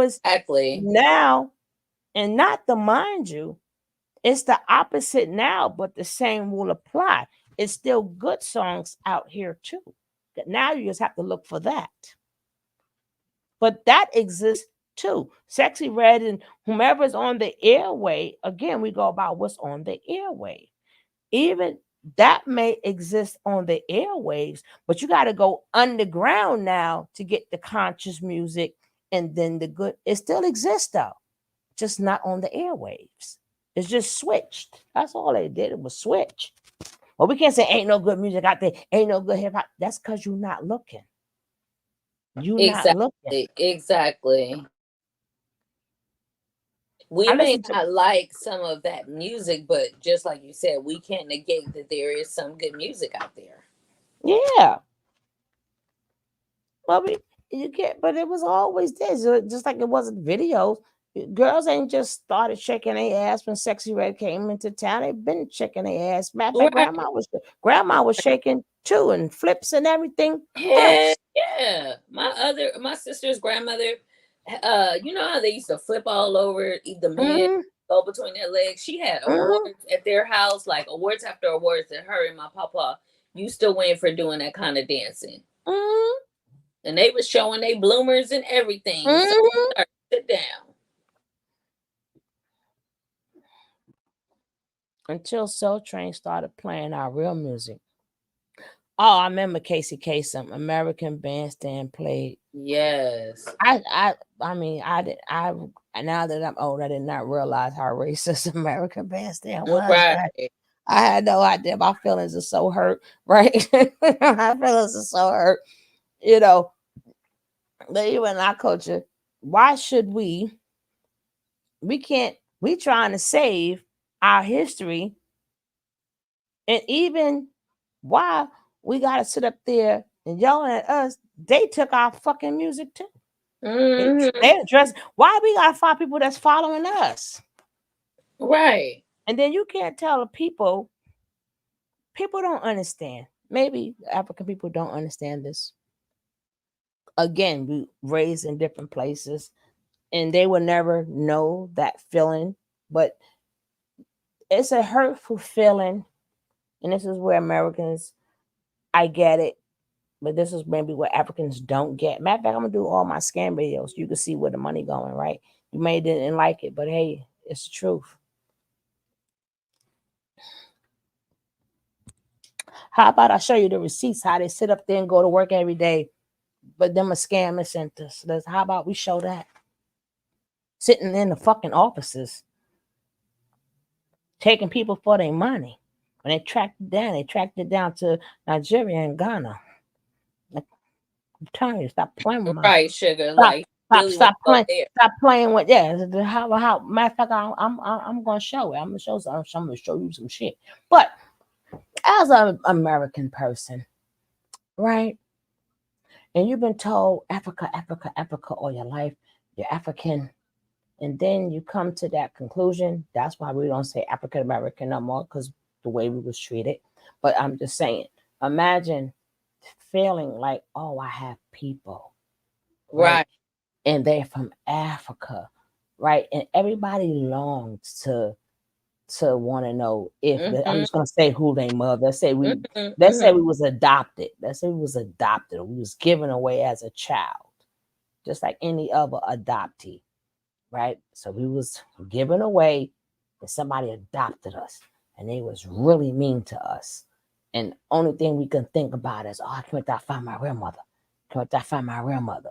And then you go on a hunt to find your real mother, and guess what? She don't know you. Right. That's the most hurtingest feeling ever. Because now you're like, well, who do I belong to? Right. So then you got to go back to the life you were living. Right. Yeah. So they don't understand that. But if you want, that's why I say we got to stop saying Africa, and then we have to start now talking about the countries in Africa. Right. And then you got to remember there are for so many different tribes in Africa. It would be best to, if we wanted, if he was listening, if you wanted to start a relationship with the American blacks, then you can't not say Africa no more, because that's a bunch of countries. Yeah, it's a continent. It's a whole fucking continent. So a whole bunch of countries. If we're feeling this way about the continent, then it's their job to say no, Nigerian, no, Kenya, no, this, because we ain't gonna. If all of y'all didn't like each other there, y'all was fighting and having war there. The tribes was fighting and having wars there. Y'all don't even get along. Right. What do you expect for us to do? Who are we supposed to latch to? Because all of them, it's a group of y'all sold us. That's why exactly West Africa. That's why they say Africa. So no, baby, I may not know a lot, but I know fuck enough. Right? We was already slaves in Africa. That's how they knew whom to come to get. Right. Because they had kings and queens. And the kings and queens, everybody wasn't kings and queens. No. Right? So we all was not kings and queens, but there were. And the people who were the slaves or whatever, them the ones when the white man said, hey, give us this, I'll pay you. Right? Yeah, you played the part in the transatlantic slave. And you never said sorry.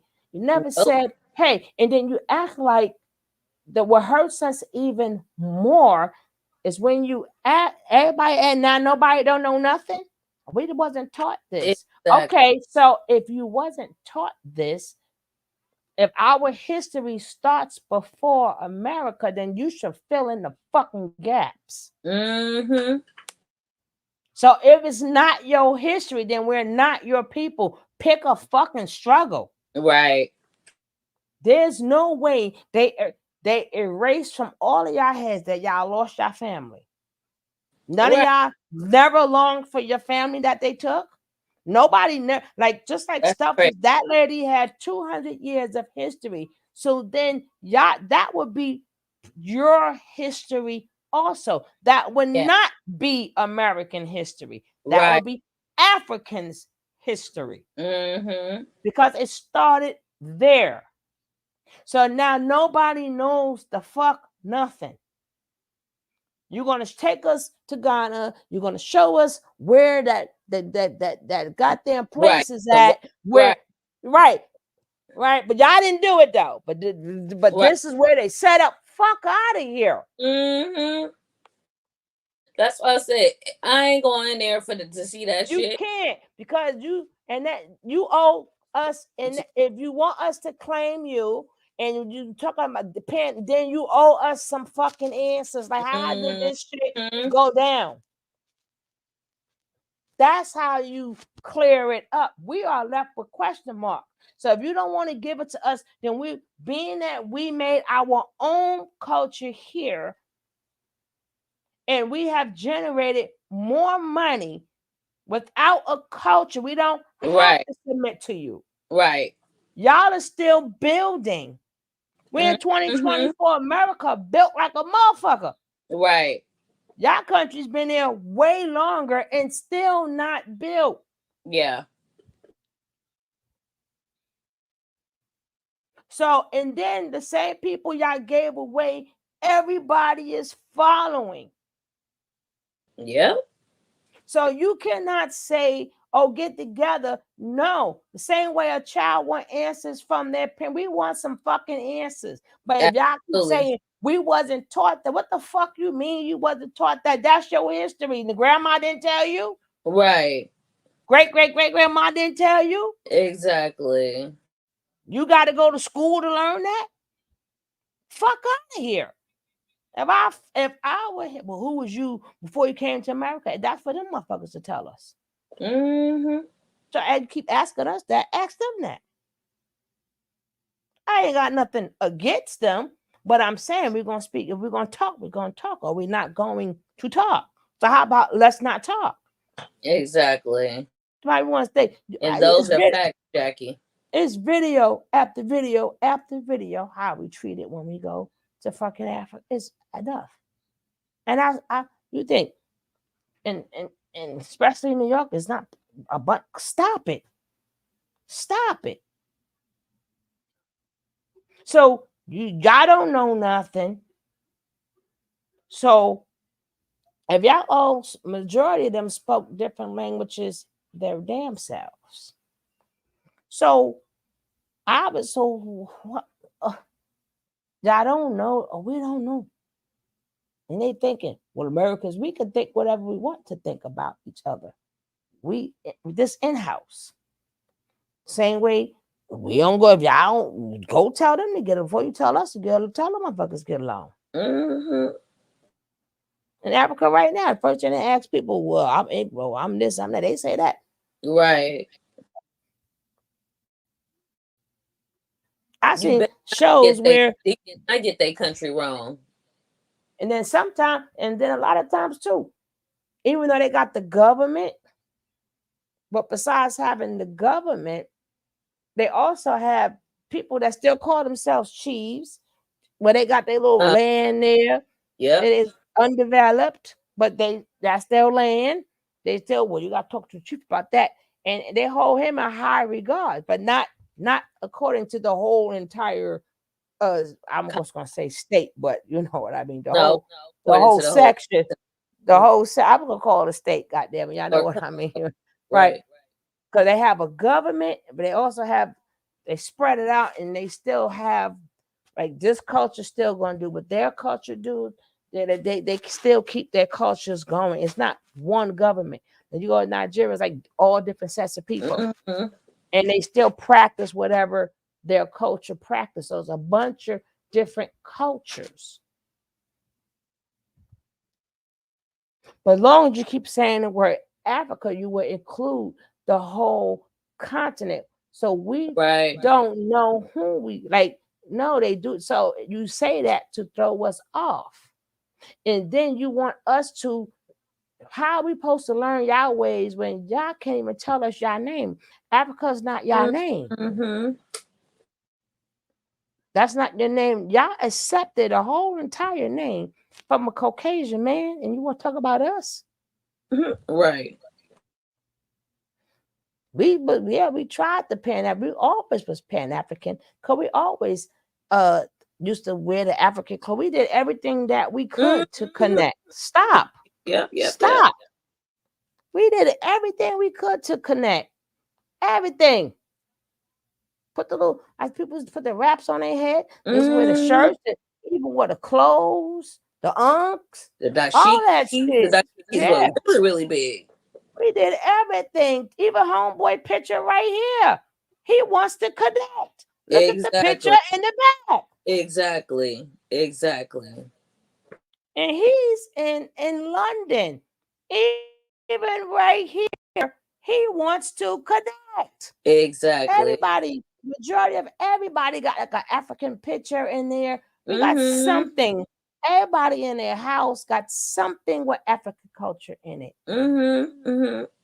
So it's not like, no, don't make it a beef. We ain't got no beef, but we do understand it's us against the world. And before we even fix it with them, we got to fix it with our brothers who was taking on the shit with us. And that would be our Caribbean brothers and sisters first. Right.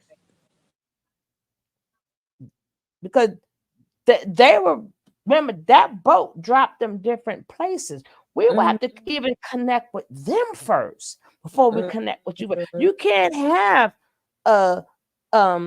you can't have where it's just us and y'all. No, they count too. What about them? Right. They're putting slaves. They got sold down the river too.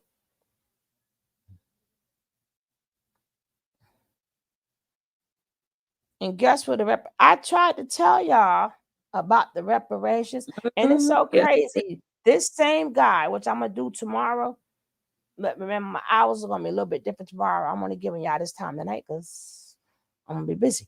But don't worry, I'll take y'all with me, right? But I keep telling y'all that one drop rule is that one drop rule. And if they want to trace you when you go all the way back, all that bait that they did, because what if they put like a certain time frame in there? That one drop rule, baby, then their time frame is in there. Yeah, because they chose to keep being with more Caucasian people, and even though it took out your black features, but that melanin is still in them. That melanin, baby, really a little bit in them. It still would be in their ancestral history. It wouldn't say American black. People think, yeah, I got what you see the white people, they make me laugh too. They're like, yeah, and I see some, and we're from we got West. No, you ain't got that. That would be from us. That would be from the rape, okay? Right. That would be from the rape, all right? You know, that would be from the bait. That's how you would have West African in your ancestry. Exactly. But it came from well, that's from that bait. So you're still American, technically. You're still American. They just brought us here, right? Still American. And that's where the one that's why it's gonna be hard to get it, because y'all like the mix and mingle. Like the mix and mingle. Right. And it's funny because I've heard there's plenty of videos here. Find them. When you go to Africa on your own, matter of fact, I'm gonna show you this guy. He started doing the Pan African, and he had to get the fuck up out of Dodge, right? You want us to be friends? Okay, then bring us your resources, because we ain't got none for you. You want our resources? Can we go there, bro? When you go there and you're not staying and you go to visit, you're being treated as a visitor, which means they're going to treat you different. Now, you come there and say it's home, the fuck no. They're going to sell your ass the land. They ain't belongs, all right. They going to charge you triple. They stop playing with me. Stop fucking playing with me. They going to charge your ass triple. Then the real landlord say, hold up, this well, who's the landlord then? God damn it. Put that 20 landlords for one piece of land, right? Like, well, who really owns this shit? This is my land. You have to pay me $15 million. You could do all the research you want, right? You still ain't gonna find a correct owner, right? But they come with the deeds. It's the real, everybody got real deeds. No, my sister, this is my house. This is He's like, what? Here's my paperwork, dog. He don't own this, right? You like, what? I don't heard it. Stop it. Stop acting like we're here to start. Baby, Stop it. Stop it. There are a lot of big people that pass for white, so there are many white folks now running around. Have one running around. Yeah. See, when we talk about it's like I mean, I understand the reasoning. Remember, Keisha already read the scripture, right? That's biblically speaking. We know we different.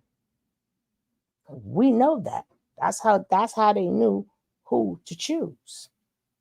That's why they don't feel the connection, because it was never fucking there.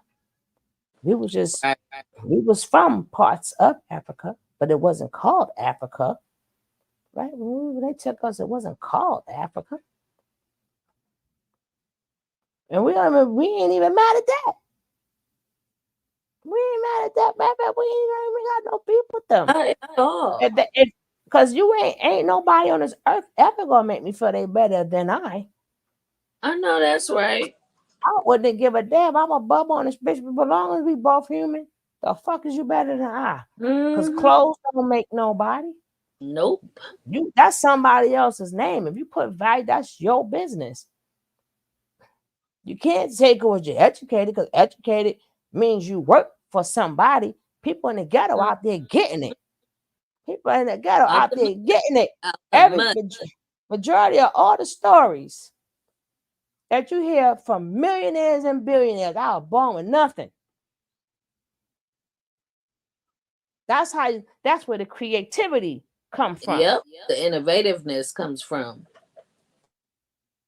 Not saying that rich people can't do it, but usually when you really smart, you end up working for somebody else.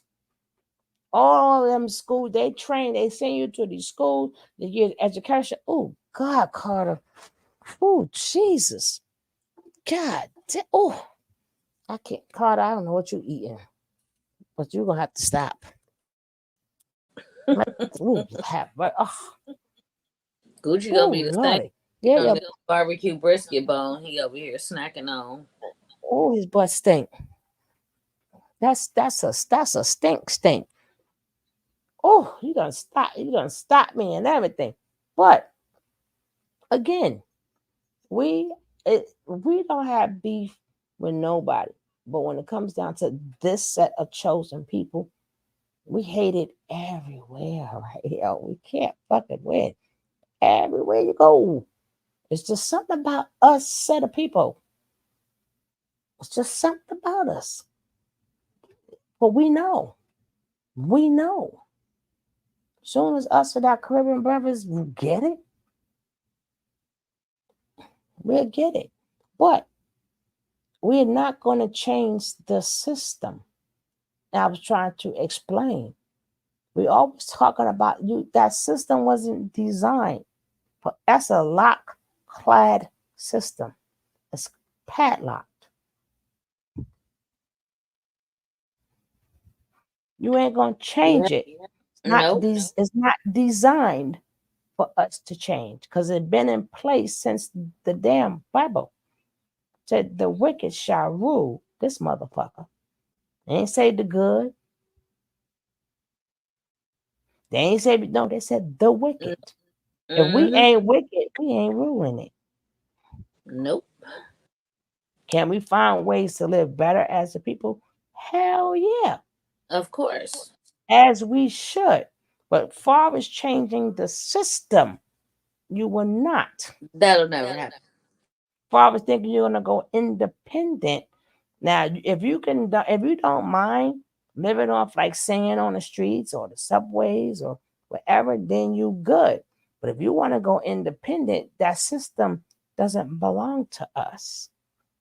Right. Even with this system don't belong to us. You're not going to be, you may make some money, but be happy with that. But to really break ice, you got to, now you're in their system. Even if you are independent, you got them, if you're going to make it on, you got to break ice with them to get on their TV shows. Where you going to sing? Where you going to sing at to get on their stages? You need a distribution deal, right? That's still their system. And you still got to do certain things to get in their system. They make it seem like when hip hop and stuff came out, like we never thought of this. Look how much just to play when what's his name? Ice Cube. Look how much crap he had to go to for that 3-on-3 basketball. Because they figuring his 3-on-3 was going to take away from the NBA. Right. Right. He had to go through a lot of hell, and now he had to fix it to whereas it could be in their system. Mm-hmm. You can still do what you want. You will not be rich from doing it. But if you want to cross over, you're in their system. Like nobody never thought about, you know what? Let's have our own. Who the hell ain't thinking about having their own record company? It was thought of. Right. The people who thought of it ain't here no more.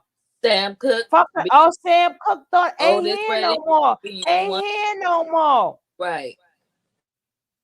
Everybody who thought of it ain't here no more. What's the Tim Phillips? Is that the guy that played on? He was, he's a black actor. He had a movie studio. His movie studio didn't do well at all. Before Tyler Perry had a black studio, that man had Tim Reed is his name. Yeah. In order to do that, you got to roll with their system. Don't make it seem like Yep. black folks ain't never thought of it. Our forefathers never thought about having ownership. Like we all that dumb. We ain't gonna make us settle like our forefathers never thought of that. Exactly. Give them more credit than that. It was to the point that, remember back in the days when they was able, even though it was illegal, but they was doing the double records. Mm-hmm. So they can cut the record company out. They was also cutting the artists out the money, but didn't matter because the artists was gonna get cut anyway. But right. But that's the, if you watch the 5 Heartbeats, it showed you what the double records are. Mm-hmm. Right. So they like shit. Let us even they said let us learn how to copy this. How do you put the shit in the record? And they was selling the record twice. Yeah, the record company was making this, and it was, as they were called, it was bootlegging back then. Mm-hmm. That's how some of them made money. We thought of these things, but you roll, you bump your head on the wall when you realize, shit, I got to go through their system. Yeah, we ain't gonna sell ourselves short. Like we didn't think of that. We ain't never, you know what? We know it's all the hip hop. Why you ain't claiming? What the fuck is you talking about? You think they didn't think about that? Right. Nobody had a dream, right? Like none of them had a dream. Exactly. For people who's never knew about the system and didn't know that you got to go through them, you didn't think that was a dream of theirs. We have our own record stores. We'll be producer. Exactly. You thought it just stopped at entertainer? You think that they had a bigger picture, a bigger, larger? Exactly. No, they didn't think none of that. No, like even when they did the double records and shit, that was a way of saying, "Hey, we could do this," and they were like, "Oh hell no, you going to jail?" They went to jail. They went to jail, but it was a way of saying, "Hey, we want to sell records too, right? We gotta give it all to them." They were thinking about that then.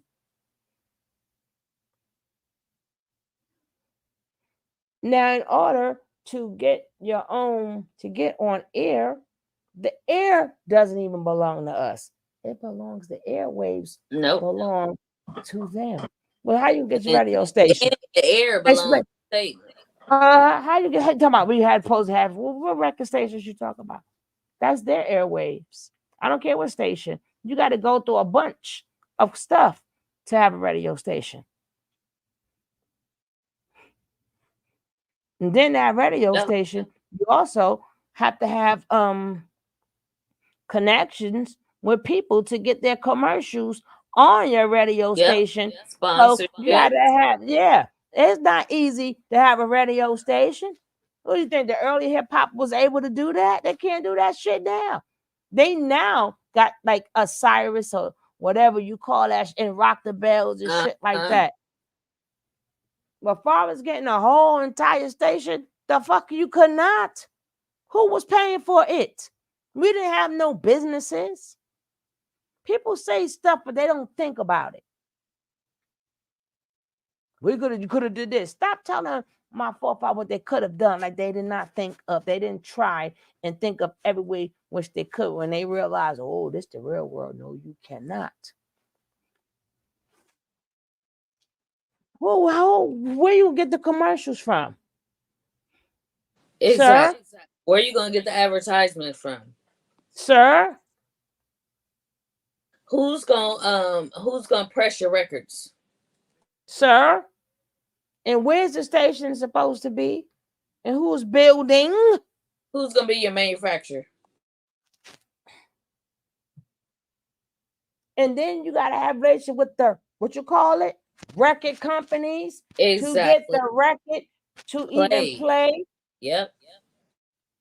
People be thinking shit is easy and it's not red tape to do shit. Exactly. Stop acting like we wanted hip hop to be on yes, they do, or possessed by someone else. No, we didn't.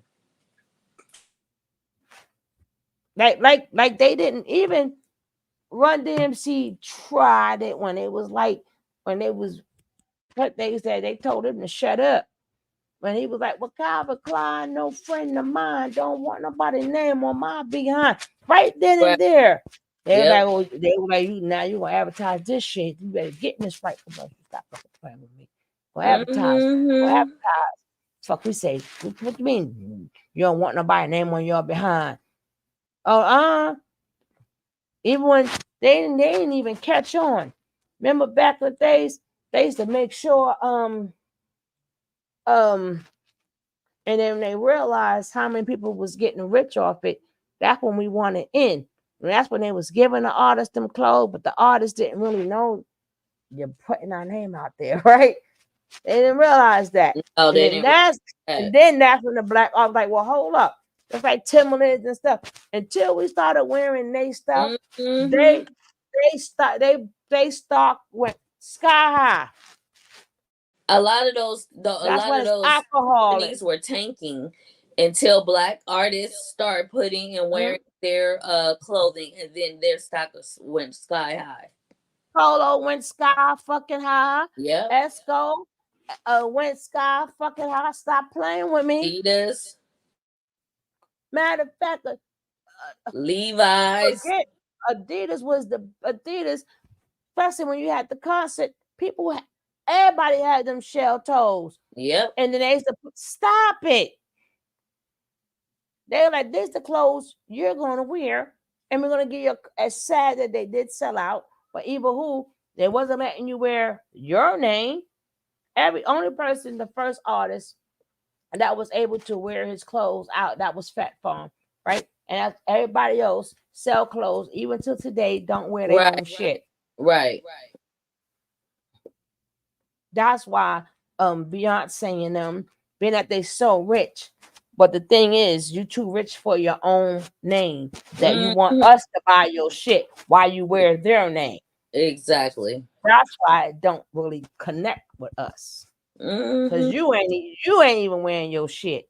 How many artists got clothing lines and shit, but don't wear their own? So it doesn't connect. That's why Fat Farm made money, because he actually wore his Fat Farm. Yeah, and everything. Yeah. You saw. So when people really wore their stuff, but when you make too much money for your own name, it disconnect. So that's when you see them even till today. They always selling these people, but they sell themselves out, but they know that we are a money getter. The system that's how the system is designed. Yep. You're gonna push these products. You're gonna push these. This is what you're gonna do. Push the agenda. And if you don't push it, you're gonna be where your forefathers is at, a nobody. Right? You're gonna be a nobody. Like our history also don't start and stop at fucking hip hop. We know what happened to our damn forefathers. Like we said, everybody who thought of it are gone, and and that's in their early 20s. And they wrote and produced their own shit. Yep. Even Prince said, "I didn't even have to take the money to go into their studio. I did all that myself." They said, "We don't give a fuck. We don't give a fuck." I don't know what imaginary person that they paid, but they took that shit right out of his budget. Now, how do you do that? How do you do that? They didn't even pay him producing money or nothing. And FUBU guy who actually got LL Cool. Let me tell you, that man had a couple of shirts, Martin. He's from Queens, right? He's from Queens. And what he did was, if you ever look at all the videos that people who got FUBU on, it's the same shirt. He'll take it, right? And then he'll wash it. He'll wash it. That was smart what Damien did. So it would appear like a lot of people had on FUBU, but technically, no. And y'all could go look that up. Look it up. Like LL, who like they like okay, now he had certain colors, and he'll give them the same shirt. You wouldn't know no better because you're seeing different people wearing, not knowing it's the same ass thing. But that was he faked it till he made it. I'm not mad at him. But they didn't even let him keep that. Nope. Right. Him, Carl Kanai, even when Carl what's Kanai that? still pissed. What's that? Dapper Dan. Even Dapper, everybody went to Dapper Dan. They said they told him we're gonna arrest your ass. Yep. How dare you use our symbols and shit? And now he worked for Gucci, but all the hip hop artists, everybody went for the custom made stuff. From the mobsters to the artists. So if you wanted, don't come talk to me about it. You stay and learn their history, and then don't worry about ours. Because one thing I'm not gonna do, even though our forefathers go back to that place they call Africa, but I'm talking about the ones who shed their blood here. I'm not gonna let them go in vain for nobody. Right. Nobody. And you're not going to erase my childhood and my memories. I got enough family members that try to do that. I remember that same school that I was passing by telling my sons that we used to go to the school dances and stuff. And when I did the fashion show for the old to old school hip hop, my sister had posted on Facebook like, "Oh my God, what was this creativity when you were younger?" And I wanted to say, y'all was torturing me, too busy bullying me. We had the same experiences. When I say I was listening to Too Short with my sister and going to school dances, this is the sister. But if I got trauma with you and we got beef because of family issues, I'm not about to consult you about what I'm finna do creatively. You understand what I'm saying? Like, and I wish I had those moments with my sister because together we could brainstorm, but I go off of my own memories and create. And I'm glad that I do because nobody can take the glory but God, But at the same time, like you said, two people can be raised in a household and have two different experiences. We had the same experiences at the same time, but then also separate experiences. Yeah, we got to remind each other that, because sometimes we think we had the worst. They think they had. Everybody think they had it the worst, right? So that's why, we gotta let people speak their experiences and don't try to, like, well, let me make mine a little bit worse, right? Because you gotta remember the way people deal with stuff too. We gotta also remember that some people may be a little bit stronger than others, right? So a paper, what you call them, paper cuts. Some people may go, Some people like, that ain't nothing. Like this same way somebody can sit up there and get all them tattoos and like, how the fuck you do that? Nah. Some people look at it and they don't want to pass out, but some people can sit there and they just take it. Especially the ones by their neck and that. I'm like, whoa, y'all some to me. I'm like, y'all some brave motherfuckers. Ain't no way. That's me, the soft too. That's like even with the earrings. That I heard when you get that shit through that bristle, it hurts. But a lot of people have it. A lot of people like, nah. Matter of fact, back in the days, my mom was one of the ones who never got an ear pierced. Wanda from the Emotions, her and her daughters, they don't have their ears pierced. Every time I make jewelry for them, I have to make the clip-ons. Yeah, there's a lot of people that don't have their ears because pierced. a lot of people they wasn't trying to even get their ears pierced, right? Right. And some people had nothing but earrings. Some people that's when they said, hey, that's when they came up with the master plan. Well, let's get it while they're young, so they won't remember it. So that's when they started getting. Before they used to wait till you got a certain age, then you got your ears pierced. A lot of people, girls couldn't take it, so that's why you see the babies with the earrings now, right? But that would be one of the reasons. So you ain't got to worry. It's there, and if you don't want it, it closes. But if you we did it for you already. That's how experiences is too. you know. But I just, and then you talk about the FBA, the foundational Black Americans. That's all that stands for, and you can't get mad that no, you can't get mad that they're fighting for, even if it's hip hop, they're fighting for our fundamental Black Americans. Like we have became, which people are mad at, we have became our own people. Nobody want us. We became our own people that the whole world has been eating from us forever. So these people want to fight for their reparations, their rights, or whatever.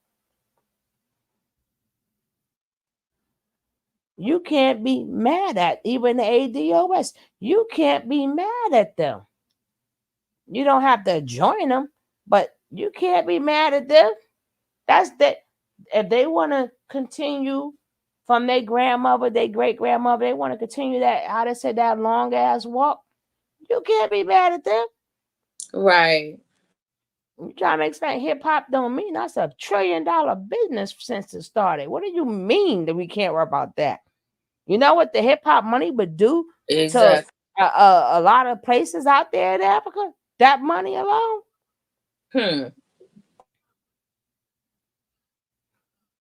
Stop. Speak fact, sugar. That's a lot of money. That's not in our hands. Right. Can we at least keep the name creation? At least, you know what I'm saying? At least can we have that? God damn.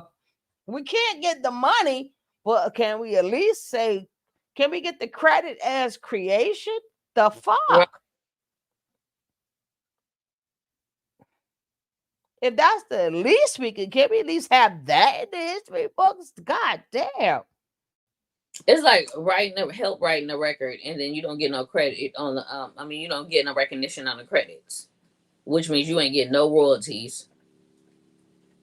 And you are artist too. Imagine what's that? And you understand when I said once you put it out, there is no you could claim it. Anybody at any point in time could see an earring that you made and now go and make it. You cannot stop it. No. Art is once you put it out. And even in the fashion industry, it is an ongoing fight because there are certain structures on the clothes, right? They're called blocks. This is what we call them. It's just straight structures: a pant, a top, a skirt. The skirt and the top can be turned into a dress. The pants can be, left as pants or short. So you can't copyright that. You can't trademark. No, but you can copy it. That's the thing. What I'm saying is, you can copy the block itself and make whatever designs and what you want, but you cannot trademark or copy a block because that is a standard of what the industry itself uses to create garments. So basically, a block is just a pattern of pants or a pattern of a skirt. But we use that to combine those things to create dresses or gowns or whatever. So not one fashion. So let's say Chanel can't go and say, I want to copyright or trademark the block, the pants block or the dress block. No, they have a design, a certain design. Yes, they can. What I'm saying is it still does not take away people stealing your design. No, right? But that's I can look if I know how to sew. I can now the same way with them having them 3D machines and all them machines. Yeah, you can take it off. That's what I mean. Once you put it out there to the earth, once you put it out there, it's out. So only and then people who you don't see wearing it doesn't mean somebody did not copy it. Just you just haven't seen it, and there are nobody. They just know how to sew. Exactly. Yes. So for sure. so there is no guarding your music or guarding your, even if they do interpolation of it, they may not do the exact thing, but the idea still came Mhm. from you. Yeah. So, but you can't, and you cannot stop it because it's art.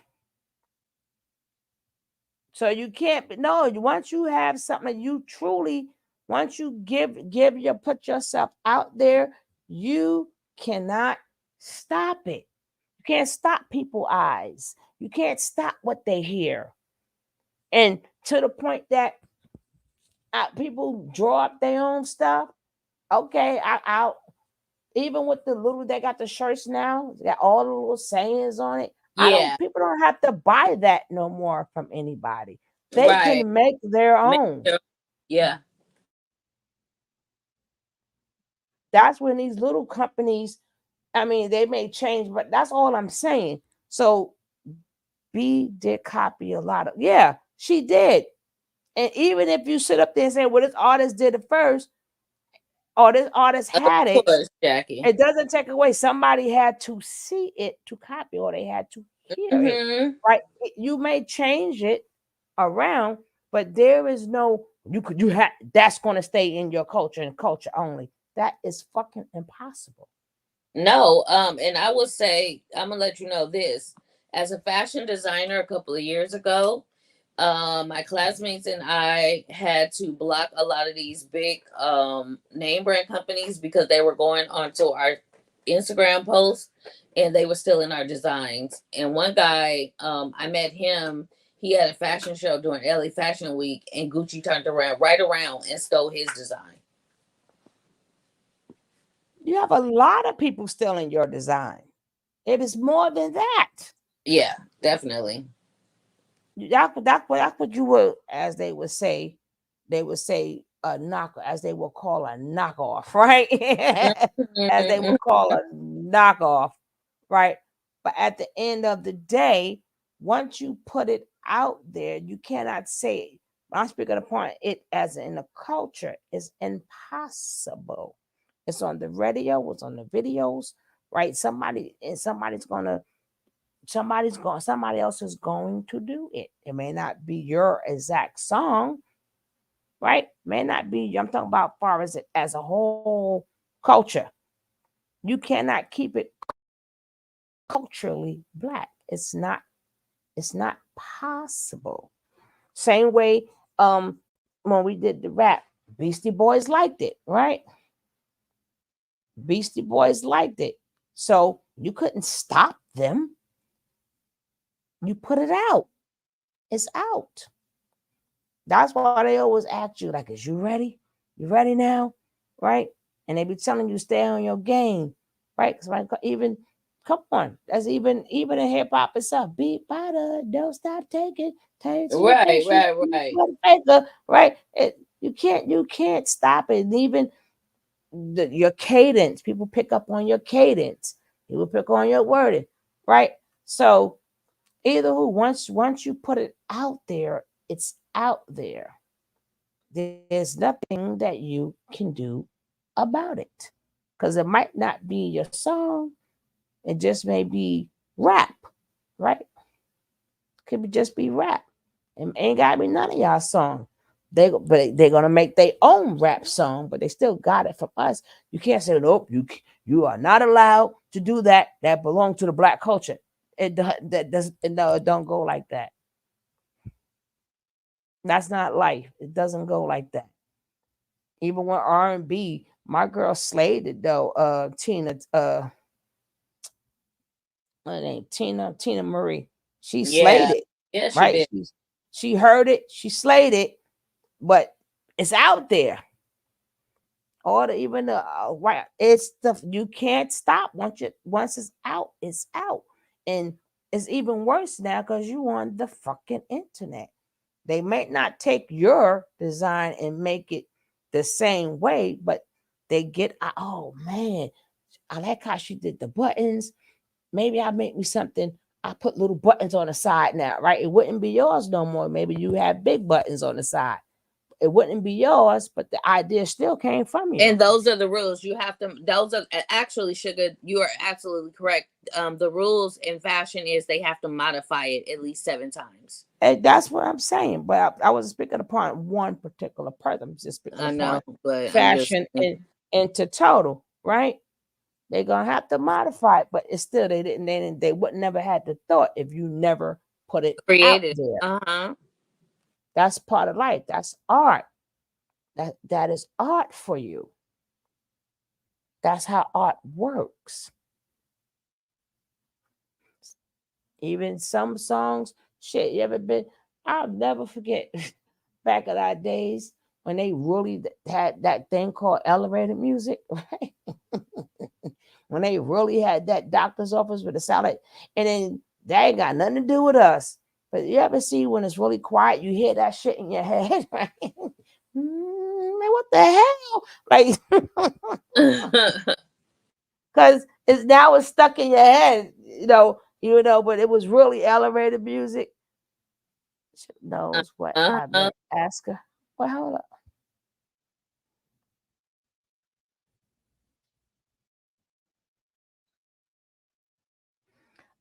Hold on. What y'all talking about?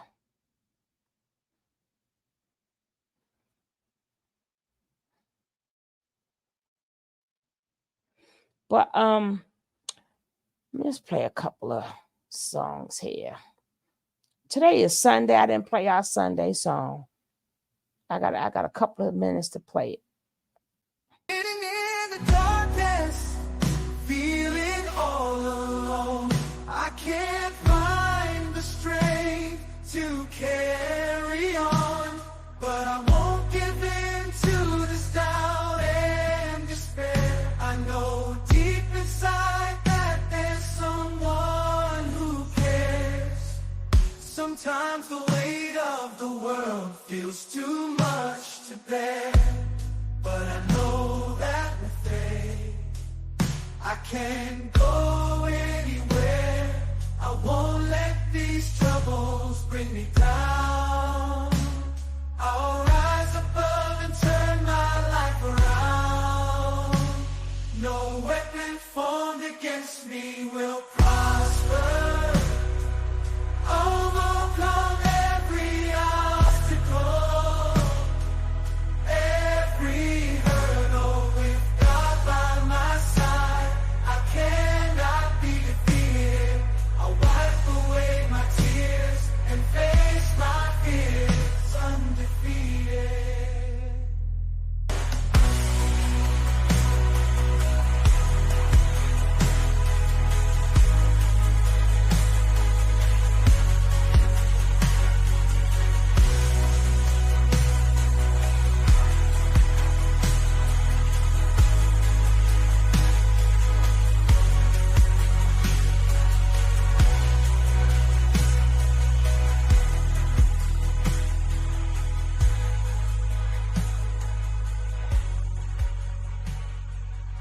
Life is a journey, stumble and fall. No matter how big or small, they've seen your setbacks, but it's about to come back.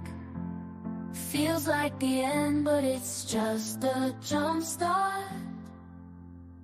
Tough times may knock you down, that's a fact, but you rise like a phoenix from the ashes, back on track. Never give up, keep pushing through the pain. You're stronger than you know. Break the chains. This is the comeback. Rise up from fall. Stand tall. Show 'em all. No matter what they say, you can't be shaken. It's your time to shine. No more faking. And I'm gonna leave y'all with y'all last song, so y'all can go look on BET and see what performances they was doing.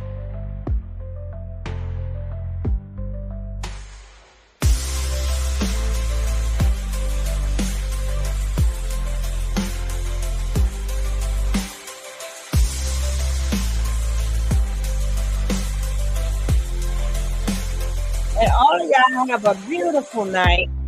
I will finish this tomorrow in full. Everyone. I will definitely finish this in full. Tomorrow be a part 2. Sugar, I love you. Love y'all too. But this is the best song ever. This song is so smooth, Sugar.